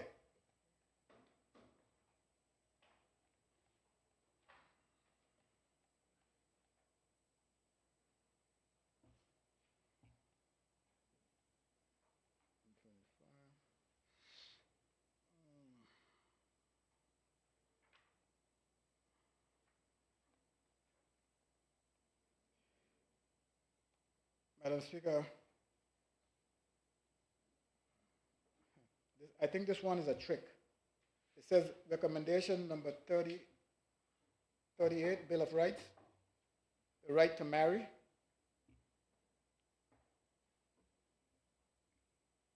think I'll leave that one for Lana to deal with. 72,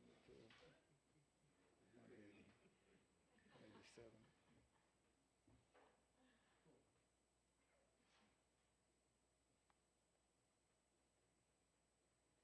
Yeah, I got other things to deal with right now. I'll deal with this one.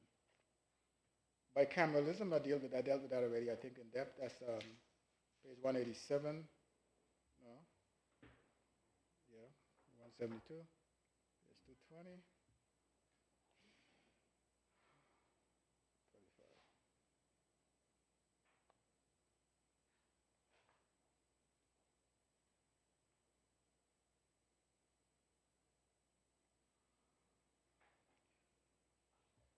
35. Dealt with that.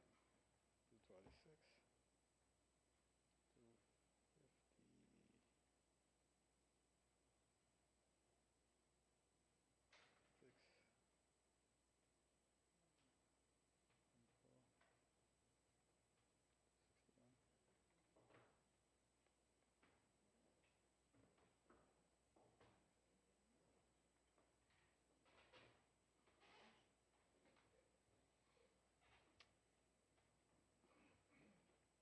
Madam Speaker, on page 246,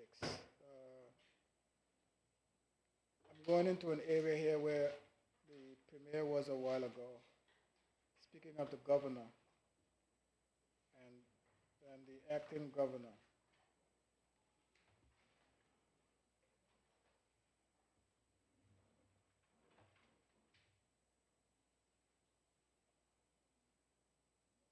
Madam Speaker, on the acting governor, it says,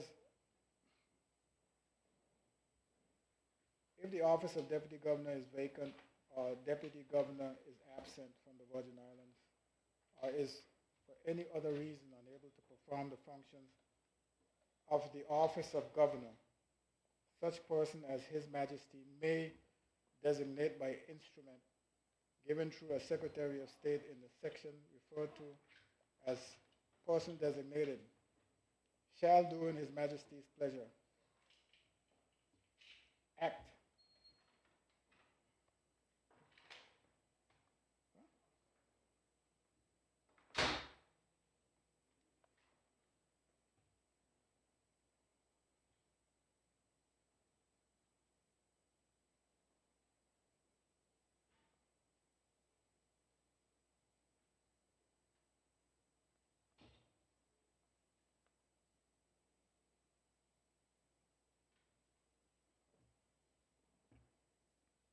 I have a little crash, Madam Speaker.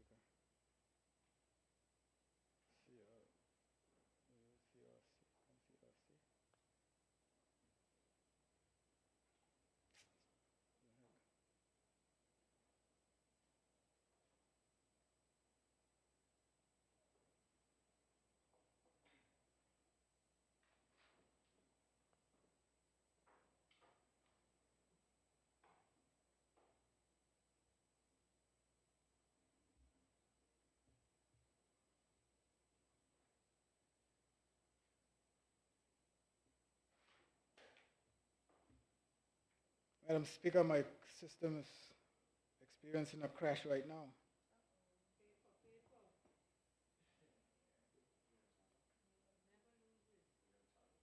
Huh?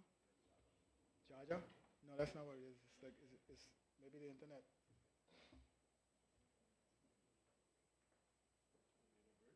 Yeah, let's take a little break, Madam Speaker.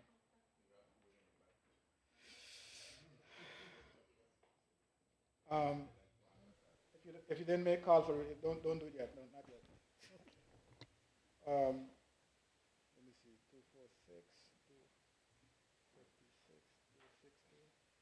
No, Madam Speaker, I'm good. Let me see.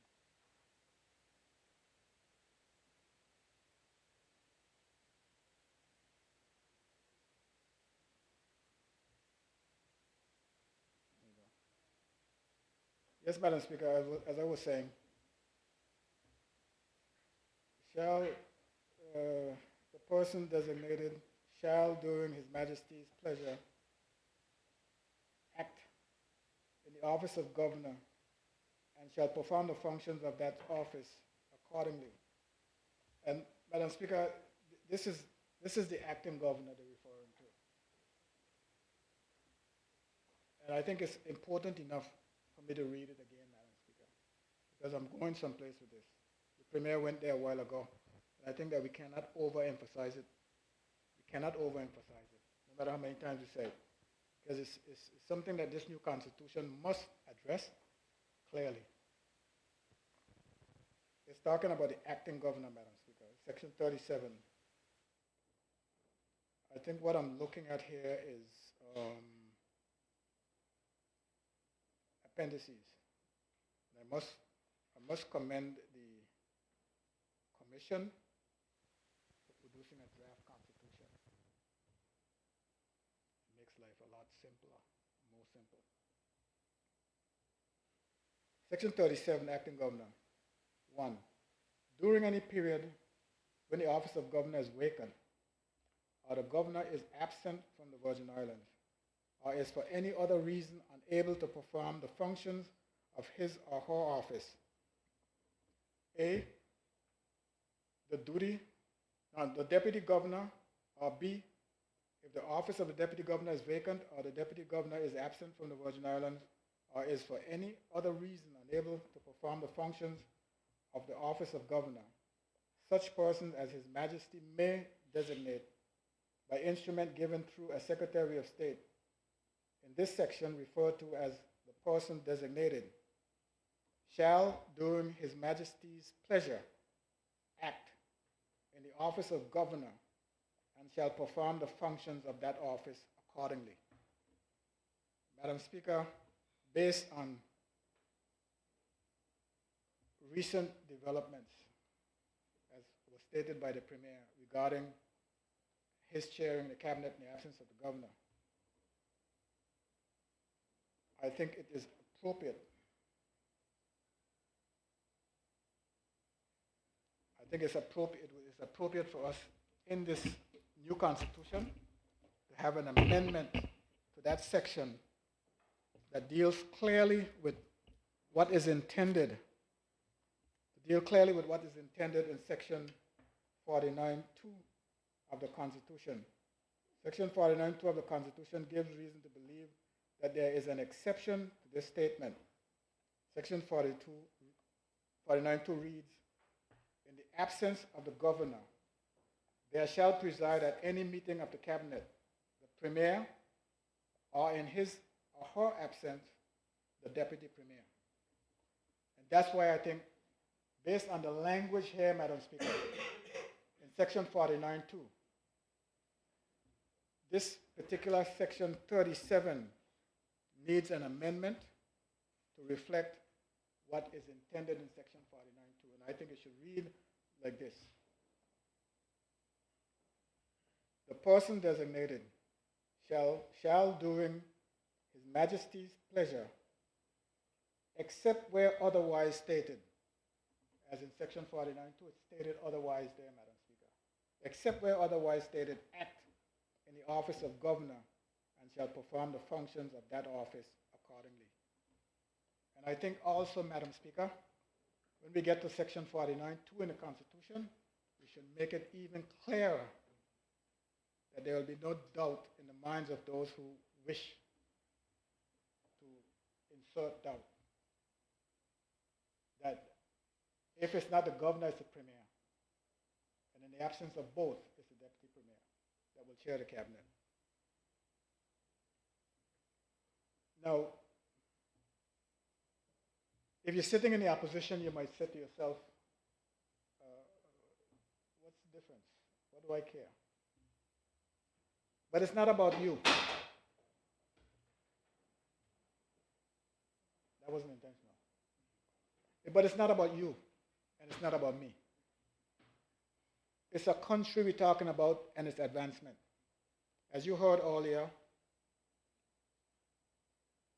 the 2007 Constitutional Review Commission and the negotiating team, and the government at the day of the day, it was their wish to have the governor out of cabinet. It didn't happen, and Lorna will tell you why. 20 years, 18 at best, later, here we are, and we're talking about it. I see that in this review, for this review, the commission suggests that the governor sits in cabinet, which I'll get to. However, they have the premier chair in the cabinet. I'll get to that as well. But at this point where I'm at right now, I'm advocating for this insertion so that it'll be absolutely clear that in not all instances, the acting governor will take on the role. Because there are circumstances, the cabinet is something that is super sensitive and secretive. Secretive to the extent that what's discussed in cabinet is supposed to stay in cabinet. You should get the extracts. You should get the decisions that came out of cabinet, and nothing more or nothing less. If you bring an outsider in there, it could be for one session of the cabinet. Only God knows how much that outsider will know about the cabinet of the Virgin Islands. So I could cite that as one reason why they said that if it's not the governor chairing, it should be the premier or the deputy premier. I could cite that as one reason. And it's a good reason.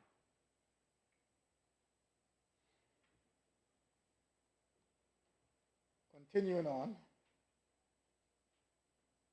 it says, before assuming the functions of the office of governor, the deputy governor, the person designated shall make the oath and affirmation directed by section 35.4 to be made by the governor. I'll jump to 37.5. In this section, the governor means the person holding the office of governor, and the deputy governor means, Well, I think this is written 2 times, so I got it crossed out. Means the is in there 2 times. That's why I crossed that out. Let's fix that. It's a typo. There's nothing big there. Functions of deputy governor, 38.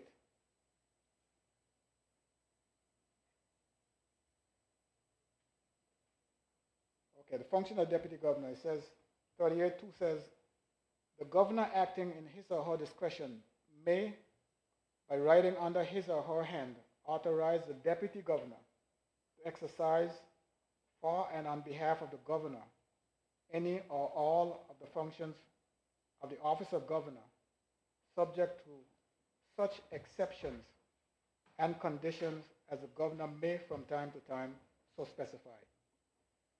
Madam Speaker, I read that particular article because I'm going somewhere with it. Madam Speaker, in my view, as I said earlier, I think the time has come when our premier should be able to free himself up of his portfolios. Not all, some. Or none. But he should have the option to free himself up of portfolios. And I'm suggesting, Madam Speaker, there should be established in this Constitution an office of the Deputy Premier. And it should have a clause like this one that I just read, Section 38.2. Madam Speaker, there needs to be a direct relationship between the work of the Premier and his deputy. Madam Speaker, I'm not making any of this stuff up. There are premiers who have 0 portfolios. And this is their choice. Ain't nobody taking it away from them. This is their choice. If you want to have 6, fine. If you want to have none, fine as well.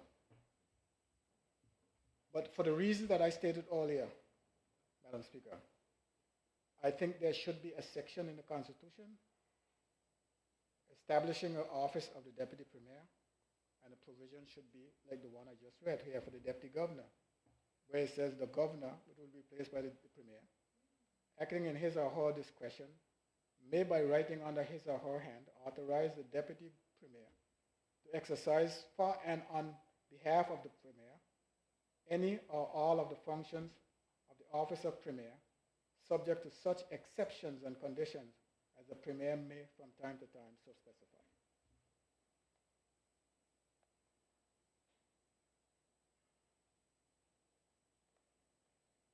Then, Madam Speaker, and I get to the section 39 on deputy to governor.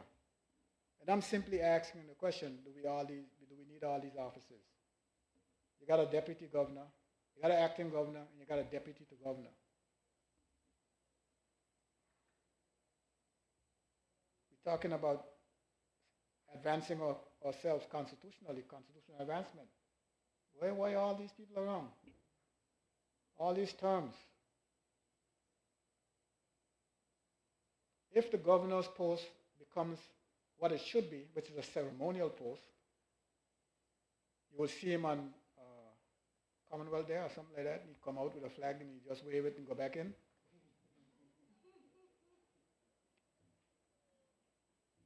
Madam Speaker, I actually saw with my own 2 eyes the governor walking down the street in the rain. The rain was coming, he was trying to beat the rain. And I said, look at this. This man got life so good he could be walking in the street. And I recognize him.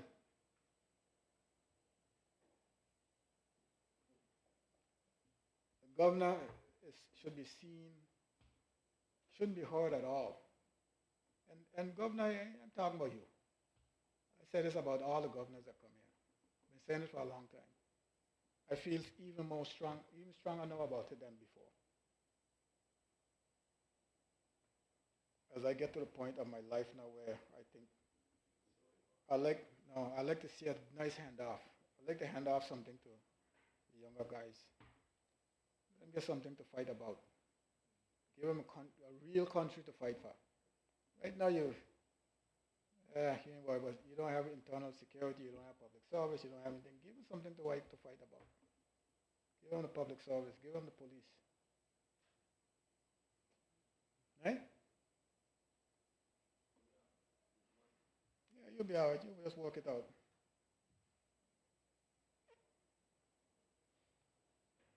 121 and 121 Crown lands.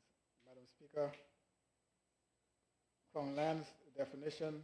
The definition of Crown lands means any rights or interest in the seabed and territorial waters, any rights of interest in any exclusive fishery zone or exclusive economic zone, any rights or interest in land or other immovable property within the Virgin Islands that's vested in and may be lawfully granted or disposed of by His Majesty in right of the Virgin Islands, Crown lands.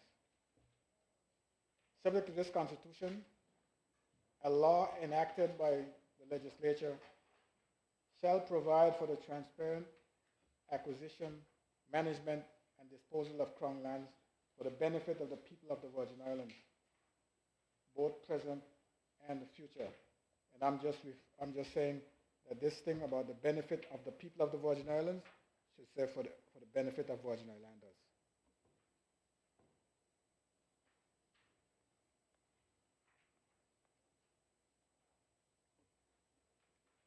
I'm on page 250, Madam Speaker.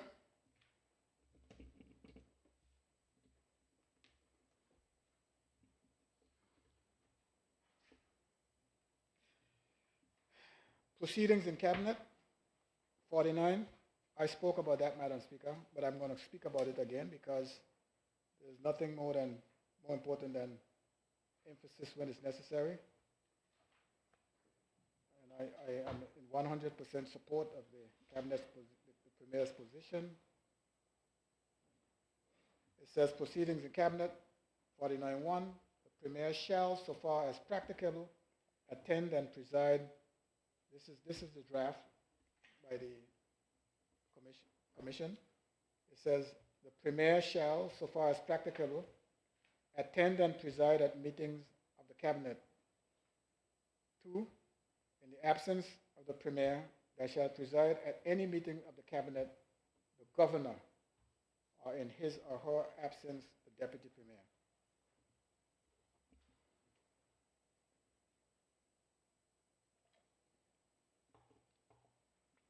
Madam Speaker, we talk about not having the Cabinet, the Governor in Cabinet, period. So if he's not there, period, then I don't have to comment on whether he should ever get the opportunity to chair. But my question, Madam Speaker, is what will the Governor be doing in Cabinet? What would he be doing? I can't. Why would he be there? To carry news? I think we should just plain out say what we want. And I think that we've said it already. He should not be in Cabinet, period. I think what is happening here is the Commission agrees that he should not be chairing. What the Commission couldn't bring itself to grips with is to say that he shouldn't be there, period. So I'm going to say it for them.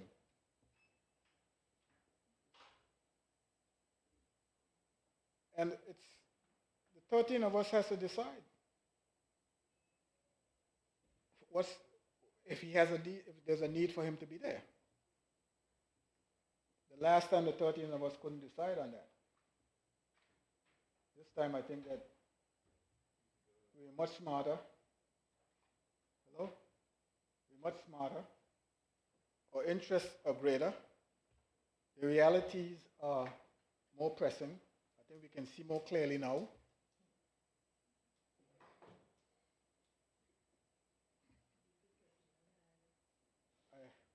And I really can't see anyone in this house advocating for the Governor to be in Cabinet. I can't. Premier, you can see that? I can't see anyone in this house advocating for that. I mean, I might be thinking that we're more advanced than we really are. I might be thinking that we're more enlightened than we really are. And I think that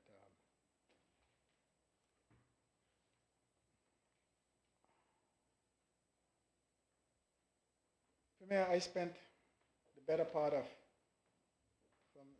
from 11 to 25 is from 11 to 24 is how much? 11 from 24 is what? 13? I spent the better part of 13 years of my time in opposition. Straight. I didn't come over and go and come over and go. 13 straight years over there, so I had no intention to come over here. But even me, sitting over there, know that this was wrong.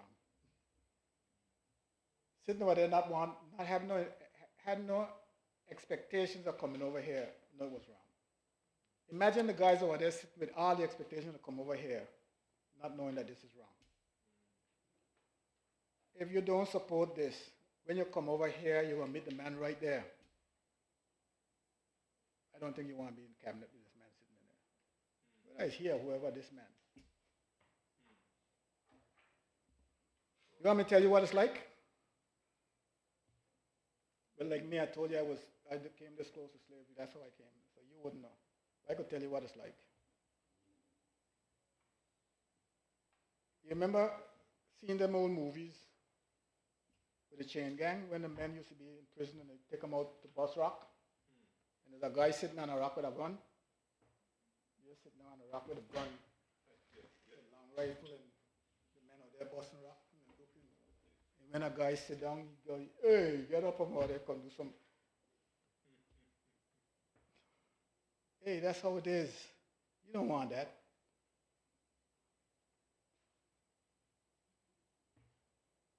We want our independence. We want to be free. We want to do our business as mature adults with all the provisions that we have made, integrity in public life, all the commissions that we have.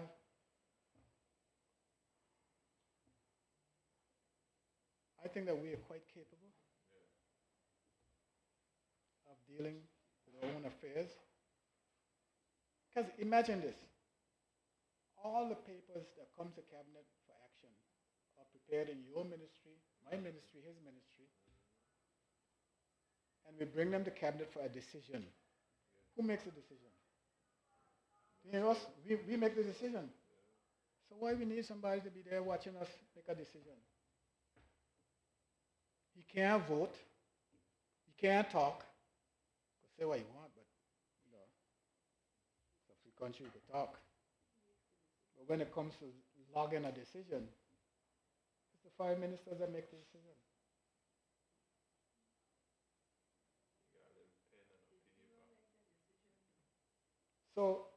So make it make sense. Tell me what he does there.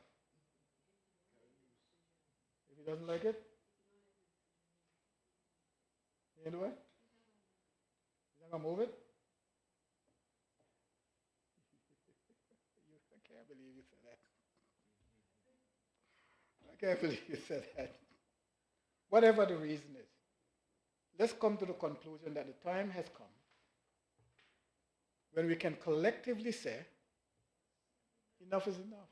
The time has come. We shouldn't have to say this. What year did Jamaica get independence? 63? 65? I think Jamaica got there in 63, 62. And Barbados and maybe Trinidad came a little later, a year or two later, something like that. Okay, Trinidad and Jamaica would have been the same time then.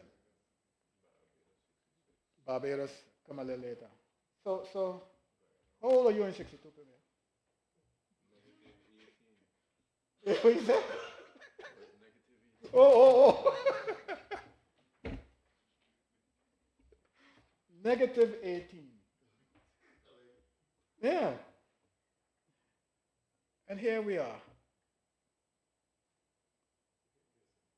How many, what was the literacy rate in Jamaica at the time? Illiteracy. 9% literate. And I'm not picking on Jamaica. As a matter of fact, if the Jamaicans should be proud of themselves to know that they came that far. And they were bold enough to take that step. When we hear What is it we want? With the governor and cabinet. Man, after we finish debating this, we don't even have to wait till the report is finalized. I think the governor should himself write a letter to the Foreign Commonwealth and tell them that I didn't know what I heard, the things that I heard. I think the time has come when we should pack up and leave.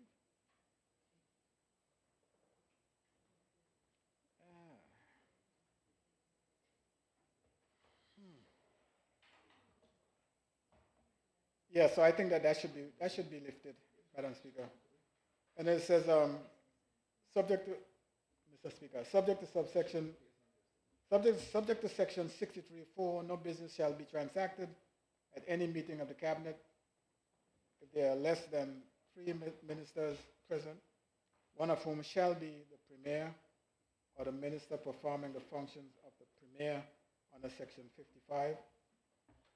For the cabinet secretary, the governor, and the premier shall form a cabinet steering group for the purpose of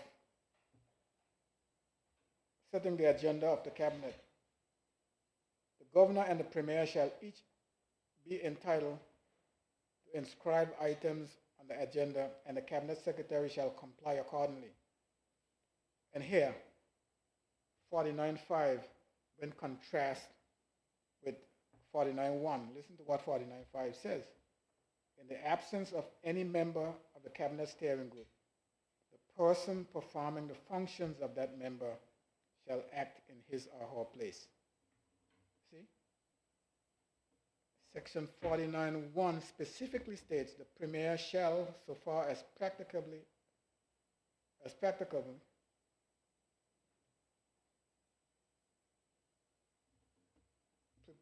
preside at meetings of the cabinet. In the absence of the premier, there shall preside at any meeting of the cabinet the governor. It didn't say the acting governor, it said the governor. Or in his absence, his or her absence, the deputy premier.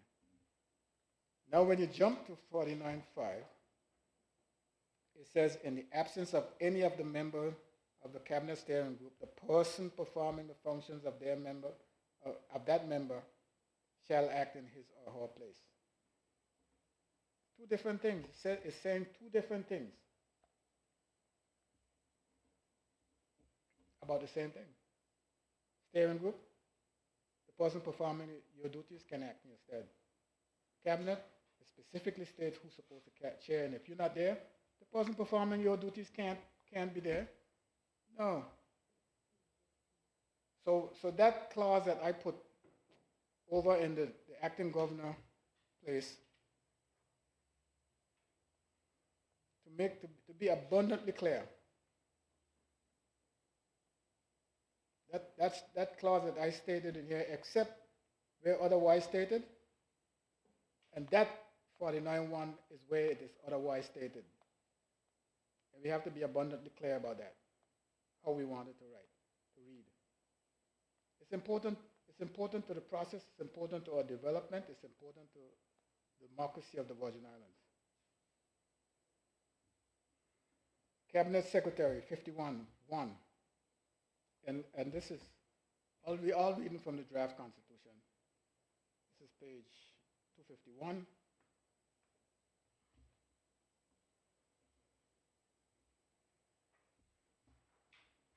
Cabinet Secretary, there shall be, 51.1, there shall be a cabinet office, which shall be an office in the government of the Virgin Islands, which shall be an office in the government of the Virgin Islands, and be a cabinet secretary whose office shall be a public office.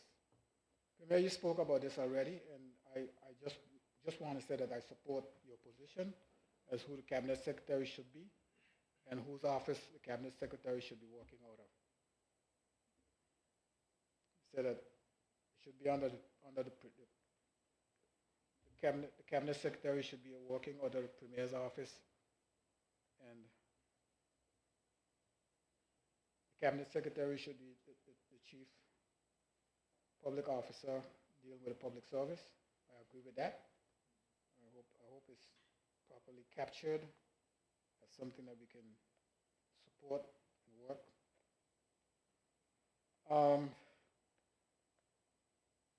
52.1, appointment of ministers.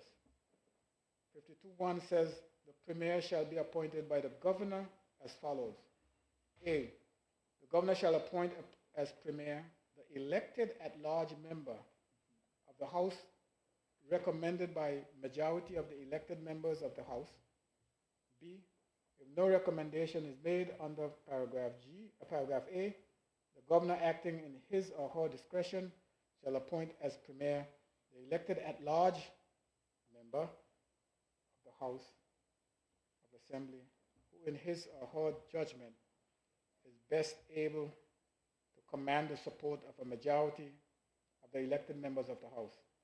Now I must say that I see two asterisks here after at-large, so I presume that those two asterisks is saying the reference to at-large is only relevant if the hybrid model is retained. Note also that the reference to political party is deleted from this section as well as from section 72A, regardless of which model is adopted. So it is safe to say that the at-large model is dead on arrival, so we don't have to worry about it. Either that is dead or I'm dead. So I prefer to live and kill that.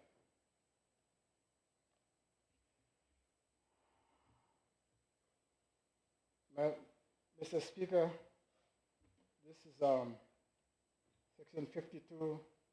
The governor acting in accordance with the advice of the premier shall appoint one of the ministers elected at large as deputy premier. Again, this is still talking about whether it survives or it doesn't survive. Let's assume that it doesn't. Functions of the premier, 52.1a. It's a new section.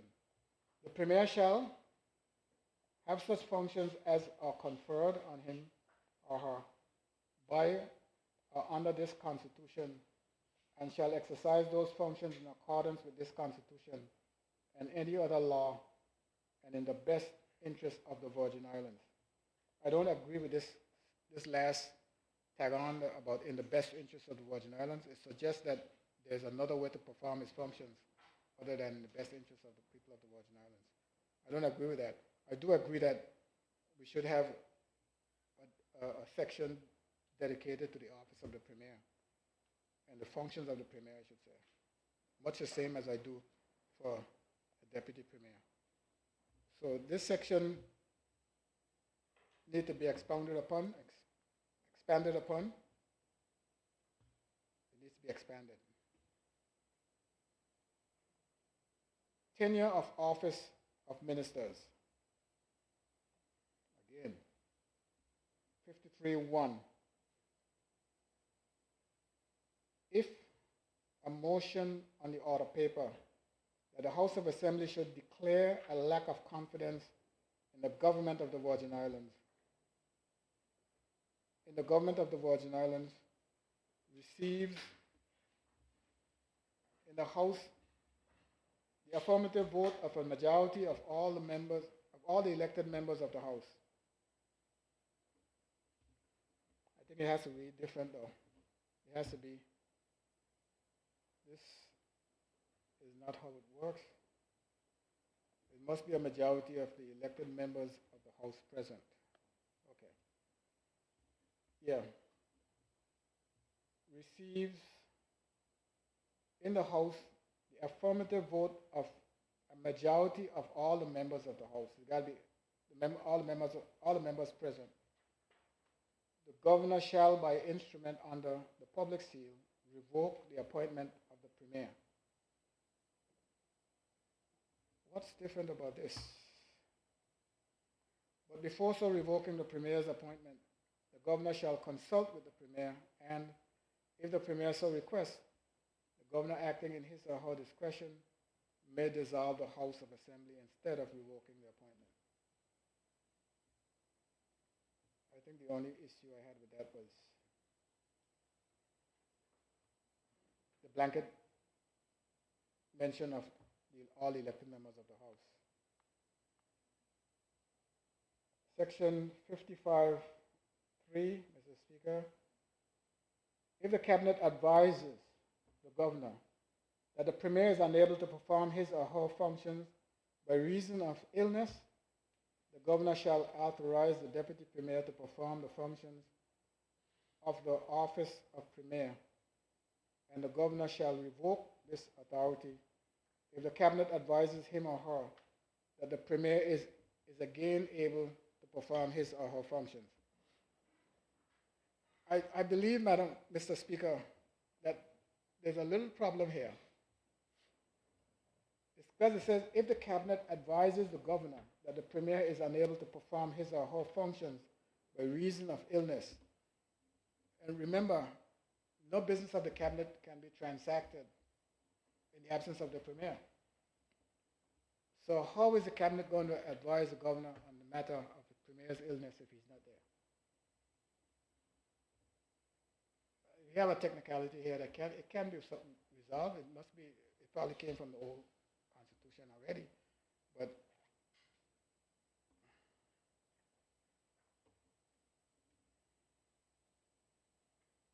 no. All I have to say again about that particular section, Mr. Speaker, some adjustment here is in order because recent history has indicated that there are other just cause for doing this. So there are other reasons that the Cabinet may want to inform the governor that the Premier is unable to perform his duties, his functions. Recent history has shown that the Premier could be absent for other reasons other than illness. So we may want to add something in there besides illness, Mr. Speaker. 4, if the Cabinet advises the governor that both the Premier and the Deputy Premier are unable to perform their functions by reason of absence or illness. Okay, absence is one. That is not in the 3. That is not in 3. Absence is not in 3. So absence is something that we need to consider in 3. The governor shall authorize another minister designated by the Premier or if the Premier makes no such designation, appointed by the governor on the advice of the Cabinet, and where the Cabinet fails to give such advice within 24 hours of the governor seeking such advice, selected by the governor in his or her discretion to perform functions of the Premier, of the office of the Premier, and the governor shall revoke this authority if the Cabinet advises him or her that the Premier or the Deputy Premier is again able to perform his or her functions.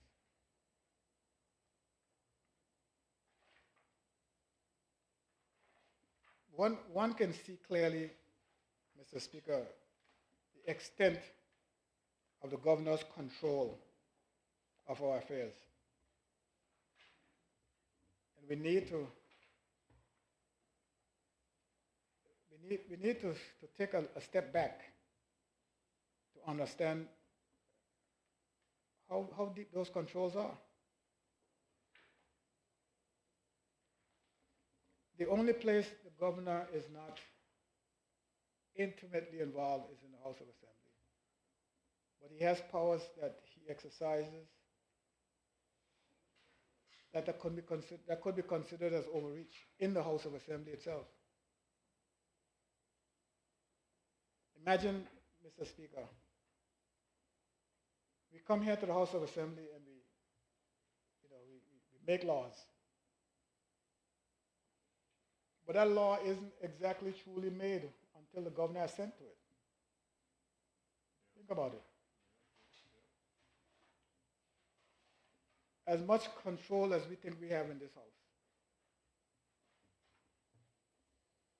the only real power we have is to make laws. But the law isn't made until he assents to it. We got legislation at the governor's office that was made here in this house and is not assented to.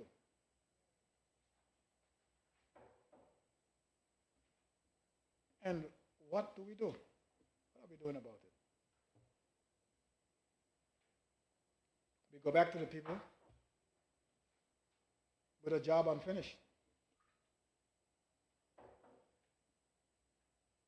So it is imperative, Mr. Speaker, it behooves each and every one of us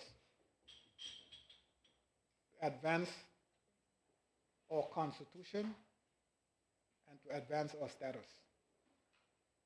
When we come out of this exercise, if we can't see something tangible, if we can't see a tangible difference, all our efforts would have been gone in vain. All. Nothing cosmetic is going to be good for us.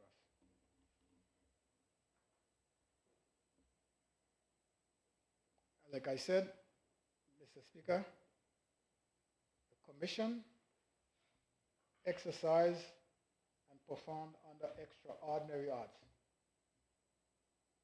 It wasn't easy. As the Premier stated, the ordeal his unity government went through. The Commission was right there at the time. They were there. The fire may not have been at their feet, but I'm sure they were impacted by the smoke.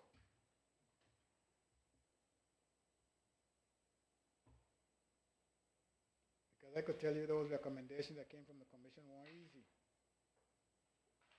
And they were able to sift through them. Now the rest of the work is ours. The Commission isn't the one who's going to negotiate this Constitution. It's us. And if we are not bold enough, forward-thinking enough, we can't blame the Commission. They've done their job, a yeoman's job. Sometimes I wonder if we made of the right metal. I do.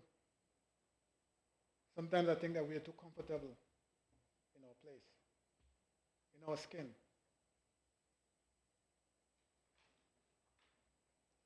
But I'll tell you this. If you don't do it today, 2025, 2040, your children will be faced with the same thing.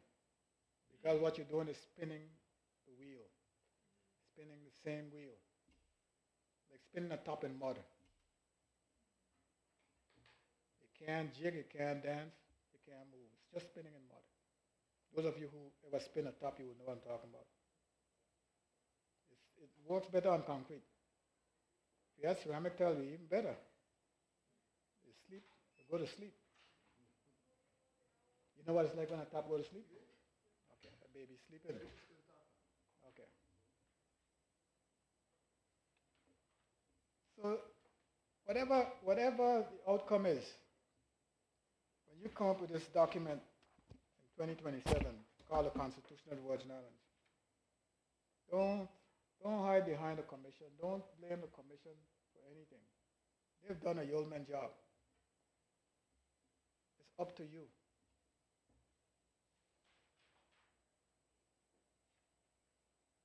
And I'm glad that the Premier had the foresight to mention the things that he mentioned that we need to get over with, to get on with. For what's coming? Mr. Speaker, in the draft still, yes. Section 5, assignment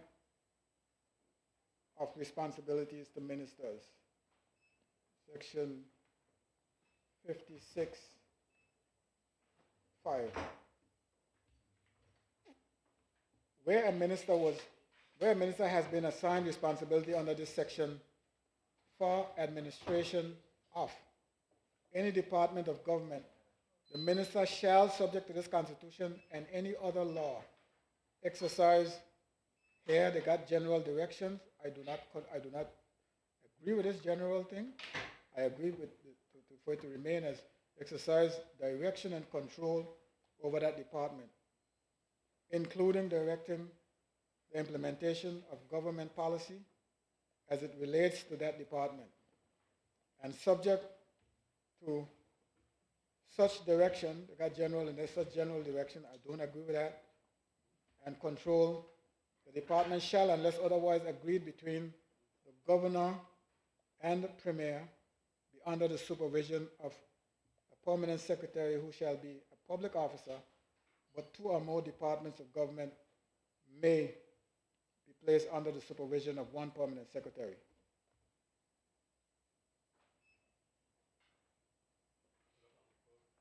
The term, I've always questioned the term where it says agreed between the governor and the premier, be under the supervision of a permanent secretary who shall be a public officer, but two or more departments of government. I always, the definition of department here,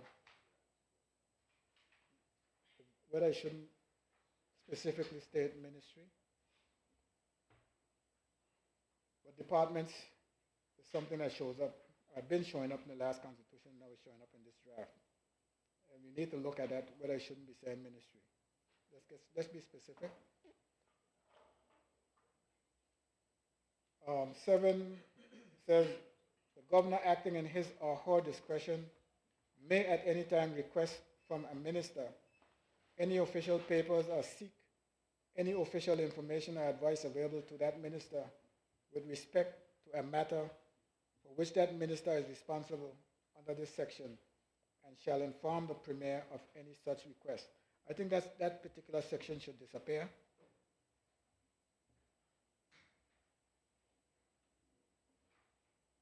If the governor needs something from a ministry, it should be that serious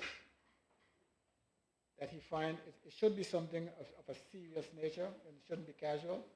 That somebody like I could pick up my file and tell my PS I want, so it's my phone, pick up the phone and call the PS and say I want such and such a file. It seems to me as if this is tantamount to that. You're not running my ministry. You're not running anything. You have no dealing with the internal self-government except for security and the public service. You can't be calling my ministry or calling the minister and telling me you want a file. This is what took place in 2007, 20 years ago. We need to stop this. I think the commission was in a position to strike a pen through this one.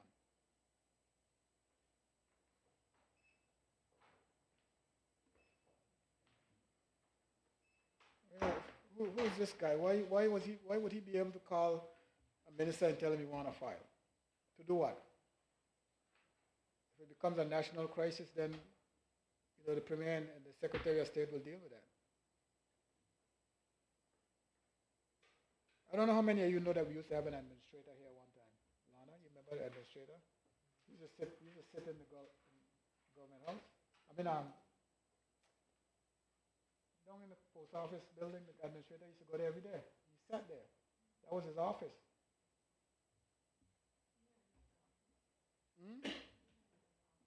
Back in the day when Cyril Romney and those guys used to be there, and the administrator used to be there. He didn't have an office downtown. Only of late they built that office down there for him. Stavely was a Carfoot one. He used to hippity-hoppity up the stairs. Yeah, he had a prosthesis back in a long time.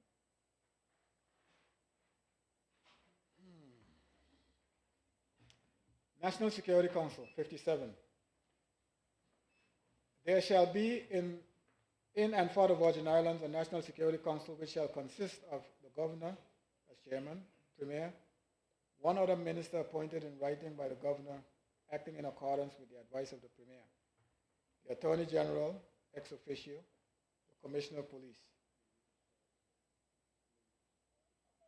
The word non-voting should be inserted after each of these. Do they vote? These two people should not have a vote. The Attorney General and the Commissioner of Police, they shouldn't vote. They shouldn't be voting. I think the word non-voting should be there after them.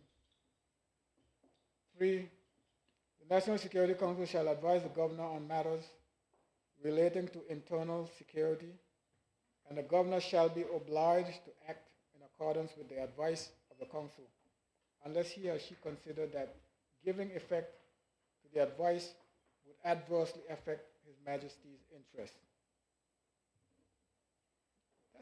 That's a statement that is blanket whenever it refers to the governor. He's always got that option.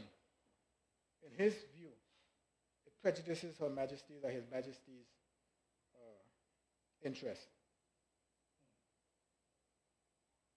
I think we should hold the governor to a higher standard than that now. We reach a point where we can find a way to hold him to a higher standard. And Madam AG, what we need is counsel as far as couching the language to hold the governor to a higher standard when it comes to things like this. Always, unless he or she considered that given effect to the advice would adversely affect His Majesty's interest. There's always an out.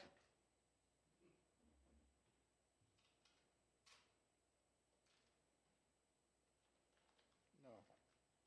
We have to fix that. We need to fix it. The Attorney General, Section 48. There shall be an Attorney General of the Virgin Islands whose office shall be a public office and who shall be appointed in accordance with Section 95. The Attorney General shall be the principal legal advisor to the government of the Virgin Islands. I've always had this question. What does government of the Virgin Islands really mean? Who is the legal counsel for the House of Assembly? If the term government of the Virgin Islands does not include the House of Assembly. If it doesn't include the House of Assembly, then answer this question, Madam Speaker, Mr. Speaker.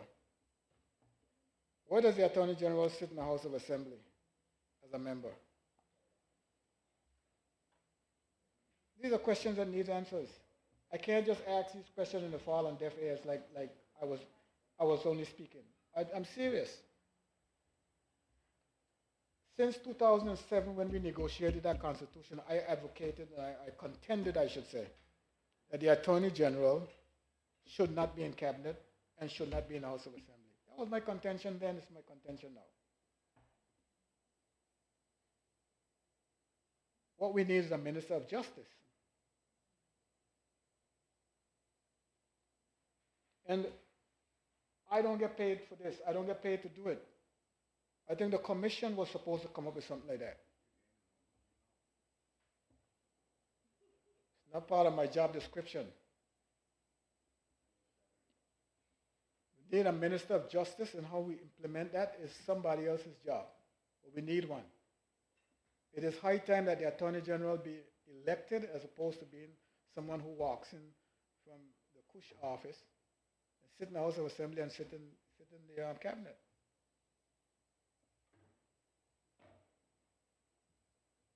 If the Premier needs something that's related to works, he tells his Minister for Communication and Works that he needs it. And the Minister for Communication and Works is duty-bound and obligated to facilitate that request. He's a member of cabinet. The same, I can't say the same is true for the Attorney General. I can't say it because it's not so. If we had a Minister of Justice, then the same would hold true. And that's why, we limp along with a system that is barely functional, and we call it working. But it's not.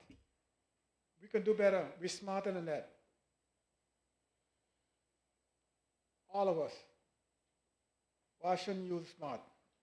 I should say more intelligent than that.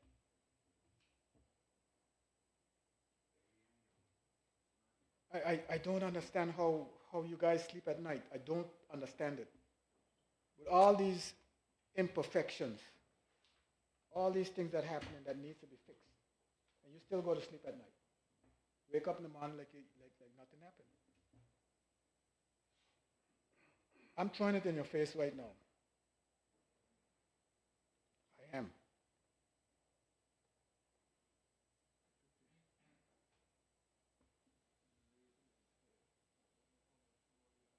Oh, the one?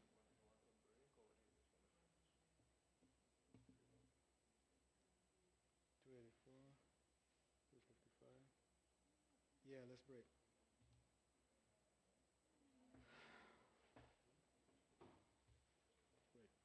Members, this House will now stand in recess.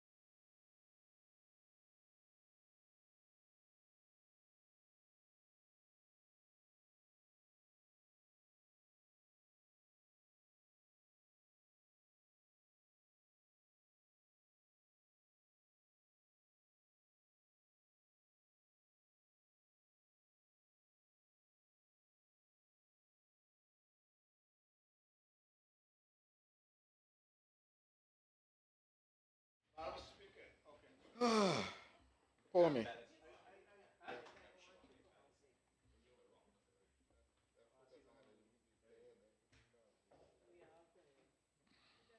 This House now resumes the sitting. Deputy Premier, you may proceed. Thank you. Thank you, Madam Speaker. Madam Speaker, this must be my 11th time getting up and back, sitting down, getting up.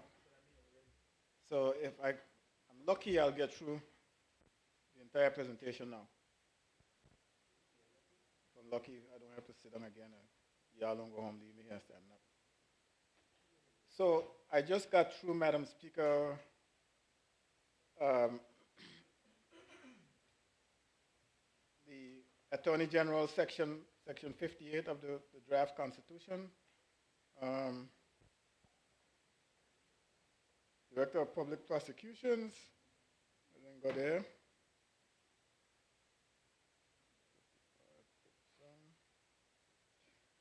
Yes, Madam Speaker, the legislature.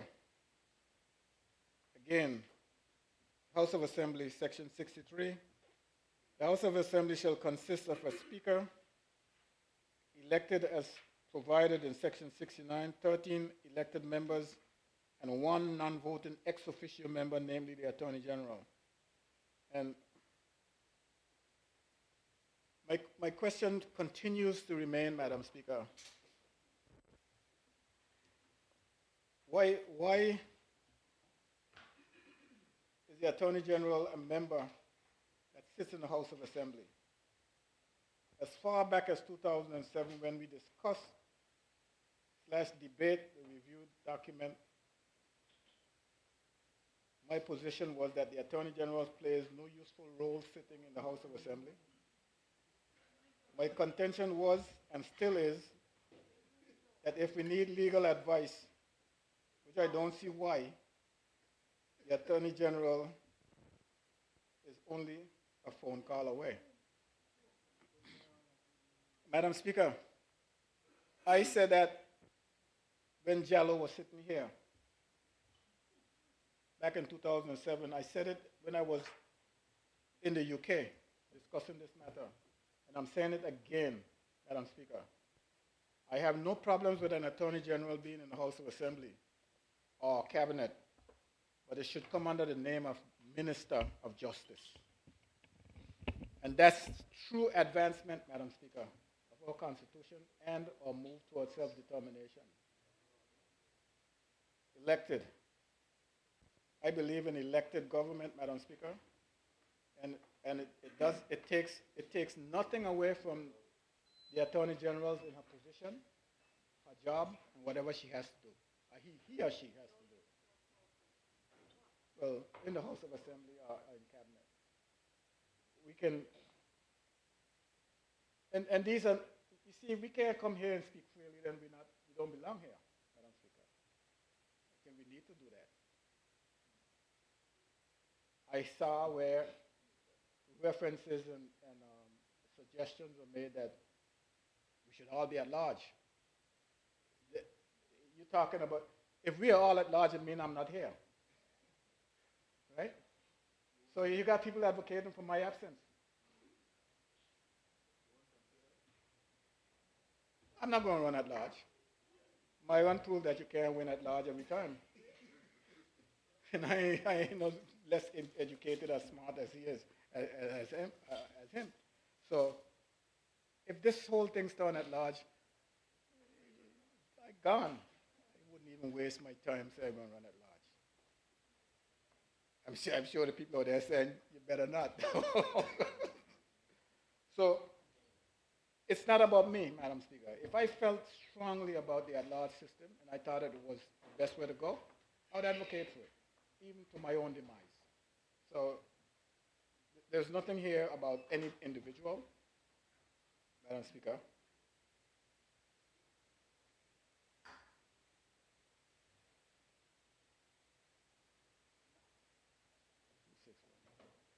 Speaker and Deputy Speaker, Madam Speaker. 69. When the House of Assembly first meets after a general election and before proceeds to the dispatch of any other business, it shall elect a person to be Speaker of the House. If the office of Speaker falls vacant for any reason other than a dissolution of the House of Assembly, the House shall, as soon as practicable, elect another person to that office. The Speaker shall be elected from among the elected members of the House of Assembly or from persons qualified to be elected members of the House other than ministers.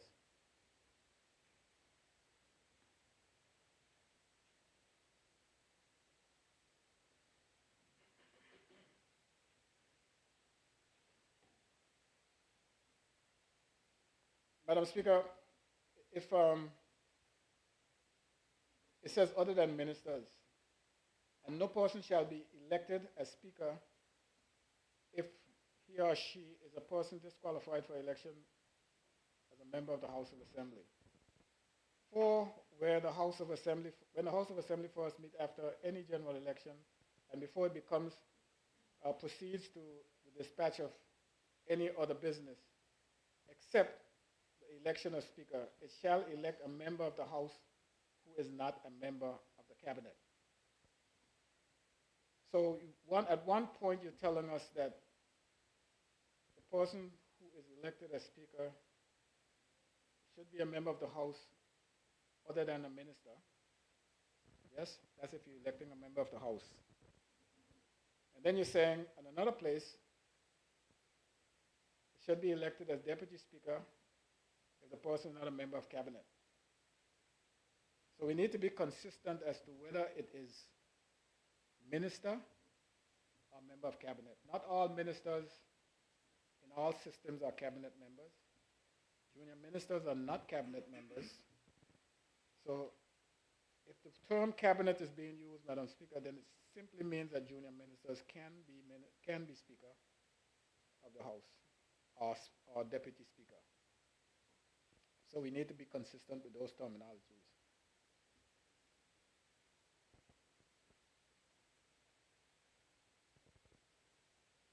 I want to make sure, Madam Speaker, that we are making proper definition, distinguish properly between what a junior minister is and what a minister is. And right now, it's a little muddled.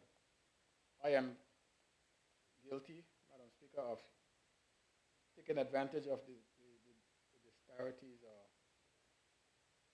the inconsistencies in the definition when the House was first sworn in to deprive the now Deputy Speaker, who was a junior minister at the time, of not being the Deputy Speaker.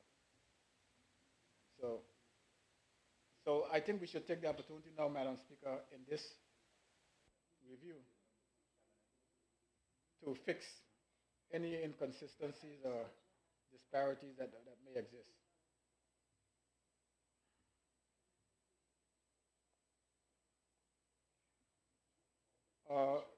General elections. A general election shall be held at such time within 2 months, but not earlier than 21 days after every dissolution of the House of Assembly, as the governor shall appoint by proclamation published in the Gazette. 2, notwithstanding subsection 1, the governor acting in accordance with the advice of the Premier by proclamation published in the Gazette shall give not less than 90 days notice of the date of a general election. Not less than 90 days notice of the date of a general election. I don't know why I have a problem with that. Governor acting in accordance with the advice of the Premier by proclamation published in the Gazette shall give not less than 90 days notice of the date of a general election. Yeah, Madam Speaker, I have a problem with that. 90 days? Only 21 days, Madam Speaker, that is necessary, that is being given at this particular time because the elections supervisor several years ago was asked to do an analysis of the minimum number of days she would need to prepare for a general election. after giving notice. They came back and they said 21 days. And that figure, 21 days, is what the premier at that time and subsequent premiers have been using to set the date for an election. So they're telling us here that they need 90 days notice. And I said, no. What you're doing, Madam Speaker, is you're taking part of the mystique in parliamentary democracy out. You're almost making me set a date for election long in advance. And that's not what it is. That's not what parliamentary democracy is all about. One of the beauties of having the opportunity to have a snap election. And this takes that out. 90 days? No. I do not agree with that, Madam Speaker. Local government, chapter 5A. Local government, 88A.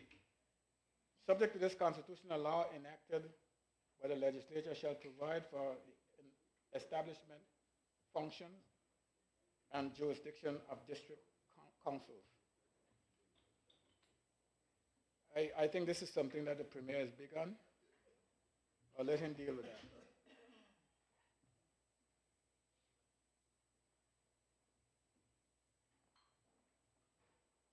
(88B), Madam Speaker. There shall be an elections, boundaries commission for the Virgin Islands, and the first such commission shall be appointed as soon as practicable after the date of the commencement of this Constitution. So they're asking us to commission a Elections and Boundaries Commission. The Elections and Boundaries Commission shall consist of 5 members as follows. A chairman with relevant experience who shall be a Belanga of integrity and high national standing and who has attained the age of 50 years, appointed by the governor, acting in his or her discretion. A member of the commission should be a Virgin Islander, not just a Belanga. Attaining the age of 50 years, I'm not sure I'm sold on this 50-year thing because it sounds like age discrimination to me. I think if you can vote at 21, or run for public office at 21, why do you need to be 50 years old to be a member of this commission, Boundaries Commission? I don't agree with that, Madam Speaker. A member with relevant experience appointed by the governor acting in accordance with the advice of the Premier. I don't know if I could find consensus in this room among members that we are not really as bad as people think we are. Everything you see here is the governor, the governor, the governor. It's kind of like, who's this Constitution being written for? A member with relevant experience appointed by the governor acting in accordance with the advice of the Premier. I mean, why can't we say the Premier getting the advice from the clergy who's responsible for the Christian Council? Okay. You know he'll be honest, right? He's going to give you a nice, decent person like a deacon or something to be sitting on the council. Since everyone else is either crook or they're corrupt.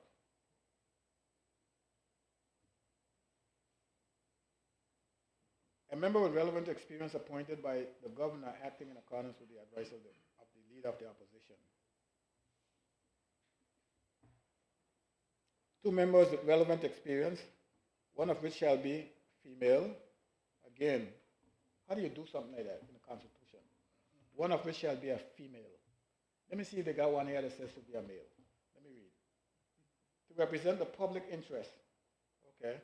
One appointed by the governor acting after consultation with the chairman of the Judicial and Legal Service Commission and the other after consultation with such representatives of civil society as the governor acting in his or her discretion thinks appropriate. For the purposes of this section, relevant experience means a professional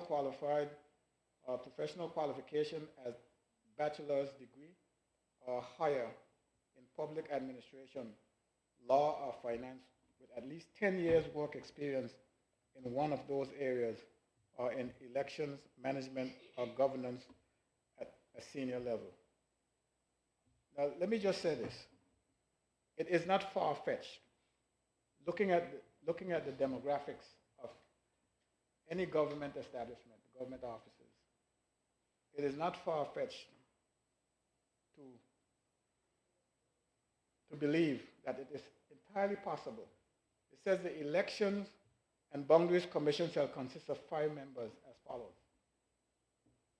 They specifically state that one should be a female. That's 1 out of 5. Leave it 4.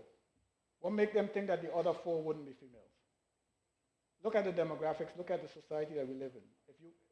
Wherever you go, the majority of the staff or the workers are female.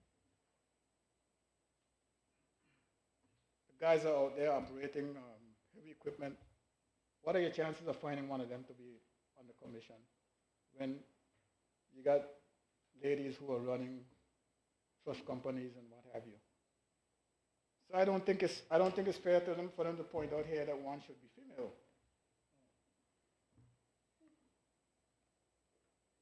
You might end up with 5 female easily, and they'll be qualified. I have no problems with it. But when you're going to specifically state that one should be a female, it's a little reach.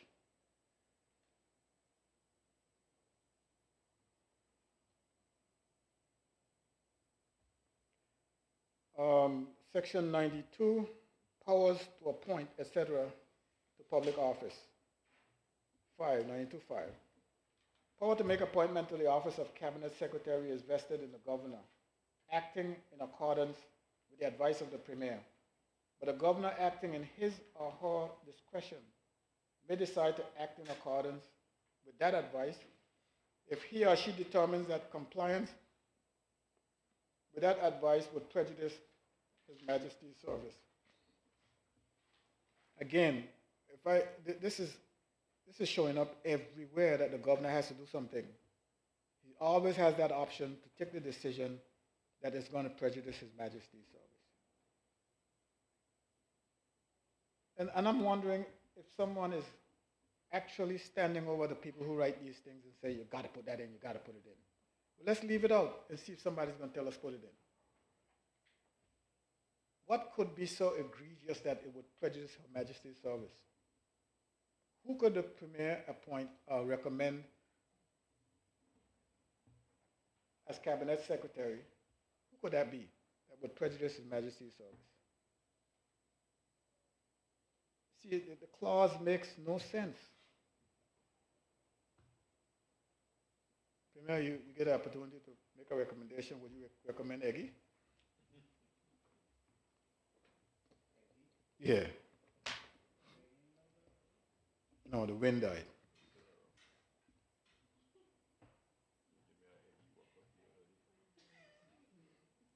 When the governor declines to act in accordance with the advice of the Premier under subsection 5, he or she shall refer the matter to the Premier requesting advice on the appointment pursuant to subsection 7 or another person to the office of Cabinet Secretary, and the governor shall act in accordance with that advice. They're saying he shall act in accordance with that advice. So if the first one he rejects because it's going to prejudice Her Majesty's service, he comes back and asks for another one. The one that the governor gave him, he must act on. Whenever occasion arises for making an appointment under subsection 5, the Public Service Commission shall submit to the Premier a list of persons who appear to the Commission to be qualified and competent for the appointment, and the Premier shall advise the governor to appoint a person whose name appear on the list, provided that the Premier may request once an additional list of persons from the Public Service Commission from which to advise an appointment. Generally speaking, I believe that this is the norm that they've been doing for all kind of appointments, all other appointments. But when it comes to Cabinet Secretary, Madam Speaker, the Premier and every Premier has this same opportunity. So it's not as if this Premier goes and he decides that he wants John Brown to be the the Cabinet Secretary. That when that other Premier comes, he's stuck with John Brown. No. This is an appointment that is the prerogative of the Premier. So every Cabinet Secretary knows that their term is tied to the present Premier.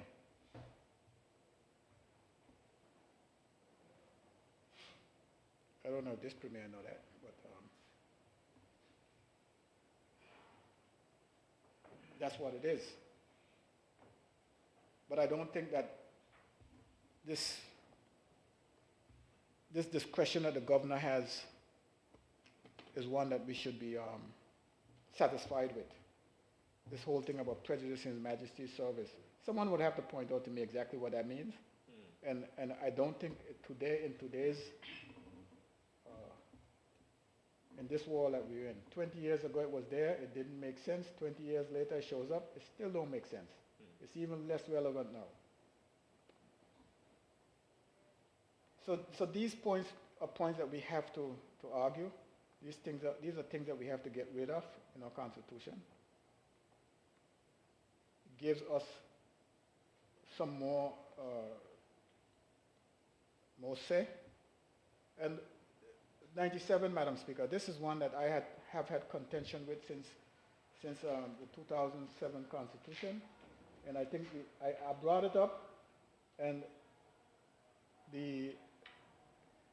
I think it's a mistake that was made, and anyone who sees it would understand what the mistake is, and it needs to be corrected. Section 97, power to appoint, etc., to office in the police force. I want you to listen, you have to listen to this carefully in order to understand exactly what's taking place here. I will start, it says 97. Power to make appointments to offices in the police force, and to remove and to exercise disciplinary control over persons holding or acting in such offices shall vest in the governor, acting in accordance with the advice of the Police Service Commission. But the governor, acting in his or her discretion, may act otherwise than in accordance with that advice if he or she determines that compliance with that advice would prejudice His Majesty's service. 2, where the Police Service Commission advises that any person should be appointed to an office in the police force of a rank superior to Chief Inspector, that advice shall require the approval of the National Security Council before being submitted to the governor. But the governor, acting in his or her discretion, may act without the approval of the National Security Council if he or she determines that to do otherwise would prejudice His Majesty's service. So those two, he could do it or he could decide not to do it. But here, this is the one that really should catch your ears and agree that it needs to be fixed. The amendment needs to be fixed. 3, before exercising the powers vested in the governor by subsection 1, the governor may, acting in his or her discretion once,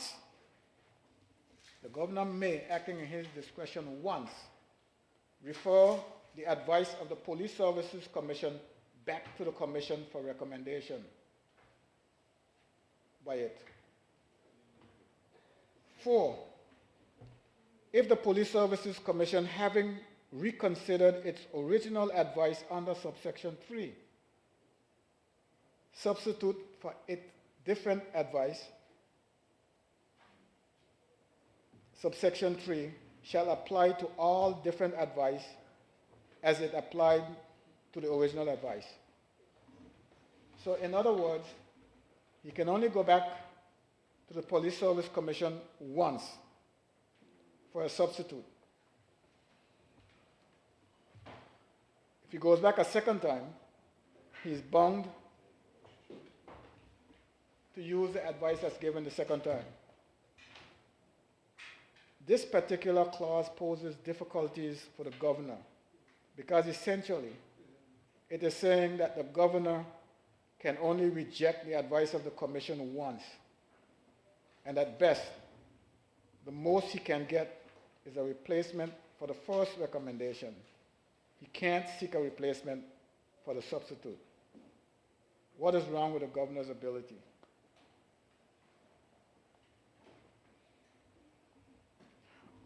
But now the governor, and in 5, the governor acting after consultation with the Police Service Commission may, by regulations published in the Gazette, delegate to any member of the commission, to any member of the commission or any public officer or class of public officer to such extent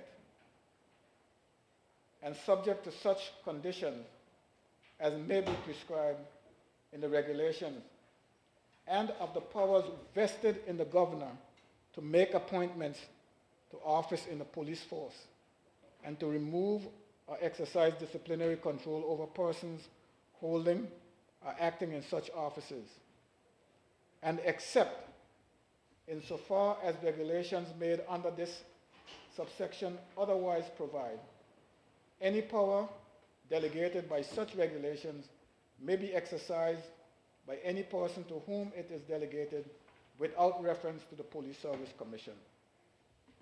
So you see, when the governor delegates the responsibilities or the powers to a point, that person who he delegates that power to has more power than the governor himself, because they don't have to refer back to the Police Service Commission once they decide that they don't want to hire a particular individual or they want to hire a particular individual. But the governor does. And when the governor does, he could only do it once. These people who he delegates to, so take for instance, he delegates to the Commissioner of Police this role. And the Police Service Commission decide that they want to give him Jack to be an officer. And he says no. He wants Mary. He can go out and hire Mary because he already got the recommendation of the commission. He don't have to go back to them for another recommendation. But the governor himself will have to do it. And this is an anomaly that needs to be cleared up. And I've pointed this out from the last constitution, and it was recognized, but nothing was done.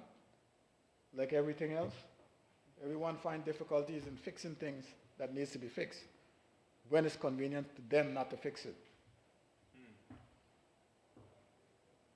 So we need to take a closer look at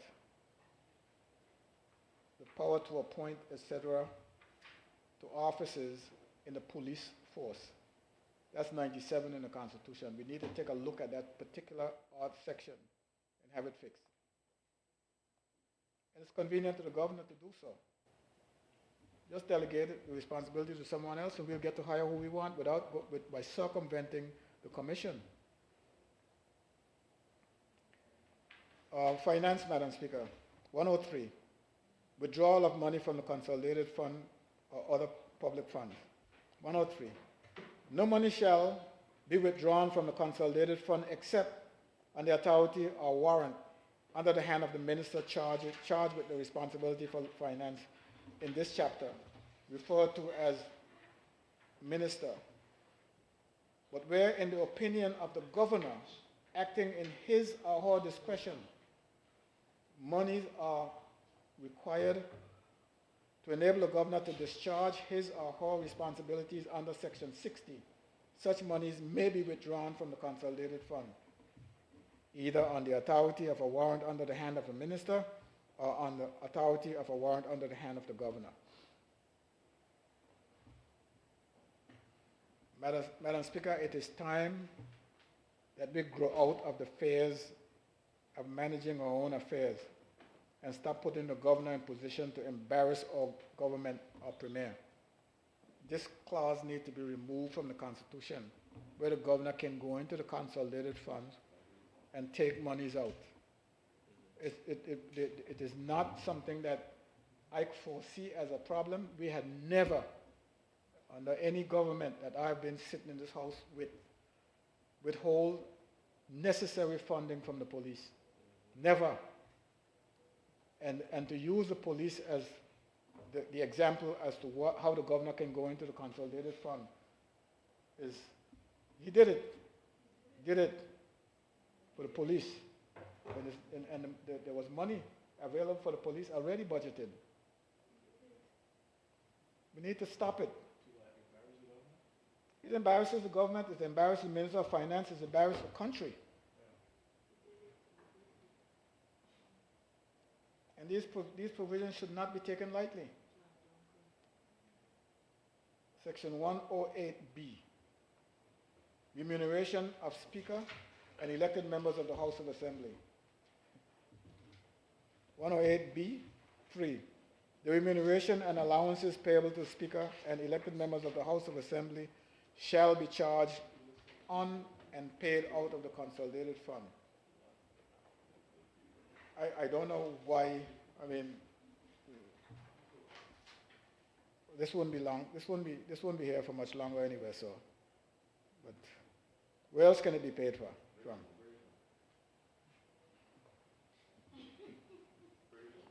Yeah, I think I'm getting there. Getting there. 81. By how you know? By how you know? Standards in public life, Madam Speaker, 12C. 2.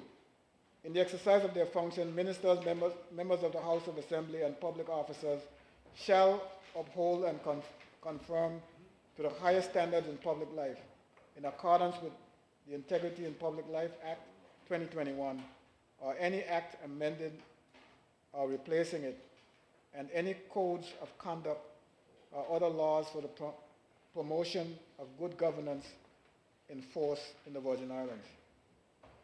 Madam Speaker, we have to be careful that this wording is compatible with developments taking place with the advancement of the House of Assembly and disciplinary legislation. So we have to take a look at this particular clause in conjunction with what we're doing at the House of Assembly in bringing it to independence. So, Madam Speaker, I am there now, where I shall close. Well, this is last item I'm looking at under the draft Constitution.